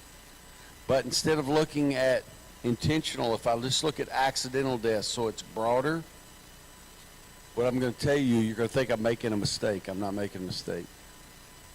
You are 27 times more likely to die in a vehicle than from a gun. 27 times more likely. All right? But this is the left's big lie. Ooh, the biggest killer among children in America is guns. Now you ask, if the numbers are that lopsided, if in truth you're 27 times more likely to die via a vehicle rather than a gun, how does the left make this mistake? It's not a mistake. If you think it's a mistake, you don't understand the left. All right? Biden, Beto, Hollywood, they do not care that you can get in there and look at the truth. They hear what they want to hear. And they grab that lie and they run with it. And then they use it. And understand, Shannon Watts, who is on the Bloomberg payroll, and the rest of them, they're using this lie, and they are using it to constrain the rights of law-abiding citizens. And so you have to be smart enough, and I have to be smart enough to get in there and dig for the facts and understand how wrong they are. And what I say to you is this: don't give in. And don't let a bunch of mouth breathers on the left who hate liberty deprive you of access to your tools for self-defense. Don't let them do it. That's what they want to do, but don't let them do it. All right? CDC. If you go to the CDC website, you can look at in, punch in your own numbers. Not only can you change the age, as I say, what Fox News and CNN reported was age 0 to 19. You can not only change the age, you can change causal things like whether it was intentional or accidental. And so if you go to one that absorbs both of them, that's what you do. Run their numbers 0 to 19, include accidental. If you do that, then you are 27 times more likely to die in a car accident than a firearm accident. The left's argument completely crumbles. They will never tell you that, of course. But anyway, what I'm telling you is, if you're going to report on this stuff, you're going to have to do a little homework. Sit home, punch in your own numbers, get down in there and look. But this is a lie that is perpetrated left and right, sometimes unintentionally. I don't believe, and I'm not a defender of Fox News, but I don't believe Fox News is pushing a falsehood on purpose. I just believe they've bought into the lie, hook, line, and sinker like everybody else. So do your homework. That's all I'm saying.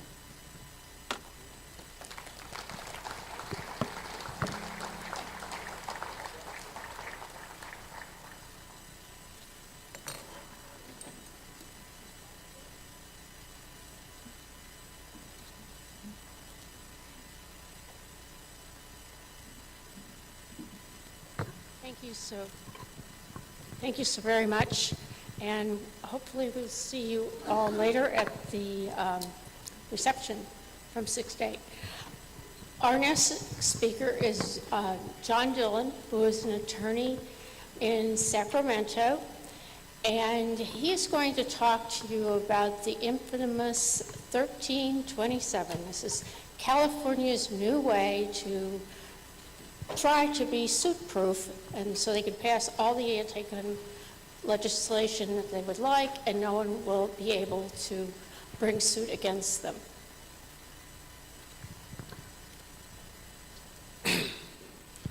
Good afternoon. My name is John Dillon. I'm the founding partner of the Dillon Law Group. I'm actually based in Carlsbad, California, in Southern California.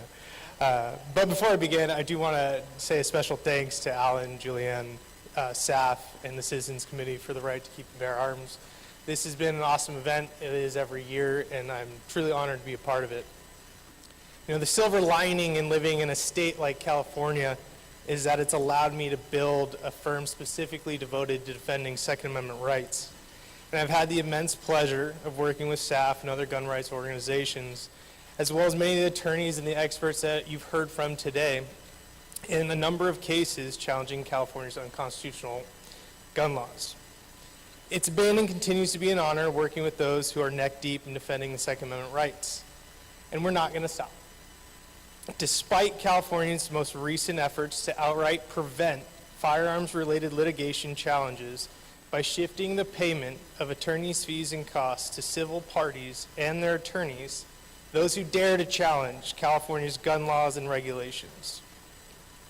You know, as anyone remotely invested in the Second Amendment knows, and as we've heard multiple times today, we had a significant victory in the Supreme Court with the Bruin decision.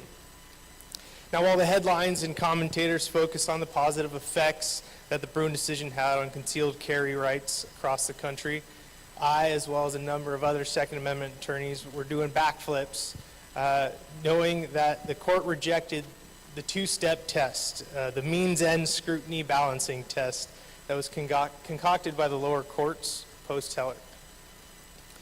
So thankfully, the Bruin decision finally killed that subjective test, or what a district court judge in Southern California rightly criticized as the tripartite binary test with a sliding scale and reasonable fit, or alternatively, an overly complex analysis that people of ordinary intelligence cannot be expected to understand. I was always a big fan of that wording because the first time I myself read the two-part test, I had no idea what was going on. So in short, our opponents were finally force-fed the Constitution after more than a decade of suffering through an intentionally flawed constitutional framework that, at least in my view, was applied to entirely undermine the meaning and scope of the fundamental right to keep and bear arms. Now, for some of you who live in what we call the free states, you may not notice any immediate or significant change in your gun laws or your gun rights. However, in states like the People's Republic of California, the Bruin decision is already having material effects. And for those of you who see our rights and freedoms as something that should be protected, these changes can only be seen as outstanding. However, if you are like our arrogant California governor and attorney general, the Bruin decision brought chaos, a true threat to the state's overreaching power and control that they are resolute to retain. Which brings us to California's most recent play taken straight out of the tyrant's playbook, the one-sided fee-shifting provision contained in Senate Bill 1327. Now, on July 22nd, 2022, right after the Bruin decision came out, Governor Newsom signed Senate Bill 1327. A new law includes a one-way fee-shifting penalty in the government's favor that applies solely to litigation challenging state and local firearms regulations. While the bulk of 1327 is devoted to creating a private right of action to enforce state laws relating to unlawful manufacture, distribution, sale of specified firearms, Section 1021.11 states in relevant part, and I'll quote, "Notwithstanding any other law, any person, including any entity, attorney, or law firm, who seeks declaratory or injunctive relief to prevent this state, a political subdivision, a government entity, or a public official in this state, or a person in this state from enforcing any statute, ordinance, rule, regulation, or any other type of law that regulates or restricts firearms, or that represents any litigant seeking that relief, is jointly and severally liable to pay the attorney's fees and costs to the prevailing party." Now, in simple terms, Section 1021 enables the government defendant to recover fees and costs if a firearms plaintiff and their counsel bring any firearms-related challenge and loses that case. Conversely, civil rights plaintiffs and their attorneys can only avoid catastrophic fee liability if they prevail on each and every claim in that case. Now, if you thought this provision stopped there, you're not too familiar with the state of California. This fee-shifting provision also states that civil rights plaintiffs and their attorneys cannot be prevailing parties. Yeah, meaning that they are never entitled to recover the attorney's fees. So like I said, even if you win each and every claim in your case, you are not considered the prevailing party under this section. Even more, the fee-shifting provision establishes catastrophic fee liability not only on the individual civil rights plaintiffs, any organizational plaintiffs, but also the individual attorneys and their attorneys' law firms. In simple terms, this law seeks to suppress firearms-related litigation by putting civil rights litigants and their attorneys on the chopping block for the government's attorneys' fees and costs in cases that result in anything short of a total victory for them on each and every claim.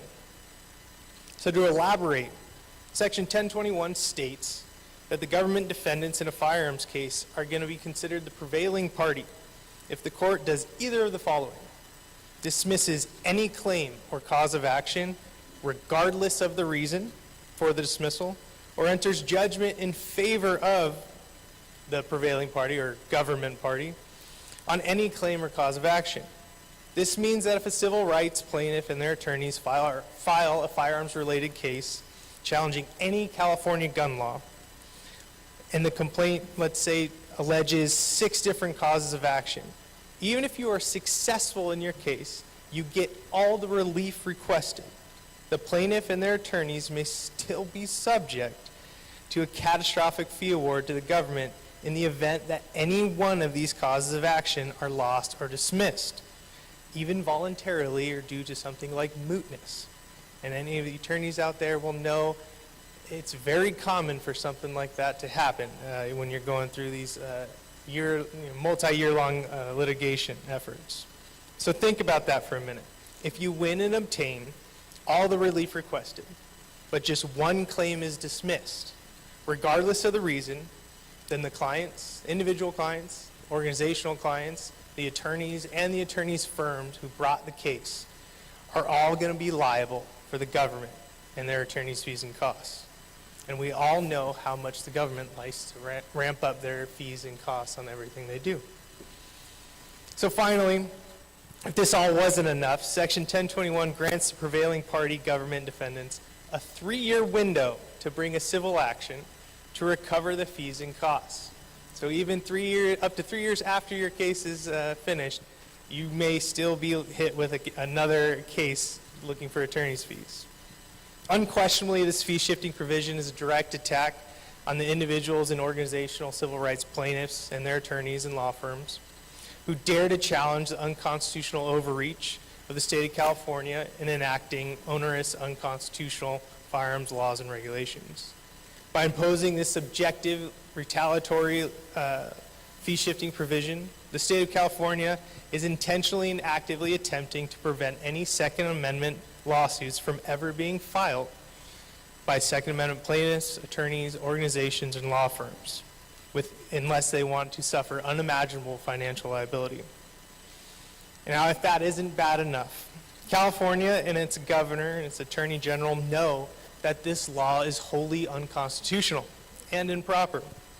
As the legislative history of this law readily acknowledges, Section 1021.11 was modeled directly after Texas Senate Bill 8, which purported to establish the private causes of action against abortion providers and those who perform or assist prohibited abortions in that state.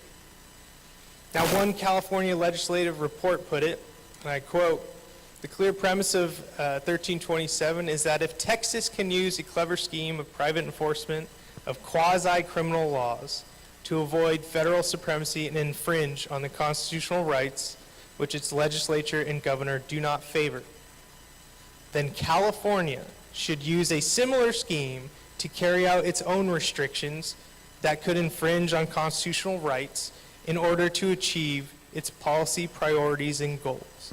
I need you to think about how now that they are openly admitting that they are willing to use unconstitutional efforts to prevent you from ever even making a case against them. Now, if Governor Newsom thought this would prevent us from protecting our Second Amendment rights, he's dead wrong. I find myself in a new position in my legal career, that of a plaintiff. With the help of our counsel from the Benbrook Law Group and Cooper and Kirk, less than a week ago, the plaintiffs in the Miller v. Bonta case, which challenges the California Assault Weapon Control Act, and that includes the Second Amendment Foundation, Firearms Policy Coalition, the San Diego County Gun Owners Association, and now the attorneys on that case, myself and George Lee, we filed a separate complaint in the United States District Court in Southern District of California, directly challenging the constitutionality of this absurd fee-shifting provision.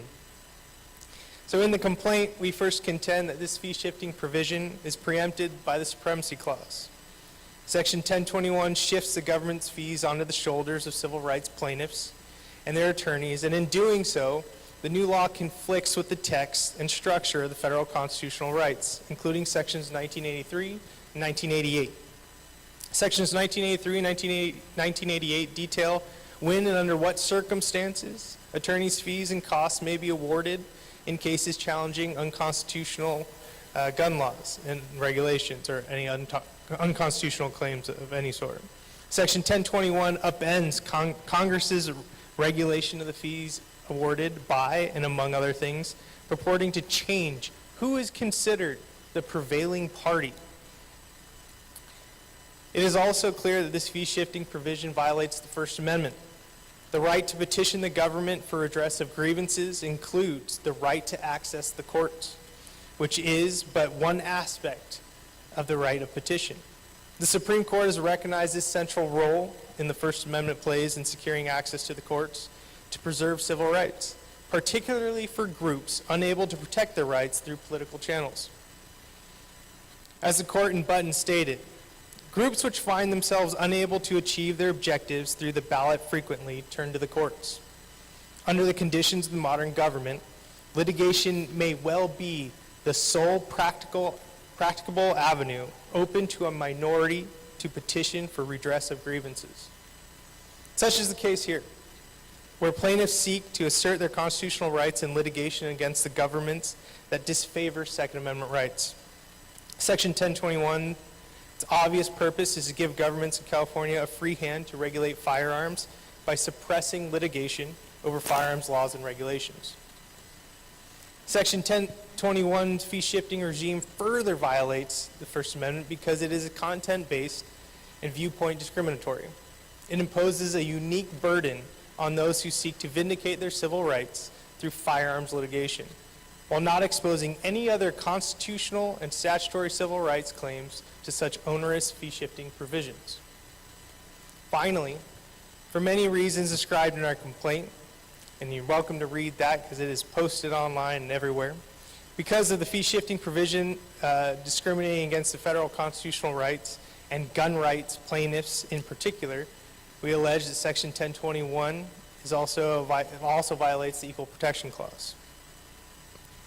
So unquestionably, California has violated the First Amendment by using its legislative power to suppress firearms advocates' access to the courts. The state's panic and Armageddon-style response to the Supreme Court affirming our inalienable fundamental right to keep and bear arms is not shocking. Excuse me. And no surprise to anyone remotely familiar with how government overreaches. And a government will never voluntarily relinquish the power that they have, and those in power will do whatever it takes to retain that power when it's under threat. The decision in Bruin is a threat to that power, and we are seeing anti-freedom states like California and New York tightening their grip over the law-abiding citizens through retaliatory and blatantly unconstitutional laws to deliberately avoid complying with the Constitution and acknowledging our fundamental right to keep and bear arms. Despite the best efforts of California to not only refuse to acknowledge our fundamental right to keep and bear arms, but actively and affirmatively suppress our ability to protect our rights by violating the First Amendment, we're going to continue to move forward, and I believe we'll succeed. One thing is clear, while the decision in Bruin was extraordinarily significant, and it affirmed what we've been fighting for many years, the fight's not over. If anything, it's going to become more intense. And this fee-shifting provision, I think, gives us an early glimpse at just the extraordinary measures that anti-gun states are willing to go to in order to retain that control over we the people.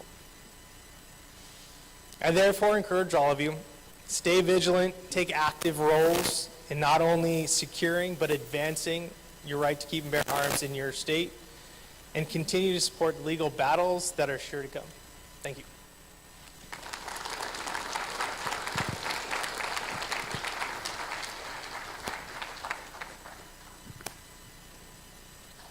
So much. Our next panel, I'm looking for the room, Dave, Bob, okay. Here they come. This panel has a lot of nostalgia to it. I am pretty sure that Bob, Dave, and I met in 1989 at a legal scholars conference. So they are going to talk about some of the people who aren't here anymore. So. Good afternoon, and to start off by correcting Julie, I first met her in 1988 at the Gun Rights Policy Conference. I'm going to open with a commercial. I am a trustee of the Military History Collection at the Brown University Libraries. And Brown is one of the Ivy League schools. At the John Hay Library, where the Military History Collection is housed, they are starting a project to collect materials on the gun rights movement of the late 20th and early 21st centuries. And therefore, I would like to invite all of you who have documents and, local activist groups and all that, talk with me later about donating your papers to the library, where they can have a permanent house in an Ivy League institution and be available to the public. So, for example, I'd love to get an entire run of your organization's newsletters, things like that. All right, now I'm going to turn it over to Bob.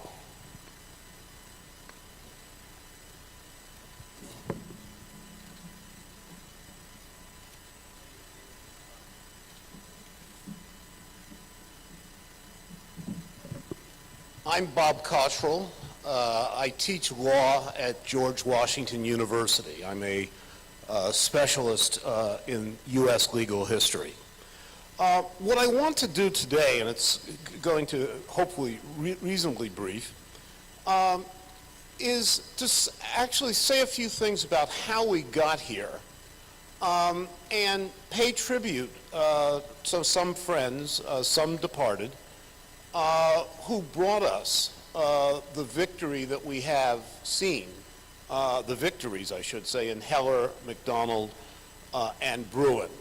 And I want to talk about the early struggle to vindicate the individual rights view of the Second Amendment, or perhaps to be more precise, the struggle that ended up vanquishing the collective rights view. And even the term collective rights, I think, is problematic, because what we're talking about is really not rights, but the idea that it's the organized militia-only view of the right to bear arms.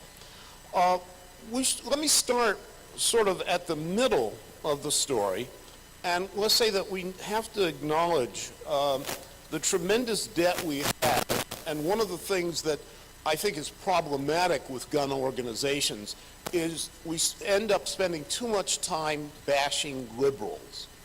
And yet, one of the people who brought us where we are today is Sanford Levinson, professor of law at the University of Texas, self-confessed strong liberal, whose embarrassing Second Amendment essay in the Yale Law Journal changed everything in terms of how getting the courts and scholars in law schools to take the Second Amendment seriously.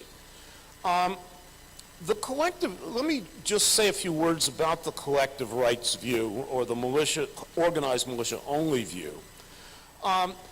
It has its origins not in terms of an interpretation of the Second Amendment, but in terms of interpretation of state constitutional provisions protecting the right to bear arms. Now, stop and think about that for the moment. If you knew nothing about American history, the idea that the Second Amendment was only meant to protect the organized militia might have a surface plausibility. You have the federal government. The states are wondering if the federal government is going to be tyrannical.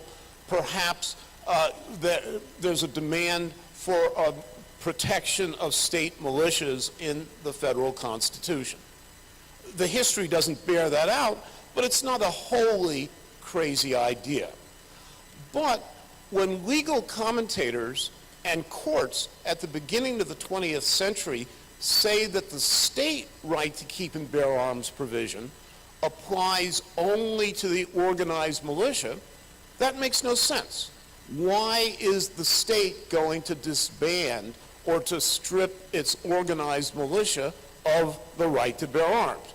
No, what's going on is the state actors want to have a certain policy agenda, and they are reinterpreting their state constitutions to achieve that.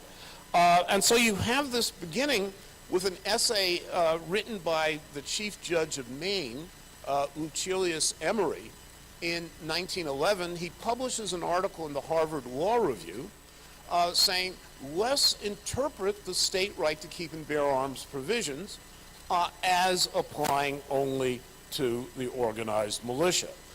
You also have a 1905 case, Salinas versus Blakesley in Kansas, where the decision says, in fact, the same thing. We can fast forward to the 1950s.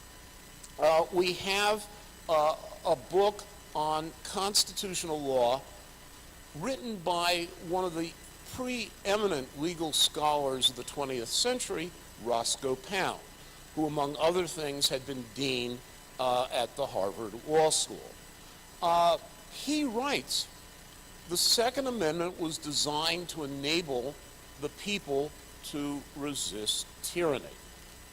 He said that was the clear purpose, quite correctly, of the amendment. And then he says, but courts ought to ignore it. It's simply too dangerous to allow robust ownership of arms and give it constitutional protection. So Pound calls for judicial nullification. Yes, I know the law, but I'm simply not going to follow it. And that is, that again is written in the 1950s, and it's sort of one of these constitutional time bombs that have existed from time to time, which is a constitutional idea that's going to gain strength later on. I should note that one of the preeminent constitutional commentators of the 20th century, Edward Corwin, who wrote the Constitution and what it means today and several versions of it over the course of the 20th century, always took the individualist view of the Second Amendment. But you have, with Pound and others, people beginning to say, we can't really allow this right to continue. In the 1960s, though, on the contrary, Robert Sprecher writes The Lost Amendment in the American Bar Journal in 1965. It wins an award from the American Bar Association. And he basically says, yes, it's an individual right, and it's linked to the idea of the virtuous citizen who's able to defend his republic and his liberties. Sorry for the sexist language, ladies, but you have to say that these days. What can I say? But in any event, he very much anticipates the idea, or revives the idea, that this is part of a free republic, the armed citizen. We have, of course, 1968 and the 1970s, and the gun control movement is basically in the business of reviving the militia-only or organized militia-only view of the Second Amendment, and they are aided very much by the media. That is, there's little scholarly support for the militia-only view of the Second Amendment, but the media, which is one of the prime movers of the gun control movement, bangs the drums for that and tries to drown out alternative viewpoints. I had a personal experience with this. Nina Totenberg, I believe in 1989, said that she had contacted the NRA, or her staff had contacted the NRA, and they could find no law school professors who supported the individual rights view. Well, Robert Dowlett, the general counsel of the NRA, in fact, had given the NPR staff my name and the name of several others who were supportive of the individual rights view. They simply decided to suppress that information. But in any event, it becomes, the collective rights view becomes the dominant view in the media, and you begin having individual scholars, usually people who are independent scholars, practicing attorneys and others, who begin questioning that and doing very solid research to challenge this view. David Hardy, who I believe is here, wrote an early article in the Chicago Kent Law Review giving the case for the individual rights view. Steve Halbrook, who we're all familiar with, wrote the book that Every Man Be Armed, which appears in the mid-70s. And he had a background, as we know, in law and philosophy, and does much to strengthen this view of a free republic is a republic with a large armed citizenry. And David Kaplan, David Kaplan was a friend of mine, a brilliant man. He had a PhD in chemical engineering and a law degree from NYU. And on many occasions I heard him play classical music on the piano. He was a brilliant pianist. He also had, he was of a Russian Jewish background and had the family memory of the pogroms that the Jewish people were made to endure in Russia. And he was very much aware of the need, particularly for members of unpopular minorities, to be able to have weapons to, in fact, defend themselves. He was also aided very much by his wife, Susan Kaplan, who also did op-ed pieces on the theme of the Second Amendment. Finally, I think the person who definitely needs some discussion is Donald Cates. Don Cates Jr., who had a kind of missionary zeal for the Second Amendment, which he developed during the civil rights movement when he registered black voters in the South and often had shootouts with, or armed face downs with the Klan. His article, Handgun Prohibition and the Original Meaning of the Second Amendment, in the University of Michigan Law Review, was very much a game changer and caused large numbers of people to start seriously looking at that. And we have, by the way, his editor on that piece. But one of Don's missions in life was to sort of spread the word and to gain converts with respect to the Second Amendment among liberals and among people in universities. He realized you can't simply have a movement which is only a movement of conservatives if you want to, in fact, change the nation and change the paradigm that is governing the nation with respect to guns. So, and he was interesting in that he was both a legal scholar and a criminologist, and he changed the way people thought both about the constitutional aspect of the Second Amendment, but also the criminological aspect. Are we worse off with an armed population criminologically? One of the things I think that's important is to think of the liberal scholars that Don Cates changed their mind or influenced with respect to the Second Amendment and the criminological questions. Sanford Levinson at the University of Texas Law School. Akhil Amar, who I think was also very much influenced by Stephen Halbrook and his work on the 14th Amendment, as was Michael Kent Curtis, who wrote the definitive book on incorporation via the 14th Amendment. William Van Alstyne of Duke University, Gary Queck, the criminologist.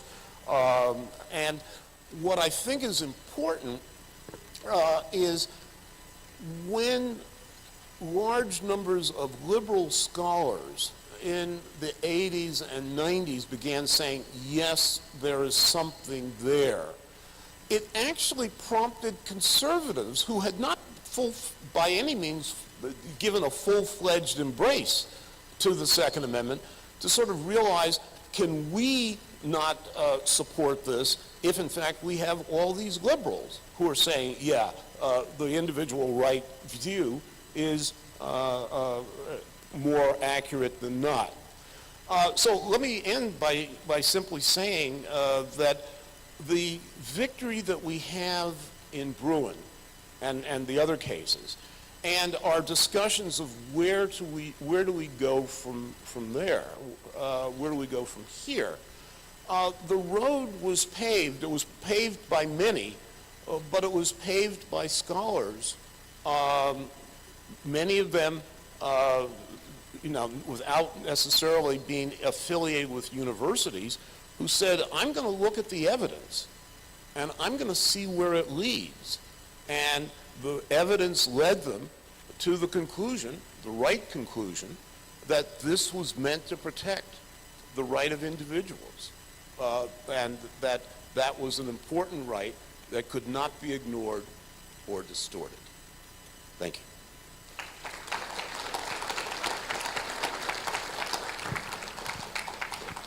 All right, as I should have said earlier, I am David Kopel. I'm the research director of the Independence Institute, besides being a trustee of the Anne S.K. Brown Military History Collection at the John Hay Library at Brown University.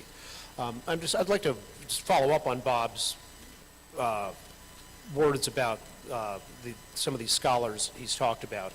If you had started going to the GRPC early, I believe the first one was in 1986 in Buffalo, which featured a debate between Don Cates and Stephen Halbrook on the meaning of the Second Amendment. One you would have seen and been able to hang out with David and Sue Kaplan many times. They were often here and speaking and wise. David, in his paying job, was a patent lawyer for Bell Labs, very much on the cutting edge of communications technology. And he was also a long-serving, and as was Sue, David and Susan Kaplan were both long-serving trustees of the National Rifle Association, and David was also a trustee of the NRA, the group that is now called the NRA Civil Rights Defense Fund, a separate corporation which supported legal cases and research. And one of the important things about him in this movement over the years was his wisdom. So I'll give you one example. After Alan Gura, with Don Cates giving a lot of assistance in the background, won a case called Parker versus District of Columbia in the D.C. Circuit Court of Appeals, which said that the D.C.'s handgun ban was unconstitutional. Well, it looked pretty likely that the Supreme Court was going to take that case, as they did. And after Gura had won that case, Lawrence Tribe, one of the preeminent constitutional scholars of the modern era, Harvard law prof and author of the definitive, in many views, legal treatises on the Constitution, offered to take the case and said, "Oh, I'll come in and I'll be the lead lawyer on this." And Bob Levy of Cato, who had been funding Gura's case, had promised that that would never happen, that Gura could take the case the whole way through. But anyway, I remember sitting with David Kaplan and him giving me his strongest warning advice is, don't let this happen. Larry Tribe is a trickster in his view. And it turned out David was quite prescient about that, because after Tribe got turned down for offering to be the star of the party he hadn't started, he, on the eve of oral argument, wrote an op-ed saying that the court should rule against the Second Amendment claim and the right to handguns, because since D.C. is the nation's capital, it ought to be able to ban arms entirely. David Hardy, besides being one of the very early scholars on the Second Amendment, was massively important in the Firearms Owners Protection Act, passed by Congress in 1986, and it came just in time because after Bill Clinton was elected president in '92 and really set the ATF on a rampage in trying to get rid of FFLs, those protections from FOPA were crucial to the retail stores being able to survive. And David was, back when he was a lawyer for the Department of Interior, after quitting time at 5 o'clock, he would go meet Wayne LaPierre, who was head of federal affairs for NRA, and they would go work on FOPA in Congress, which took years to pass and was massively important. David also was one of the, along with Steve Halbrook, one of the two lead lawyers in the case that became Prince versus United States. Sheriff Jay Prince was Halbrook's client, and Sheriff Mack was Hardy's client, and the cases got consolidated before the Supreme Court, where the victory in that case, Prince versus the United States, was gigantic, not only for saying that Congress can't order local law enforcement to carry out federal gun control laws, but has been the fountain of a lot of, whether you like it on a policy matter or not, a lot of properly constitutional state and local resistance to federal commandeering and intrusion, whether that's on immigration or marijuana or sanctuary states for gun owners, and all of that comes from Prince. And among the other many important things he's done, he exposed what a fraud Fordham history professor Saul Cornell is, with his Cornell's deceitful research about claims about St. George Tucker, the most important early constitutional scholar. Don Cates was the guy I met because, as Bob said, law students have the responsibility of site-checking the footnotes in law review articles that their school is publishing. And so I did that, which got me to know Cates, and he was a great mentor and leader for me for many years. As Bob said, he was while at Yale Law School, went down to Mississippi for Freedom Summer, and arms were very important for the protection of the civil rights workers. He then moved to California, after a while moved to California, where he worked for California Rural Legal Assistance and was named Poverty Lawyer of the Year for his outstanding work on that. Bill Van Alstyne, a major constitutional law professor, First Amendment expert, told me about the impact that Cates article had in Michigan when it was published. And he said, for all of us, by which he meant the high-end constitutional law professors, they were kind of shocked that what he said, that this pipsqueak Cates, a guy they'd never heard of, had written this article that really showed, that Second Amendment really is a meaningful individual right. It took a while until Yale's, University of Texas, Professor Sanford Levinson published his article in the Yale Law Journal several years later, which kind of acted as permission for other law professors to write about it. But according to Van Alstyne, the Cates article itself had made a lot of professors stop going around claiming that the Second Amendment was effectively meaningless. And Don was such an incredibly important person in the intellectual movement because he was first of all a great synthesizer who would be, bringing in, even his Michigan article was not mainly his original research. It was a synthesis of work that had been done by other scholars, and he put it together in an outstanding way. And he was always doing that. Worked a lot with Gary Kleck and helped publicize Kleck's work also. And he was also just a tremendous networker. He was always thinking about bringing people together for conferences, getting us all in the same room to share ideas, and more broadly, always helping people exchange ideas and thinking about who needs to meet who and how they can work together. If he'd never written a scholarly word, his influence on the networking of the intellectual movement would have made him one of the most important folks ever.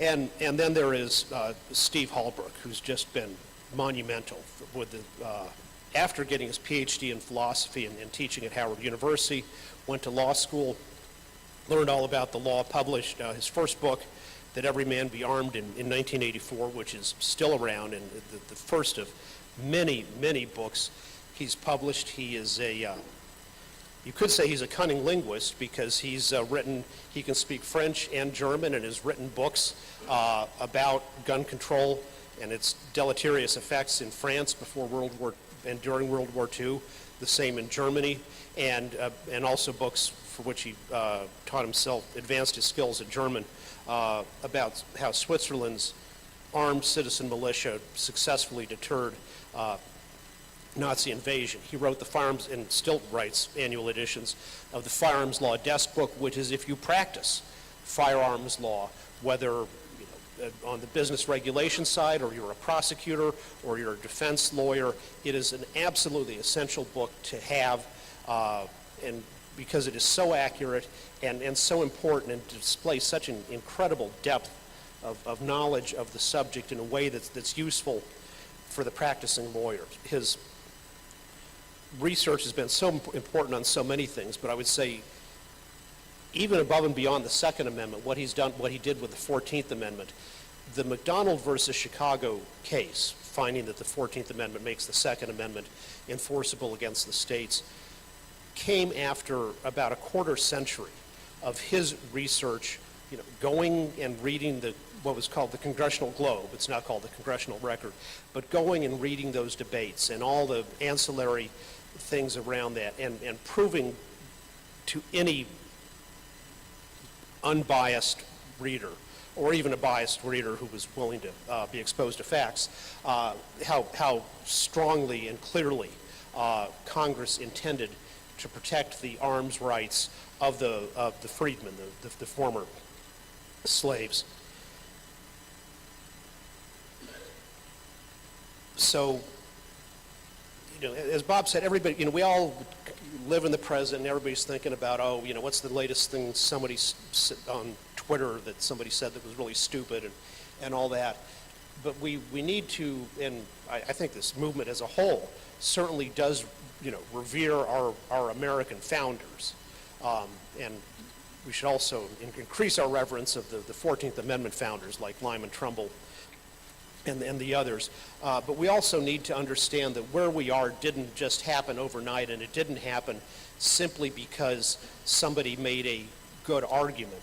It happened by decades of careful research that helped the American public, and especially elite legal opinion, recover what had been once widely known and understood, but had been forgotten by some and obscured, forgotten over some generations, and deliberately obscured by others. And so the fact that we're now at this little thing that started in 1986, here celebrating tremendous Supreme Court victories, it couldn't have happened without these four people. So we owe a huge debt of gratitude to them.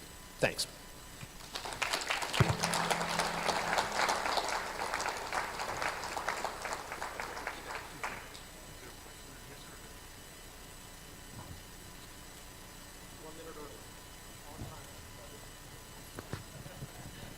I want to thank you guys so much because, you know, Don was unbelievable, and he had this crazy, crazy, crazy parrot. Yeah, David Kaplan could play the piano like nobody else. They were scholars, and they were friends of ours. Thank you so much.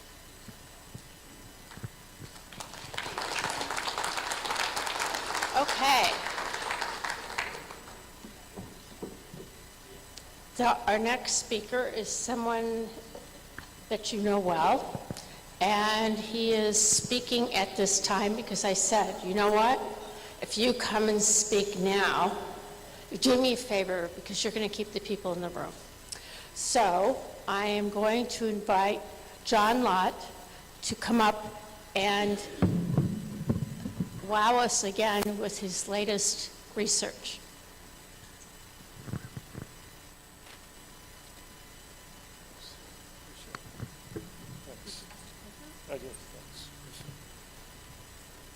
Okay, please say your name and start. Okay. My name is John Lott. Okay. I'm president of the Crime Prevention Research Center, just making sure I'm getting the directions right here. So I'm told I was put here last during the day to try to make sure some of you would stay around, as if that would be a good reason, but who knows. Anyway, so I'm going to talk about kind of the impact that media bias in terms of mass public shootings has on the gun control debate. And I think it's been a huge debate. The media has a big impact in terms of what it covers and how it decides to cover what it does cover. And, you know, I think the gun control debate would be very different today if the media just did a couple things that were different. But before I kind of get into mass public shootings, I just want to talk generally about a couple issues, just give you an idea. Because I think the media really determines what people think are problems. So let me give you an example. Last year, we went through news stories for the first 9 months of the year in terms of defensive gun uses. If you look at the top 5 newspapers in the United States, the New York Times, the Washington Post, the LA Times, USA Today, the Wall Street Journal, between those, they had a total of 10 stories of defensive gun uses. And many of those stories had something go wrong. People accidentally shot the wrong person, or the gun was taken away from them and used against them. By contrast, they had something like 1,700 news stories about people being either murdered or wounded with guns. If you included just gunshots by criminals, you had over 2,700 news stories. If you look at CNN and MSNBC, they had 0 defensive gun use stories over that period of time last year. So you could be somebody who follows the news religiously, you read the major press, you watch CNN and MSNBC, you think you're incredibly well informed, and what's the conclusion you're going to reach is that defensive gun uses virtually never occur. And the few times that they do occur, something goes wrong. And so it's not too surprising that people could come away with the view that if I simply take away guns, I'm going to stop bad things from happening, and won't have any costs, really, because there's really nothing that I'm giving up on that. We also looked at defensive gun use stories in the media generally. And what you find over that period of time, there were over 2,000 defensive gun use stories. But you have to, the stories themselves give you an idea of how much bias there is in terms of the coverage, because most of those stories involve cases where the attacker was killed. 42% of them involved instances where the attacker was wounded.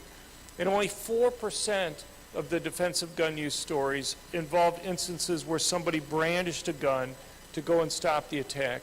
And most of those involved instances where the person who was brandishing the gun held the criminal at bay and held him there until police arrived.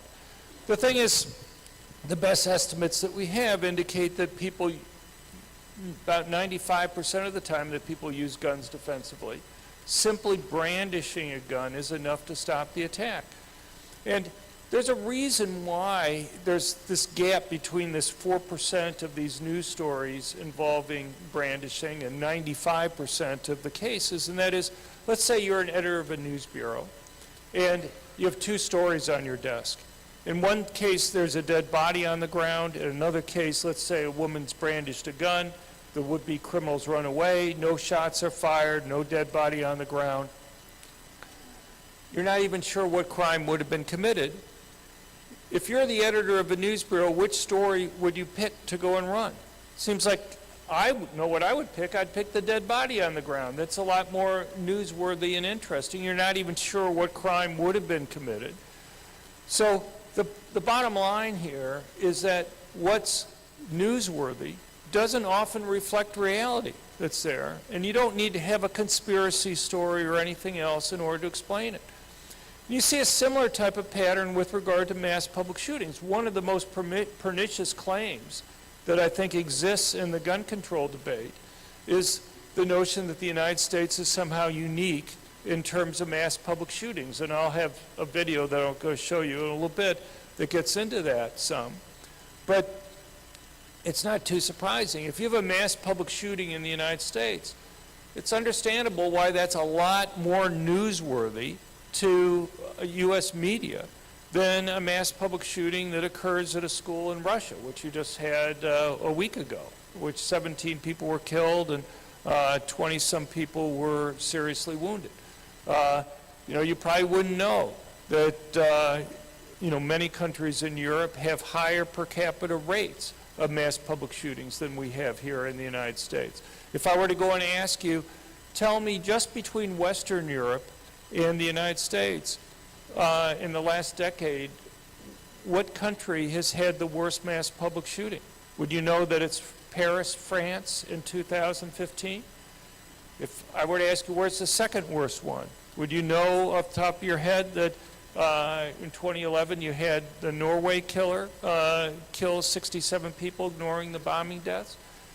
And so a lot of that, I think, is just how much news coverage these things get. If you had 130 people killed, like you did in the Paris concert shooting that was there, my guess is, and it was in the United States, my guess is you would know about it much more.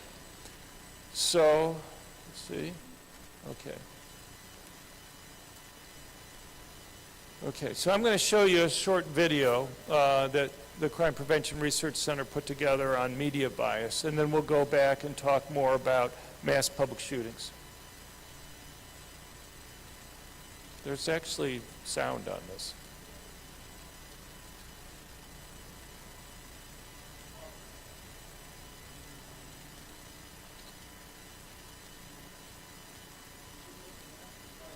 Yeah, well, he's in big demand.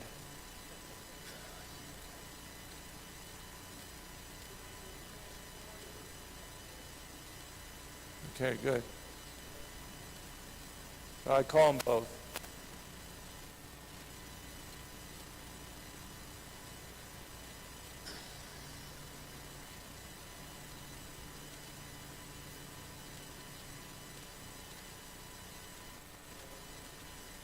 There's a little volume button.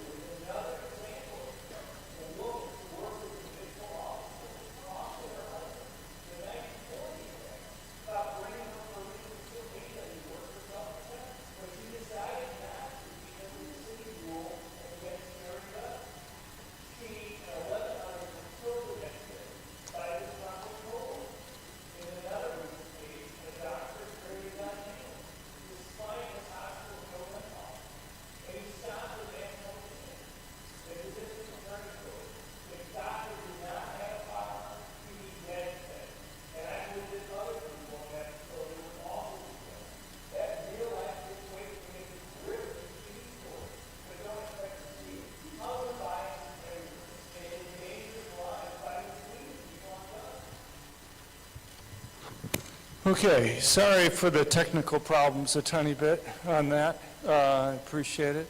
But they're going to be working on that hopefully before the next video. Part of my problem is I thought I could see the screens myself on this, just to kind of remind me of what I was supposed to be talking about. Let's just see.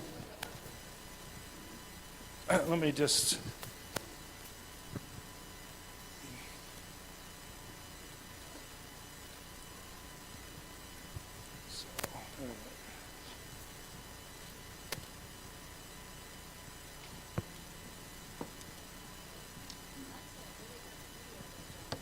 Right, well, I mean, you get the basic drift just by listening to the audio. It's on your website to share? Yeah, no, they're on the website. So, anyway. So, you know, so there's some other examples of media bias. I don't know if you noticed this, about a month ago, there were billboards that went up in California, in Los Angeles, and San Francisco, warning people not to move to Texas because of the fear that there were all these mass public shootings that were occurring in Texas. And I have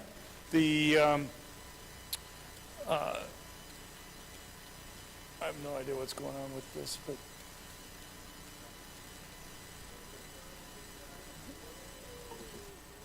anyway, anyway, the fear that they were trying to say is don't move to Texas because of all the mass public shootings. Well, you know, the media, though, just reported got international news coverage. But one of the things that the media didn't do is talk about, is it true or not? And the thing is, you actually have more mass public shootings either since 2000 when they had their big assault weapons ban go into effect, or since 2010 in California than you have in Texas, even when you adjust for population, because you have to put these things in per capita rates that are there. And, you know, if you take it since 2000, California has like about almost a 25% per capita higher rate of mass public shootings than you have in the United States.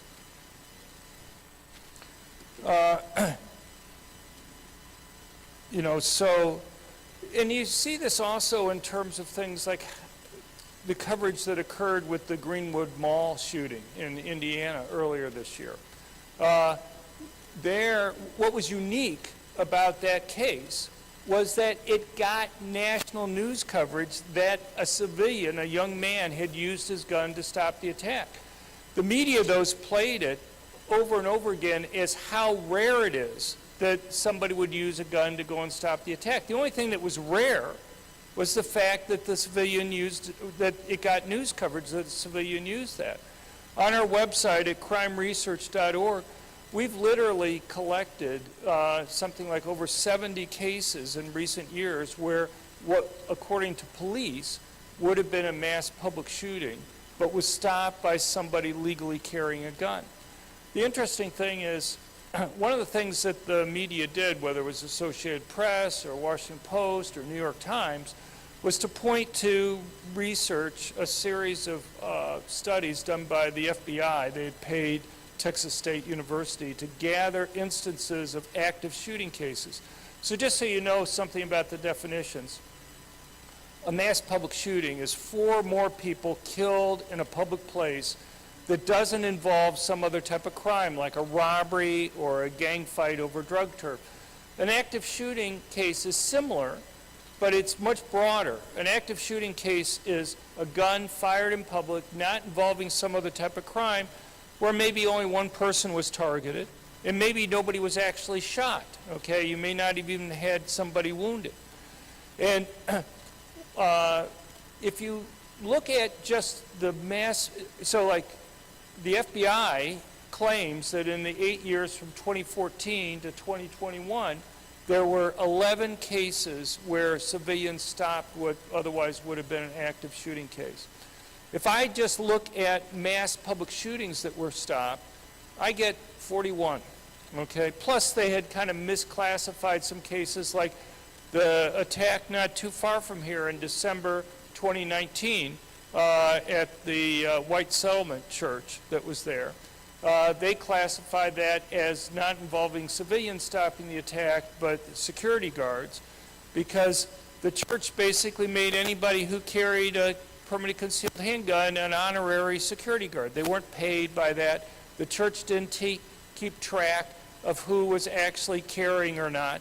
I talked to the gentleman who fired the shot to stop the murderer there, and he told me, well, you know, maybe there was like 18 or 20 people that were carrying that day. They were all honorary security guards. I tell you, the guy really picked the wrong church to go after with that many people that were carrying. But so I was working at the Department of Justice up until January last year, and one of the topics I was looking at was these active shooting reports by the FBI.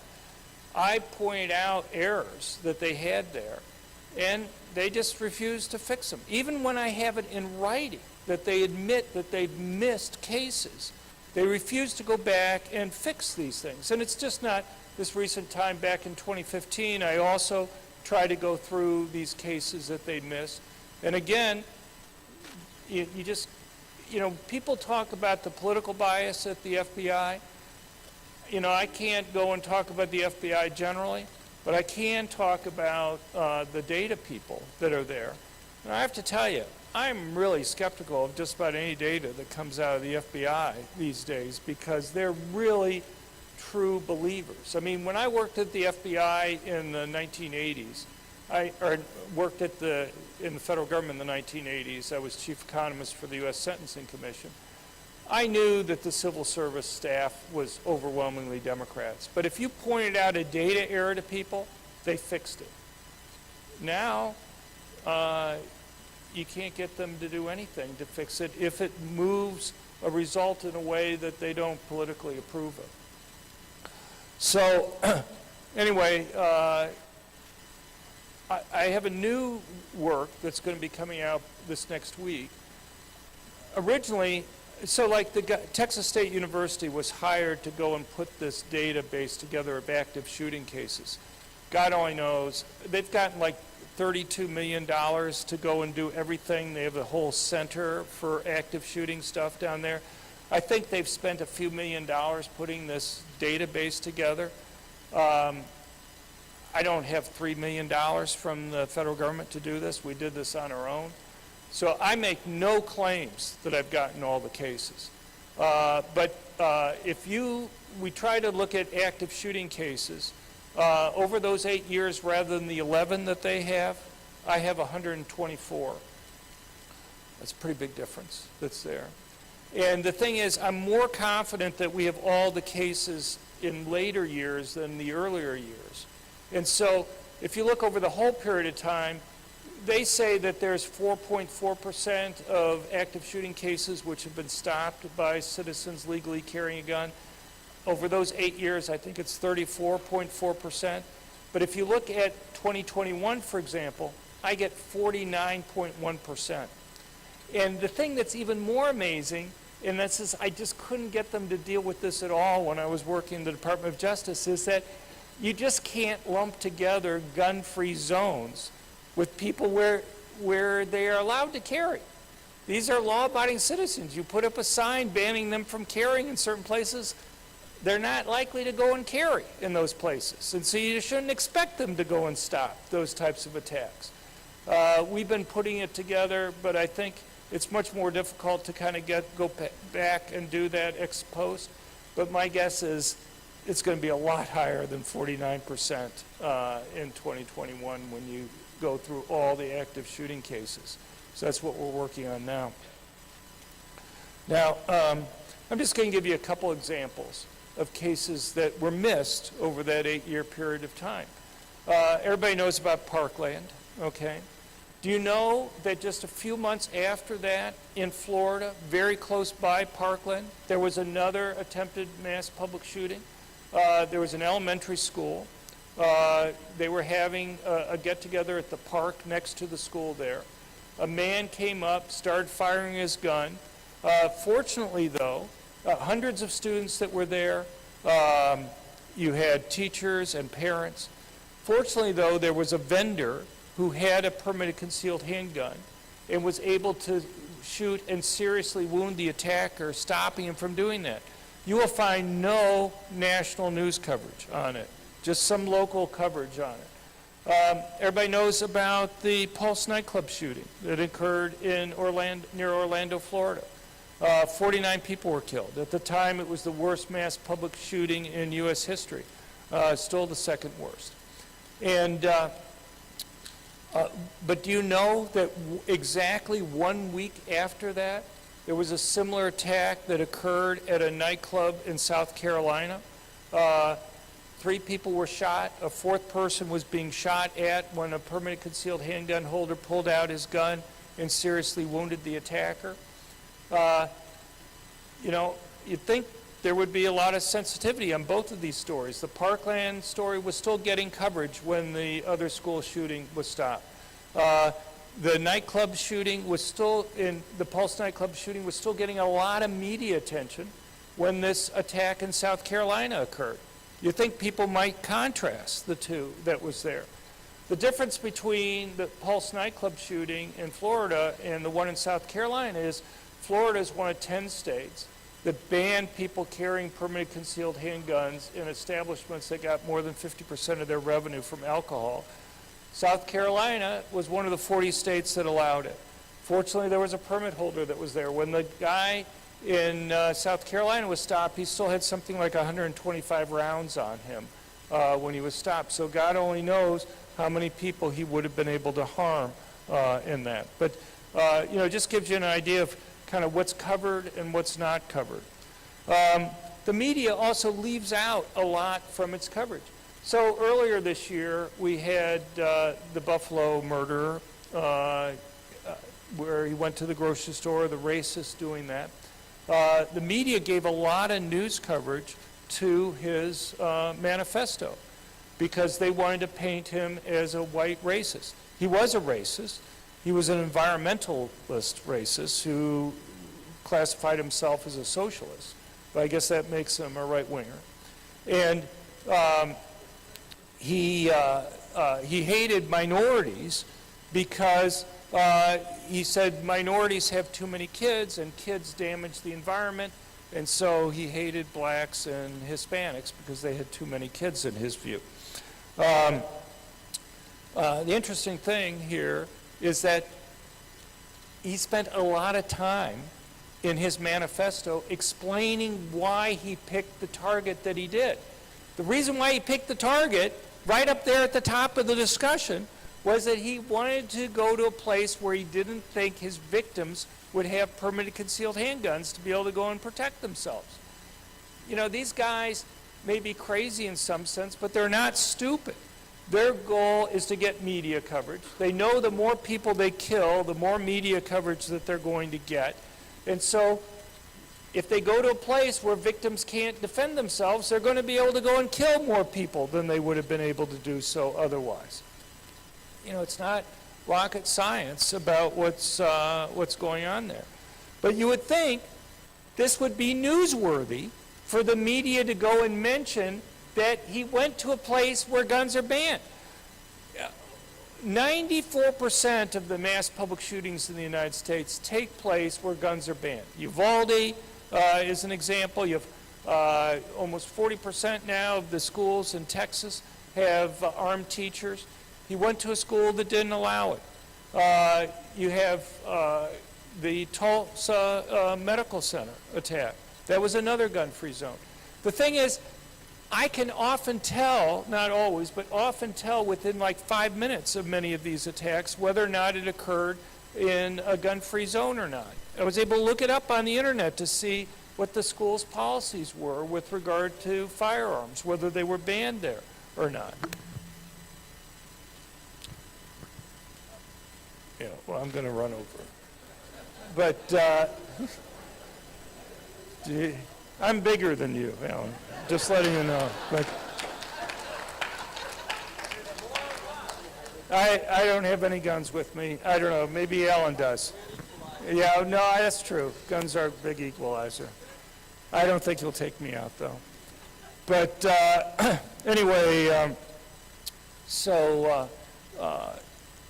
my guess is if even once in a while the media would mention we've had yet another mass public shooting in a place where guns are banned, it'd have a huge difference in the debate that we have. If once in a while they would go and mention that civilians use guns to stop the attack, we'd have a huge difference in terms of the debate that we have. I just have some statistics here. This is a survey done by Police One, which is the largest organization of police in the United States. They have about 450,000 members, 380,000 of them are active full-time law enforcement. The others are retired. Just to give you an idea, we have a little bit over 600,000 police in the United States, so this is pretty large. When they were asked whether law-abiding citizens help reduce crime, 76% of law enforcement officers said that having legally armed civilians was either extremely important or very important in reducing crime. When asked if getting rid of gun-free zones would help reduce casualties, 86% of law enforcement said that getting rid of gun-free zones would either eliminate or reduce casualties from mass public shootings. I have one other video that I'm going to show you here, and then I'll finish. But this one deals with kind of how the media has covered this claim that the United States is unique in terms of mass public shootings. I guess I've been forgetting to go through here.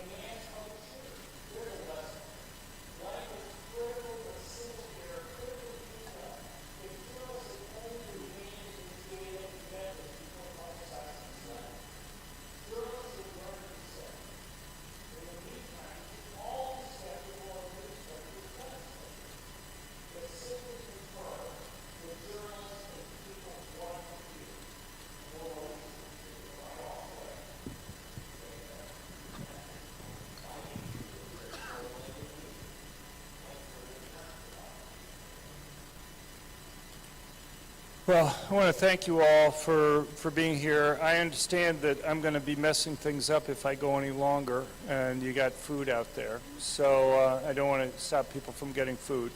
But what I would hope, you can find, as Cheryl was nice enough to bring up earlier, you can find all this on our website, including the videos. And I hope people, we put a lot of research together, but it doesn't do any good if you guys don't get it. So I hope you sign up for our emails that we send out once every 2 weeks. But anyway, I appreciate your time, and thanks. Look at that, you're getting a standing ovation. Well, they're going for food. Yeah, thank you, John. We really appreciate everything you do for the cause and the movement. For everybody in the room, the reception's just already started, and we'll start again here for the session tomorrow morning, promptly at 9 a.m. Thank you all. Yeah, you can. I just don't know if they'll still be exactly there, so slight risk. Don't leave your cell phone. If the board meeting is at 8, Gail and I are listed for being on some sort of panel at 9:15. How does that work? Do I just step out for that? You're not. Oh, yeah, you are.